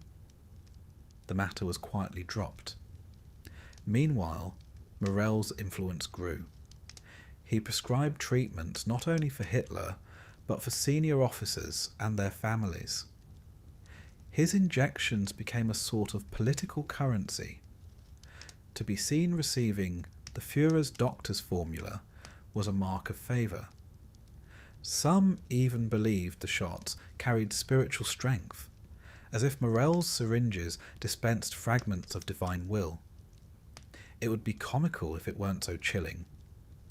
By 1944, the effects were impossible to ignore. Hitler's health was deteriorating rapidly. His skin turned greyish, his gait stiff and shuffling, his digestion erratic. He suffered tremors in his left hand that he tried to conceal by clasping it behind his back. Morel responded the only way he knew how, with more injections. The doses increased, the frequency doubled. Each new drug was meant to offset the side effects of the last. It was a grim sort of equilibrium, like a man balancing on the edge of collapse by adding more weight. Still, Hitler's faith in Morel never wavered. "He keeps me fit," he told visiting officials, though by then fit was a generous description. During one briefing in late 1944, a general noted that Hitler's pupils were so dilated they seemed almost black. "He looked at me," the general later recalled, "and I felt as though he was staring through me, not at me." The Führer's famous charisma had become a kind of chemical glare. Outside the bunker walls, the war was collapsing. The once unstoppable army was retreating. The Luftwaffe was grounded. Cities lay in ruins. But inside, Hitler spoke with the same feverish certainty as ever. The injections sustained the illusion that victory was still possible. Each morning, Morel prepared his syringe, Hitler rolled up his sleeve, and the theatre of confidence resumed. Reality no longer entered in conversation. To his subordinates, the Führer seemed increasingly detached from the physical world. He issued impossible orders, dismissed bad news as sabotage, and spoke of miracle weapons and final triumphs. His speeches, once commanding, became rambling and repetitive. Between injections, he would slump in exhaustion, sweating and pale, only to revive again in manic bursts. It was the rise and fall of a man who believed himself invincible, measured now in milliliters of morphine. When Allied forces closed in on Berlin in 1945, Hitler's body was failing faster than his empire. His digestive system had all but shut down. His hands shook uncontrollably. Morel tried new mixtures, desperate to keep him functional. But the magic was gone. Even Hitler, who had once sworn by his doctor's brilliance, began to lose faith. In one of their final encounters, he snapped at Morel, accusing him of incompetence. "You've made me a cripple," he shouted. For once, he wasn't entirely wrong. Soon after, Morel was dismissed and fled Berlin, leaving behind the medical files that would later expose the extent of his work. Hitler spent his final weeks in the bunker, trembling, paranoid, and without his chemical crutch. The withdrawal was brutal. He was no longer the tireless visionary of Nazi propaganda, but a frail, grey figure, the perfect symbol of a regime addicted to its own illusions. In the end, the man who once promised to build a new world could not even sustain his own body.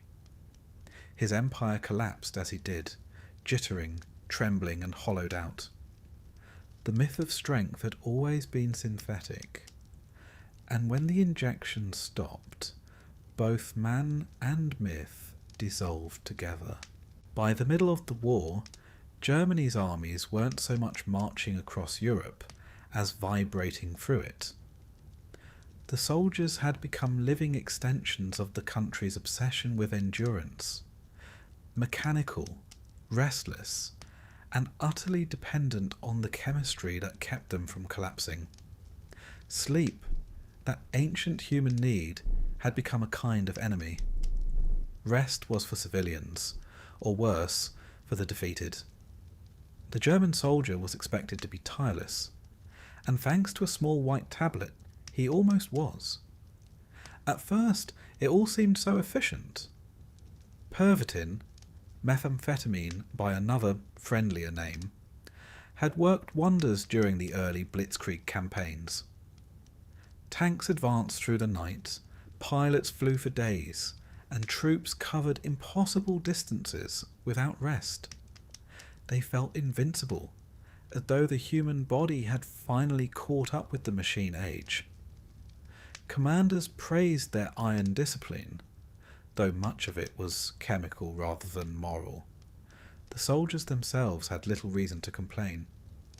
In their pockets, the tablets offered confidence in pill form.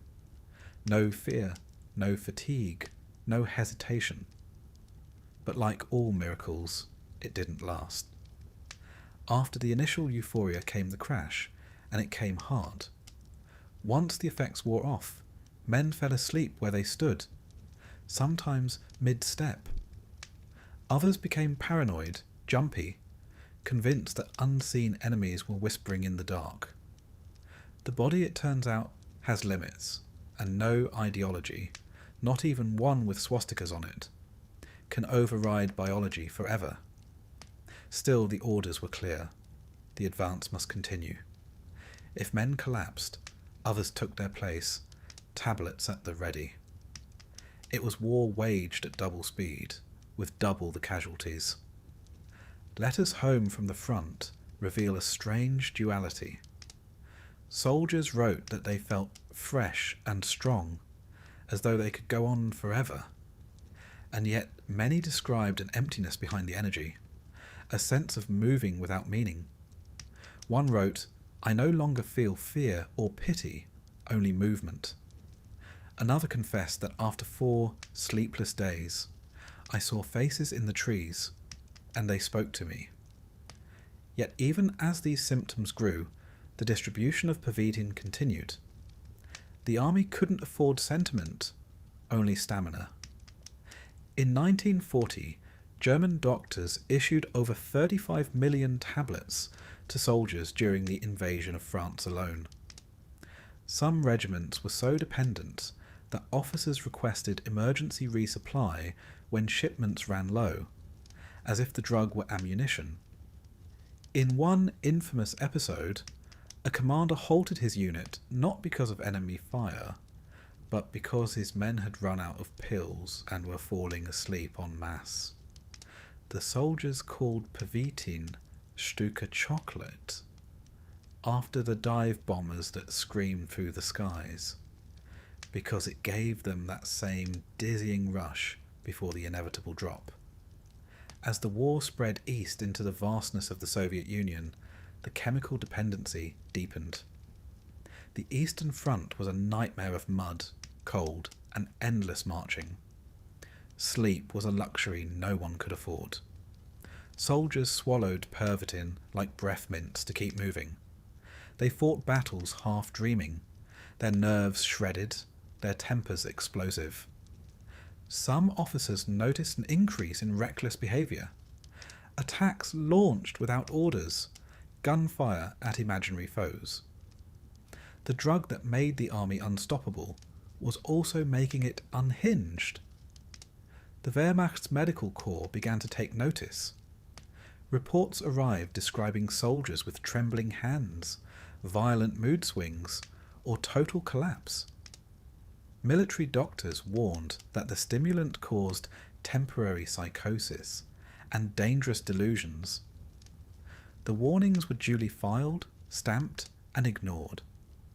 In a system that prized victory above humanity, there was no room for moderation. When one general asked whether the pills were harmful, a staff officer shrugged and said, "So is war." The Luftwaffe too was flying on fumes and Pervitin. Pilots on long missions were issued tablets before takeoff to maintain performance. They would fly for 48 hours straight, eyes bloodshot, hands steady only by force of chemistry. Some became addicted without realizing it. When the war turned against Germany and the missions lengthened, the doses increased. In the last years of the conflict, it wasn't unusual for pilots to take a handful of tablets just to reach the cockpit. Those who survived the flight often didn't sleep for days afterward, haunted by the roaring silence of withdrawal. For the soldiers, there was no shame in taking the pills. It wasn't seen as indulgence. It was duty. They were told it would make them sharper, stronger, better men. It was medicine, not addiction. And that distinction mattered. To be a soldier in Hitler's army was to be efficient, obedient, and always awake. The pills made that possible. It was the perfect alignment of ideology and chemistry. Human beings turned into extensions of the war machine. Behind the front lines, the same story unfolded in miniature. Civilians on the home front relied on stimulants to keep production moving. Women working in munitions factories took Pervitin to endure endless shifts. Railway operators stayed up for days directing troop trains. Nurses in field hospitals kept themselves upright with the same drug they administered to wounded soldiers. Everyone, it seemed, was awake, and no one truly rested. The entire country had become a sleepless organism, humming with borrowed energy. There were moments when the illusion cracked. A medic near Stalingrad wrote in his diary that his patients, deprived of Pervitin after weeks of use, suffered what he called a collective collapse. They became sluggish, depressed, unable to eat or move. "It is as if their souls have left their bodies," he wrote.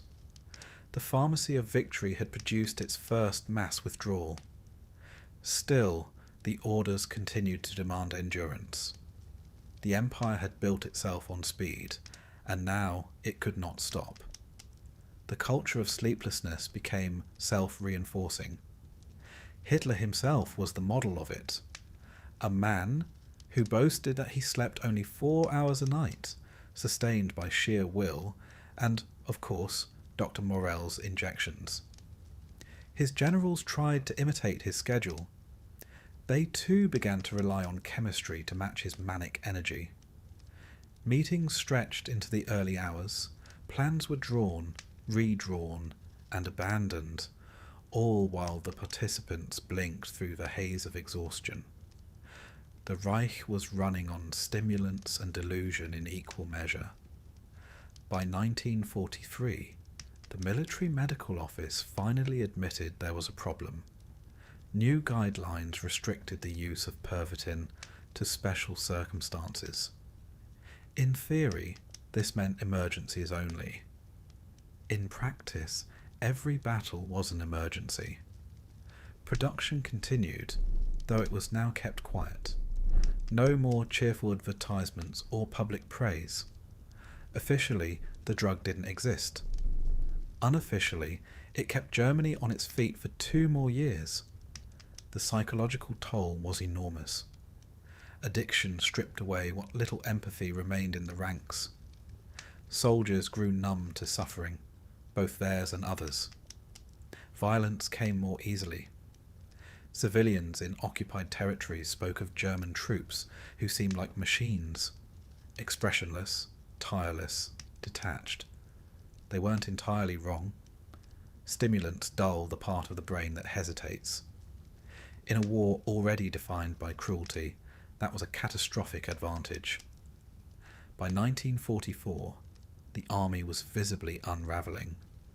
Troops were thinner, jumpier, prone to fits of rage or despair. Commanders complained that discipline was eroding, though few recognised that the cause was chemical as much as moral. The war effort itself began to resemble the effects of the drug that sustained it: intense, erratic, unsustainable. Germany's brief high was ending. When the final battles came, many soldiers no longer wanted the pills. They had grown tired of being awake. Captured diaries tell of men who stopped taking Pervitin and simply let exhaustion claim them. Better to sleep, one wrote, than to keep seeing the same nightmares with open eyes. It's a strangely fitting epitaph for a regime that mistook motion for strength and sleeplessness for greatness. The Wehrmacht's addiction wasn't just chemical, it was philosophical. It believed that willpower alone could overcome reality, that exhaustion was weakness, that rest was surrender. But biology, as it tends to, had the last word. When Germany finally collapsed in 1945, it did so like a body deprived of its drug, shaking, hollow, and utterly spent. The soldiers who returned home were ghosts of themselves, haunted not only by what they'd seen, but by what had been coursing through their veins. The empire of energy had burned itself out. And in the silence that followed, as Europe exhaled and tried to remember how to sleep again, the lesson lingered quietly. Even the most disciplined armies, the most efficient nations, and the most powerful men are still, at their core, made of flesh. And flesh, no matter how many pills you feed it, eventually demands to rest. While soldiers marched across Europe in a sleepless trance, the people back home were waging their own quiet war. One fought not with rifles or tanks, but with exhaustion. The home front of Nazi Germany was a theatre of endless work, propaganda, and rationing, where every citizen was told to contribute, to endure, and above all, to stay awake. It was not just a war of weapons, it was a war of stamina. And once again, chemistry stepped in to help. The government called it total war, a phrase that sounded heroic in speeches, but felt rather less inspiring in practice. Total war meant total effort. Every factory, every farm, every kitchen part of the struggle. Women who had once been homemakers were now mechanics, welders and clerks. Children gathered scrap metal. Housewives queued for hours to buy potatoes. Everyone was expected to do more with less sleep, less food, less comfort. The official line was simple: Germany did not tire. The unofficial truth was that it did, constantly, but fatigue, like dissent, was forbidden. In a society built on the illusion of perfection, weariness was weakness. The state preferred its citizens alert, efficient, and smiling. Fortunately, it had a pill for that. Pervitin, the miracle stimulant that had once powered the Blitzkrieg, found a second life in the kitchens and offices of the Reich. Pharmacies continued to sell it under innocent names. Energy tablets, pep pills, Vitamoltin. Housewives took them before cleaning. Factory workers took them before night shifts. Students used them for exams. It was the drug of modern living, perfectly legal, perfectly German. Adverts were everywhere. One poster showed a bright-eyed secretary typing beneath the slogan, "Stay sharp, stay strong, with Pervitin." Another depicted a smiling mother effortlessly juggling housework and childcare thanks to the new tonic of vitality. The imagery was wholesome, the chemistry was not. Few civilians realized they were taking methamphetamine. Even fewer cared. If it made the day bearable, it was worth it.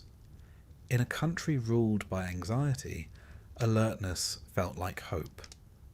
As the war dragged on, stimulants became part of daily life. In Berlin, queues at the pharmacy were as common as queues for bread. Workers in munitions factories were quietly issued tablets to meet production quotas.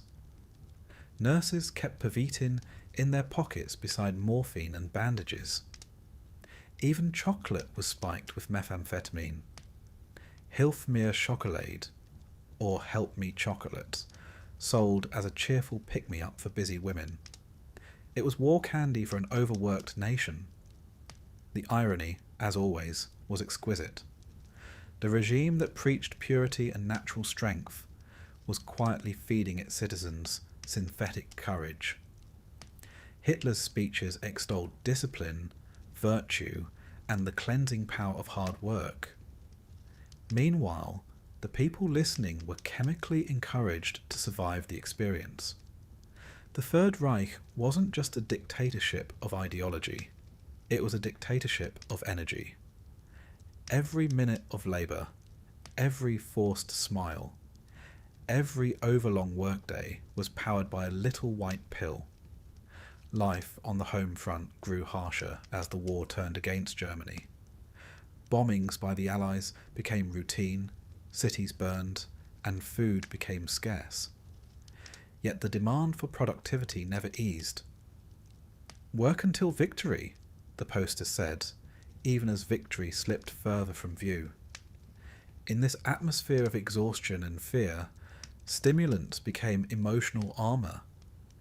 They didn't just keep people awake, they numbed despair.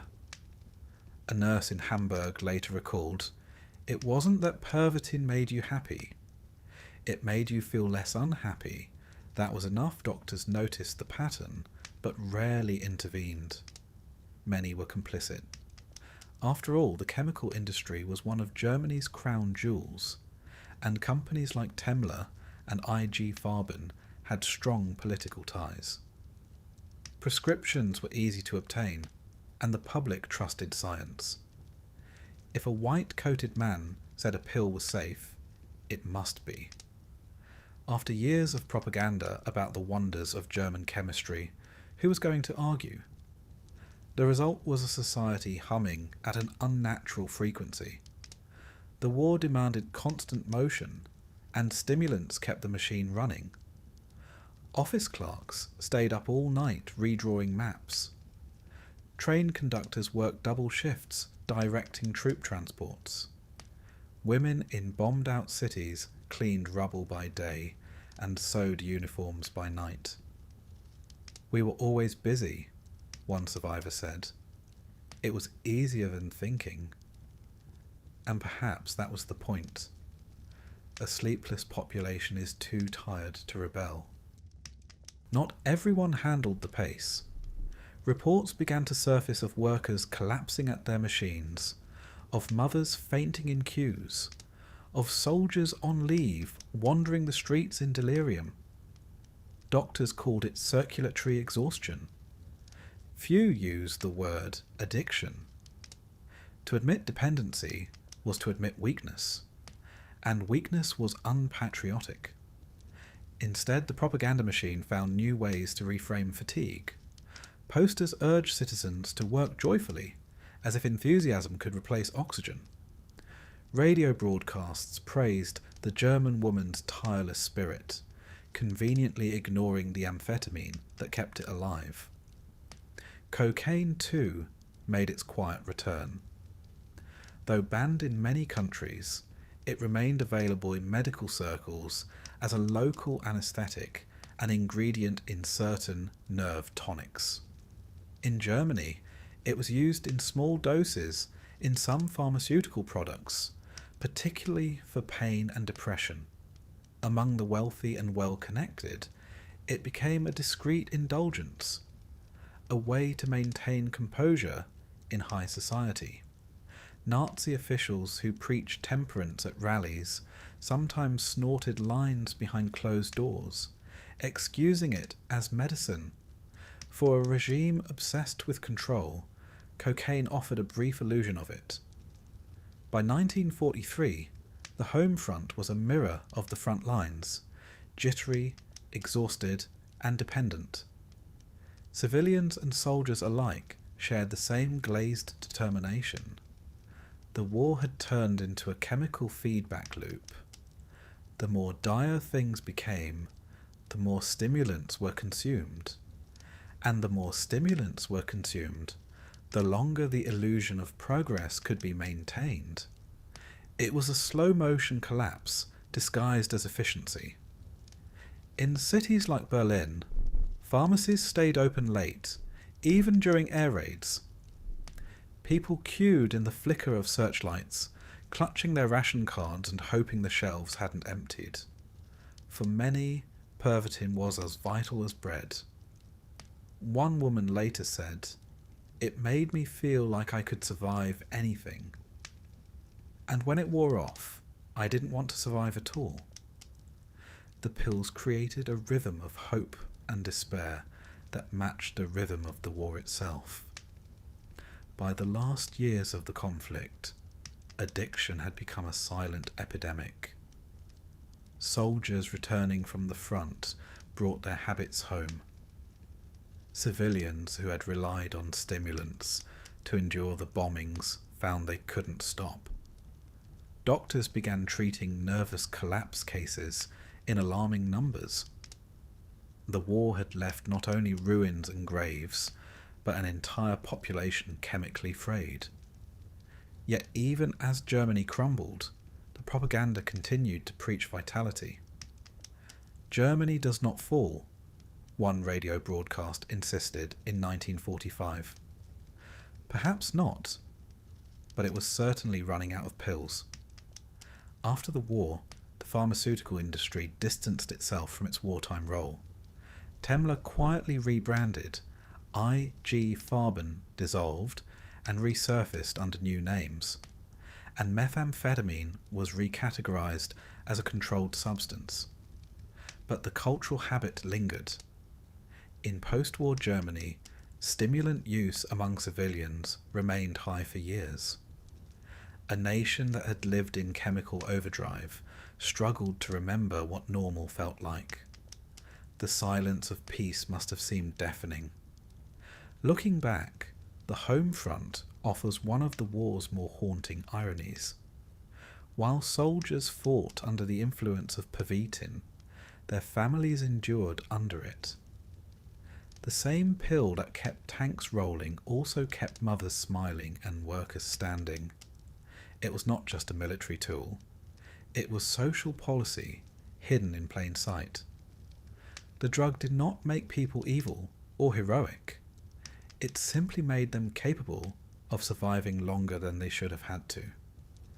And, in that sense, Pervitin was the perfect drug for Nazi Germany. Efficient, deceptive, and unsustainable. It masked exhaustion with energy, despair with focus, collapse with movement.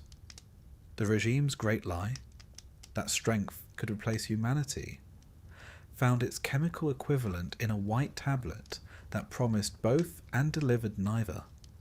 When the war finally ended, the factories fell silent, the posters came down, and the pharmacies ran out of stock. For the first time in years, Germany slept. It wasn't a peaceful sleep. It was the deep, dreamless kind that follows shock. The kind that comes when the stimulant wears off, and there's nothing left to do but lie still and wait for the body to remember what rest feels like. By 1944, the man who once held Europe in a hypnotic grip had become a pale, trembling shadow of himself. Adolf Hitler, who had preached the gospel of vitality, willpower, and racial perfection, was now a prisoner of his own bloodstream. The drugs that had once made him feel superhuman were eating away at what little humanity he had left. His speeches had lost their fire, his eyes their focus. The miracle of energy had turned to ruin. The empire of endurance was collapsing from the inside out, one injection at a time. Dr. Theodor Morell was still there, hovering dutifully beside his patient, his leather medical case always within reach. The injections that had begun as harmless tonics were now an entire daily regimen of chemical dependency. Mornings started with amphetamines and vitamins. Afternoons brought barbiturates to calm the tremors. Evenings required opioids to dull the pain in Hitler's legs and stomach. It was a grotesque balancing act. One drug to wake him, another to steady him, a third to help him function just long enough to need the first again. The bunker smelled of medicine and damp concrete. Every day, secretaries brought files and dispatches, while Morell prepared syringes behind the curtains. Hitler's personal assistant later recalled that you could always tell when the Führer had just been treated. His face would flush, his voice rise, and he'd begin to talk too quickly. For a few hours he seemed restored, energized, almost convincing again. Then inevitably the crash would come. Exhaustion, rage, or paranoia, followed by another injection. The man who once mocked weakness could no longer live without it. The tremor in his left hand, once slight, now shook constantly. He tried to hide it during meetings by gripping his right wrist or clasping both hands behind his back. Film footage from the later war years shows the effort clearly. The stiff posture, the tight jaw, the frozen smile. His staff pretended not to notice. Morell, ever loyal, assured him that the nerves will settle. They never did. As the war turned against Germany, the chemistry only deepened. Defeat does terrible things to morale, and in Hitler's case, it also did terrible things to dosage. Morell increased the stimulant injections to counter Hitler's growing fatigue, then prescribed sedatives to counter the stimulants. He added new mixtures with obscure ingredients, strychnine, atropine, cocaine eye drops. One concoction included bull semen extract, on the theory that it would restore masculine vigour. The Führer was being held together by equal parts desperation and pseudoscience. Those around him began to notice that his decision-making had changed. In 1941, he had been methodical, calculating. By 1944, he was impulsive, erratic, and oddly detached from reality. He would rant for hours about miracle weapons, invisible divisions, and betrayals that existed only in his imagination. When generals brought bad news, he accused them of cowardice or treason. The drugs didn't create his delusions. They simply turned the volume up to unbearable levels. It is easy, and perhaps comforting, to think of Hitler in those years as merely mad. Madness absolves explanation. But the truth was more mundane, and therefore more disturbing. He was addicted, and addiction has a grim logic of its own. Every crash demanded a fix. Every fix brought a crash. His body was collapsing, yet the regime demanded his energy, his speeches, his orders. Morell's syringes became the last functioning supply line of the Third Reich. In the bombed-out ruins of Berlin, the irony was complete. A nation that had exalted purity, discipline, and natural strength was now led by a trembling invalid, chemically sustained by a doctor no one respected. The myth of the tireless Führer, the man of steel who never faltered, had been reduced to theatre. Secretaries whispered that his breath smelled faintly of decay. Officers avoided direct contact for fear of being blamed for his moods. He isolated himself in meetings, eyes flicking nervously, hands twitching, issuing orders no one could fulfill. By late 1944, his physical decline was unmistakable. He suffered from insomnia, heart palpitations, chronic digestive pain, and violent sweats. His skin took on a waxy pallor. His once confident stride became a shuffle. Yet he refused to admit weakness. "I am the people," he declared during one outburst, "and the people do not collapse." The line was tragic in its accuracy. The people had collapsed. The armies were in retreat, the cities in ashes, and the nation itself addicted to the same illusion of stamina that had consumed its leader. Morell, increasingly anxious, kept expanding his pharmaceutical experiments. When one injection failed to revive Hitler's appetite, he tried another. When that failed, he combined them. Hitler began suffering severe intestinal spasms, vomiting fits, and sudden dizziness. Morell blamed the stress of leadership. Others blamed Morell. Goering called him a dangerous charlatan. Himmler dismissed him as a quack who feeds on the Führer's veins. Yet Hitler remained loyal. "He alone gives me strength," he insisted. Strength, of course, was the one thing he no longer possessed. In those final months, the bunker became both his fortress and his cage. The walls shook nightly from Allied bombs. Outside, Berlin starved. Inside, Morell's injections continued like clockwork. Hitler spent hours poring over maps of divisions that no longer existed, shifting phantom troops across territory already lost. Each morning he demanded briefings that grew shorter, more hopeless. Each night he spoke of destiny, victory, and betrayal, as though words could replace armies. The drugs blurred time, keeping him half awake through a nightmare he had created. Eyewitnesses described a man physically shrinking. His clothes hung loose, his hair greyed, his complexion sallow. He looked, one aide said, as though all the colour had drained from him and settled in his eyes. Even his voice, once thunderous, had thinned into a rasp.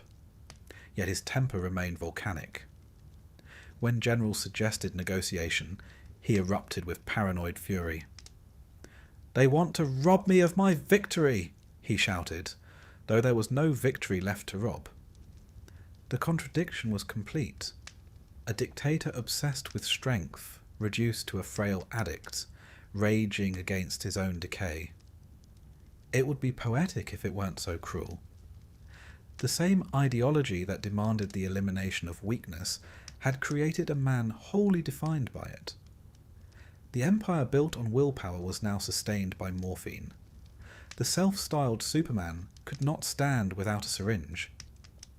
In April 1945, with Soviet forces closing in, Hitler's health finally broke beyond repair. His tremors worsened into near paralysis. His digestion failed completely. He could no longer walk unaided.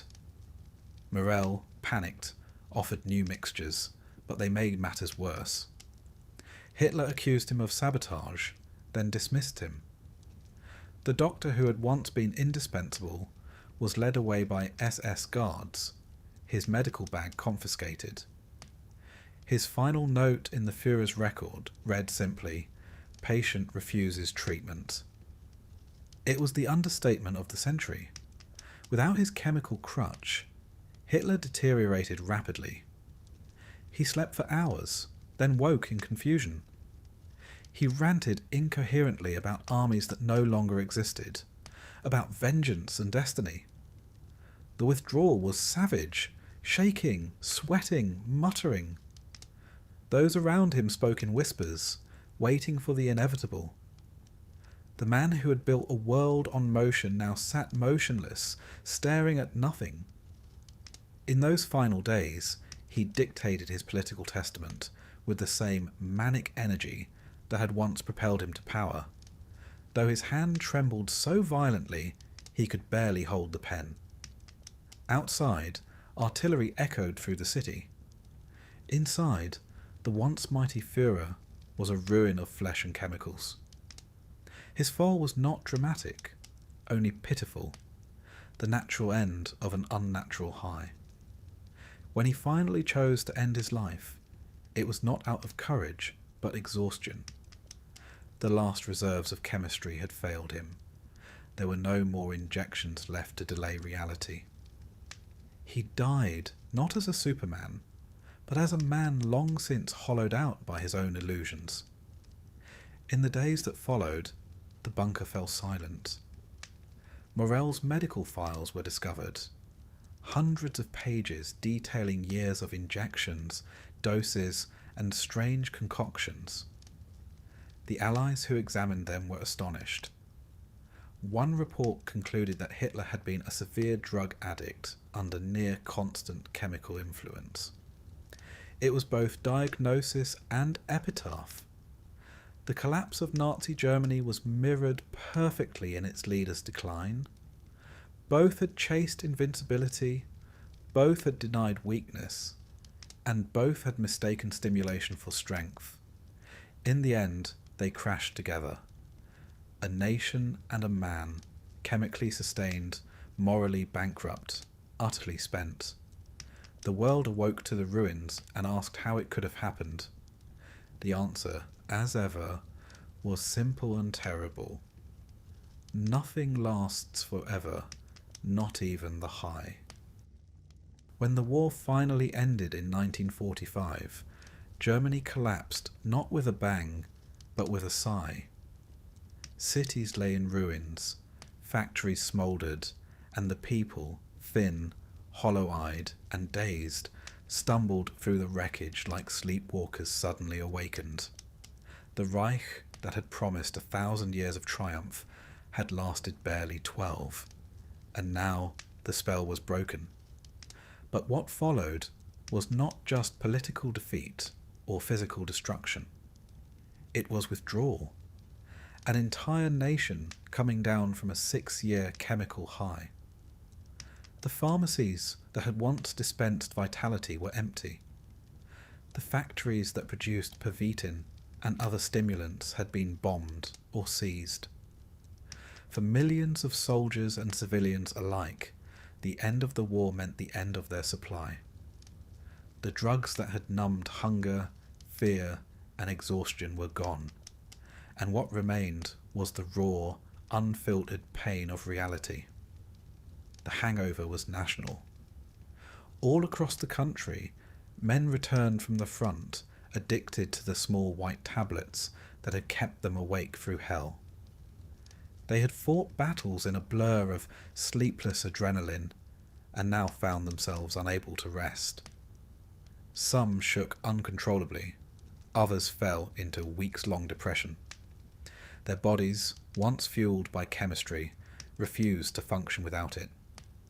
Allied doctors treating prisoners of war were startled by the symptoms. Tremors, delusions, violent outbursts, hallucinations. They are like men waking from a dream, one British medic wrote, but they cannot remember which parts were real. In the ruins of Berlin, addiction was everywhere but never named. Civilians who had relied on stimulants to endure bombings or endless work shifts now turned to whatever substitutes they could find. Alcohol, morphine, or the occasional black market tablet smuggled from army stores. Pharmacies reopened under Allied supervision, but their shelves were bare. The great pharmaceutical empires, Temmler, Merck, Bayer, were dismantled or placed under investigation. The Allies, who had their own chemical secrets to protect, examined the German drug files with morbid fascination. They found meticulous records, dosage logs, performance studies, even field reports rating the effectiveness of Pervitin in combat. It was all disturbingly scientific, as though mass addiction had been an administrative success story. The soldiers who came home were not greeted as heroes. They were ghosts of a vanished regime, defeated, humiliated, and chemically frayed. Many suffered what we would now call post-traumatic stress, though in those days it was simply called nervous breakdown. In truth, it was often both trauma and withdrawal. Without their tablets, many turned to alcohol or stronger sedatives. Suicide rates among veterans spiked.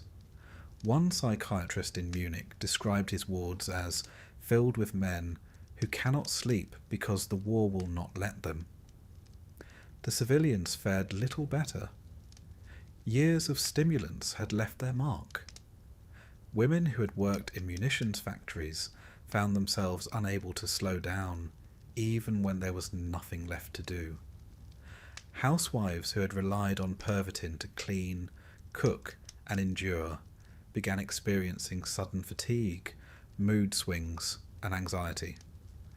Doctors prescribed rest and broth, as though exhaustion could be cured by soup. Nobody wanted to talk about the pills. After all, they had been legal once, encouraged, even patriotic. Now they were an embarrassment, a chemical reminder of complicity. The government that replaced the Reich faced an impossible task. How to rebuild a society that no longer knew how to rest. The Allies imposed rationing, reconstruction, and denazification. But there was no program for recovery from addiction. The new German identity had to be built from rubble and withdrawal alike. The people learned slowly to sleep again, to live without the artificial hum of Pervitin running through their veins. But it was not an easy process. For many, the silence of peace felt unbearable. The adrenaline of crisis had been replaced by the dull ache of defeat. In the years that followed, the pharmaceutical industry quietly reinvented itself. Companies like Bayer and Merck re-emerged under new management and new ethics. Pervitin vanished from the shelves, replaced by gentler pick-me-ups and vitamin tonics. The scientists who had developed wartime stimulants moved on to peacetime projects. Painkillers, antibiotics, antidepressants. Some were even recruited by the Allied powers, their expertise in chemistry deemed too valuable to waste. It was a neat bit of moral laundering. Yesterday's war criminals became tomorrow's innovators. For the ordinary German, there was little choice but to adapt. The nation's recovery demanded work, and work demanded energy. Factories rose from the ruins, and once again the rhythm of production returned. But the fear of dependency lingered. For the first time, stimulants were viewed with suspicion rather than pride. The word pervertin became taboo, whispered as if it were an obscenity. Germany had learned that even progress can be poisoned.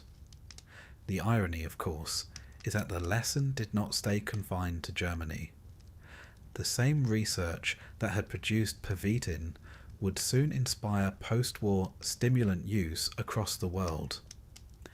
American and British militaries adopted amphetamines for pilots and soldiers during Korea and Vietnam. Pharmaceutical companies marketed new, safe versions to civilians under names like dexedrine and benzedrine. The science of endurance that Nazi Germany had perfected quietly became part of global modernity. Humanity, it seemed, was addicted to productivity long before it admitted it. Back in Germany, the psychological recovery was slower. The nation had to confront not only the crimes of the regime, but the ordinary compliance that had made them possible. The drug use became symbolic of something deeper, the way people had numbed themselves to conscience. To stay awake for Hitler's war was one thing. To stay asleep to its morality was another. Historians later called it chemical obedience. People did what they were told because the pills helped them not to care. It was the most banal kind of evil, bureaucratically measured, medically sustained. By the 1950s, the immediate addiction crisis had faded, but its shadow remained. Post-war doctors treated waves of anxiety, fatigue, and insomnia, calling it the exhaustion syndrome. No one mentioned that half the country had been dozing itself into alertness for years. The next generation grew up with parents who were jumpy, overworked, and prematurely aged, the children of the sleepless. When asked about the war, they would say only, "It was tiring." In time, the story of Germany's wartime addiction slipped quietly into the footnotes of history. The focus shifted to battles and politics, as though the chemistry of war were too embarrassing to mention. Yet it remains one of the most revealing truths about the Third Reich, that its myth of invincibility depended not on ideology alone, but on pharmacology. The soldiers, the workers, even the Führer himself, all were driven by chemistry. When the supply ran out, so did the illusion. In the decades that followed, Germany rebuilt itself into a model of discipline and restraint, perhaps in reaction to its past excess. The factories that once produced methamphetamine turned to medicine. The same laboratories that served tyranny now serving the welfare state. Progress, once a narcotic, became a penance. The nation that had once tried to conquer sleep learned to respect it again. There's something quietly poetic about that. The empire that tried to outrun fatigue was undone by it. The leader who preached strength became the weakest man in Europe. And the country that once lived on stimulants would spend the rest of the century rebuilding itself, one slow, careful breath at a time. When people spoke of the war in later years, they often used the language of dreams. A nightmare, a delirium, a fever that broke. Perhaps that's not a coincidence. Germany had been wide awake for too long, kept on its feet by chemistry and lies. In the end, it wasn't defeated so much as it finally fell asleep. And in that sleep, the noise faded. The marching boots, the shouting, the machinery, the injections, until all that was left was silence. a silence heavy enough to make even history take a long, deep breath. Long after the smoke of the Second World War cleared, its chemical ghosts lingered quietly in the bloodstream of history. The factories were rebuilt, the laboratories reopened, and the language of science was politely rewritten. But the legacy of Germany's pharmaceutical empire never truly vanished. The same nation that had once weaponized chemistry for conquest now found itself using it for healing. Yet beneath the surface, the question remained. How had modern medicine been turned into machinery for madness? And what did it say about the human desire to stay awake, to stay strong, at any cost?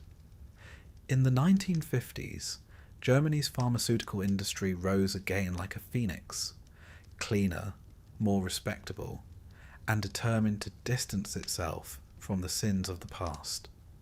Bayer, Merck, and the remnants of IG Farben re-emerged under new management, their laboratories humming once more with innovation.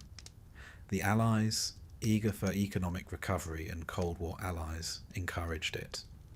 Chemists who had once developed stimulants for soldiers now refined antibiotics, painkillers, and antidepressants. The same precision that had fed war now produced penicillin and insulin. The moral shift was as neat as it was uncomfortable. The hands that had mixed methamphetamine now mixed medicine for children. But the shadow remained. The idea that human efficiency could be chemically perfected had escaped the ruins of the Reich and spread quietly through the modern world. Western militaries continued using amphetamines in later conflicts, Korea, Vietnam, even the Persian Gulf. Pilots called them go pills, echoing their German predecessors with unknowing irony. Civilian life followed suit. As economies rebuilt and the new century of speed began, stimulants found their way into office desks and factory floors. The names changed, the branding softened, but the promise was the same. Alertness without rest. Confidence without cost. Humanity had inherited Germany's chemical dream and mistaken it for progress. Historians later pointed out that Nazi Germany's addiction to pervitin wasn't an isolated horror, but an early symptom of something larger. The 20th century's obsession with productivity. The regime had merely taken a common idea to its logical, monstrous extreme. That exhaustion is weakness, that efficiency is virtue, that the body must be made to obey the will. In that sense, the chemical empire never really fell. It simply changed uniforms. Today's energy drinks, smart drugs, and endless work weeks all hum with faint echoes of that same belief, that sleep is a flaw and rest a luxury. In post-war Germany, the reckoning was both moral and medical. Doctors who had prescribed methamphetamine during the war rarely faced punishment. Most resumed their practices, quietly revising their CVS. Medical schools rewrote textbooks, omitting awkward references to combat stimulants and performance tonics. For decades, few Germans spoke of their wartime addictions. It was easier to blame ideology than chemistry. But in the archives, the records remained. Boxes of dosage logs, laboratory notes, and field reports, all testifying to how methodically the nation had dosed itself into delirium. When these documents resurfaced in the late 20th century, they shocked a generation that had grown up believing the war was purely a moral catastrophe. It turned out to be a pharmaceutical one as well. Soldiers hadn't just fought for the Führer, they'd fought for the next pill. Hitler's will of iron had been maintained by a man with a syringe. Even the Blitzkrieg, that symbol of unstoppable force, had been built on amphetamine. The myth of superhuman discipline crumbled under the weight of prescription records. Germany's power, it seemed, had come from the laboratory shelf. And yet, for all its darkness, the story remains strangely human. The desire that drove it to overcome fatigue, to push beyond limits, to stay awake when the world is falling apart, is universal. It is the same impulse that drives students before exams, nurses on night shifts, and workers chasing deadlines. The difference is that in Nazi Germany, that impulse was industrialized. Exhaustion became treason. Rest was treated as surrender. The nation's great crime was not simply that it used drugs, but that it turned stimulation into ideology. The ruins of IG Farben still stand today in Frankfurt, a massive concrete complex that once produced both aspirin and Zyklon B. After the war, the building became the headquarters of the American occupation forces and later of a university. Students now walk its corridors where chemists once mixed the formulas of conquest. It is perhaps the most fitting memorial possible, a monument to knowledge that reminds its visitors how easily intelligence can serve insanity. In the decades that followed, Germany became a world leader in pharmacology once again, but this time in pursuit of healing rather than control. Medicines for pain, infection, and mental illness flowed from the same tradition of chemical precision. It was redemption of a sort, though history's aftertaste lingered. Even today, German efficiency carries with it an unspoken awareness of where too much efficiency can lead. As the century progressed, researchers uncovered more details of Hitler's dependency. Newly opened archives revealed hundreds of amphetamine and opioid injections, lists of substances that read like a catalogue of contradiction. Methamphetamine for alertness, morphine for calm, cocaine for energy, barbiturates for sleep. His bloodstream was a metaphor for the regime, restless, anxious, destructive. And as his body decayed, so did the empire it sustained. Perhaps the most unsettling discovery was how ordinary it all seemed at the time. The scientists involved weren't villains in black cloaks. They were professionals, proud of their precision, convinced they were advancing medicine. They published papers, held conferences, received awards. The moral blindness wasn't born of cruelty alone, but of ambition, the quiet conviction that progress justified the means. That is, in the end, the legacy of the chemical empire. Not simply the drugs, but the delusion that science is neutral, that it can serve any master without consequence. When historians speak of the Third Reich, they often focus on ideology, technology, or terror. But beneath those towering themes lies a simpler truth. It was also an empire of chemistry. Its wars were fought not just with bullets and tanks, but with amphetamines, opiates, and hormones. Its leader was not merely insane, but intoxicated. Its people were not purely fanatical, but medicated. It was, in a sense, the first truly pharmacological society, one that tried to replace the soul with chemistry and mistook the high for destiny. After the war, the world promised it would never happen again. And, in the grand sense, it didn't. But the quieter lesson, about dependency, denial, and the seduction of speed, proved harder to learn. The modern world still chases stimulation, still measures worth by output, still treats rest as weakness. The formulas have changed, but the philosophy remains familiar. Perhaps that is why this story still unsettles. Because it isn't only about them, it's about us. In the end, Nazi Germany's chemical empire left behind no lasting monuments, only questions. questions about the limits of endurance, the morality of science, and the fragility of human restraint. The laboratories are gone, the pills replaced, the slogans forgotten. But somewhere, in the soft hum of a late-night city, in the glow of screens and the buzz of caffeine, you can still hear the faint echo of that sleepless age, the whisper of a civilization that once believed it could outwork the human condition. And perhaps, as the world keeps spinning faster, that whisper is worth remembering. Because history, like chemistry, has a habit of repeating itself, especially when no one stops to rest. So now, as the lights dim and the noise fades, we leave the story where it began, in the quiet aftermath of exhaustion. The empire is gone, the laboratories are silent, and the pills have long since turned to dust. All that remains is the stillness it once tried to escape. And for tonight at least, perhaps that stillness is enough.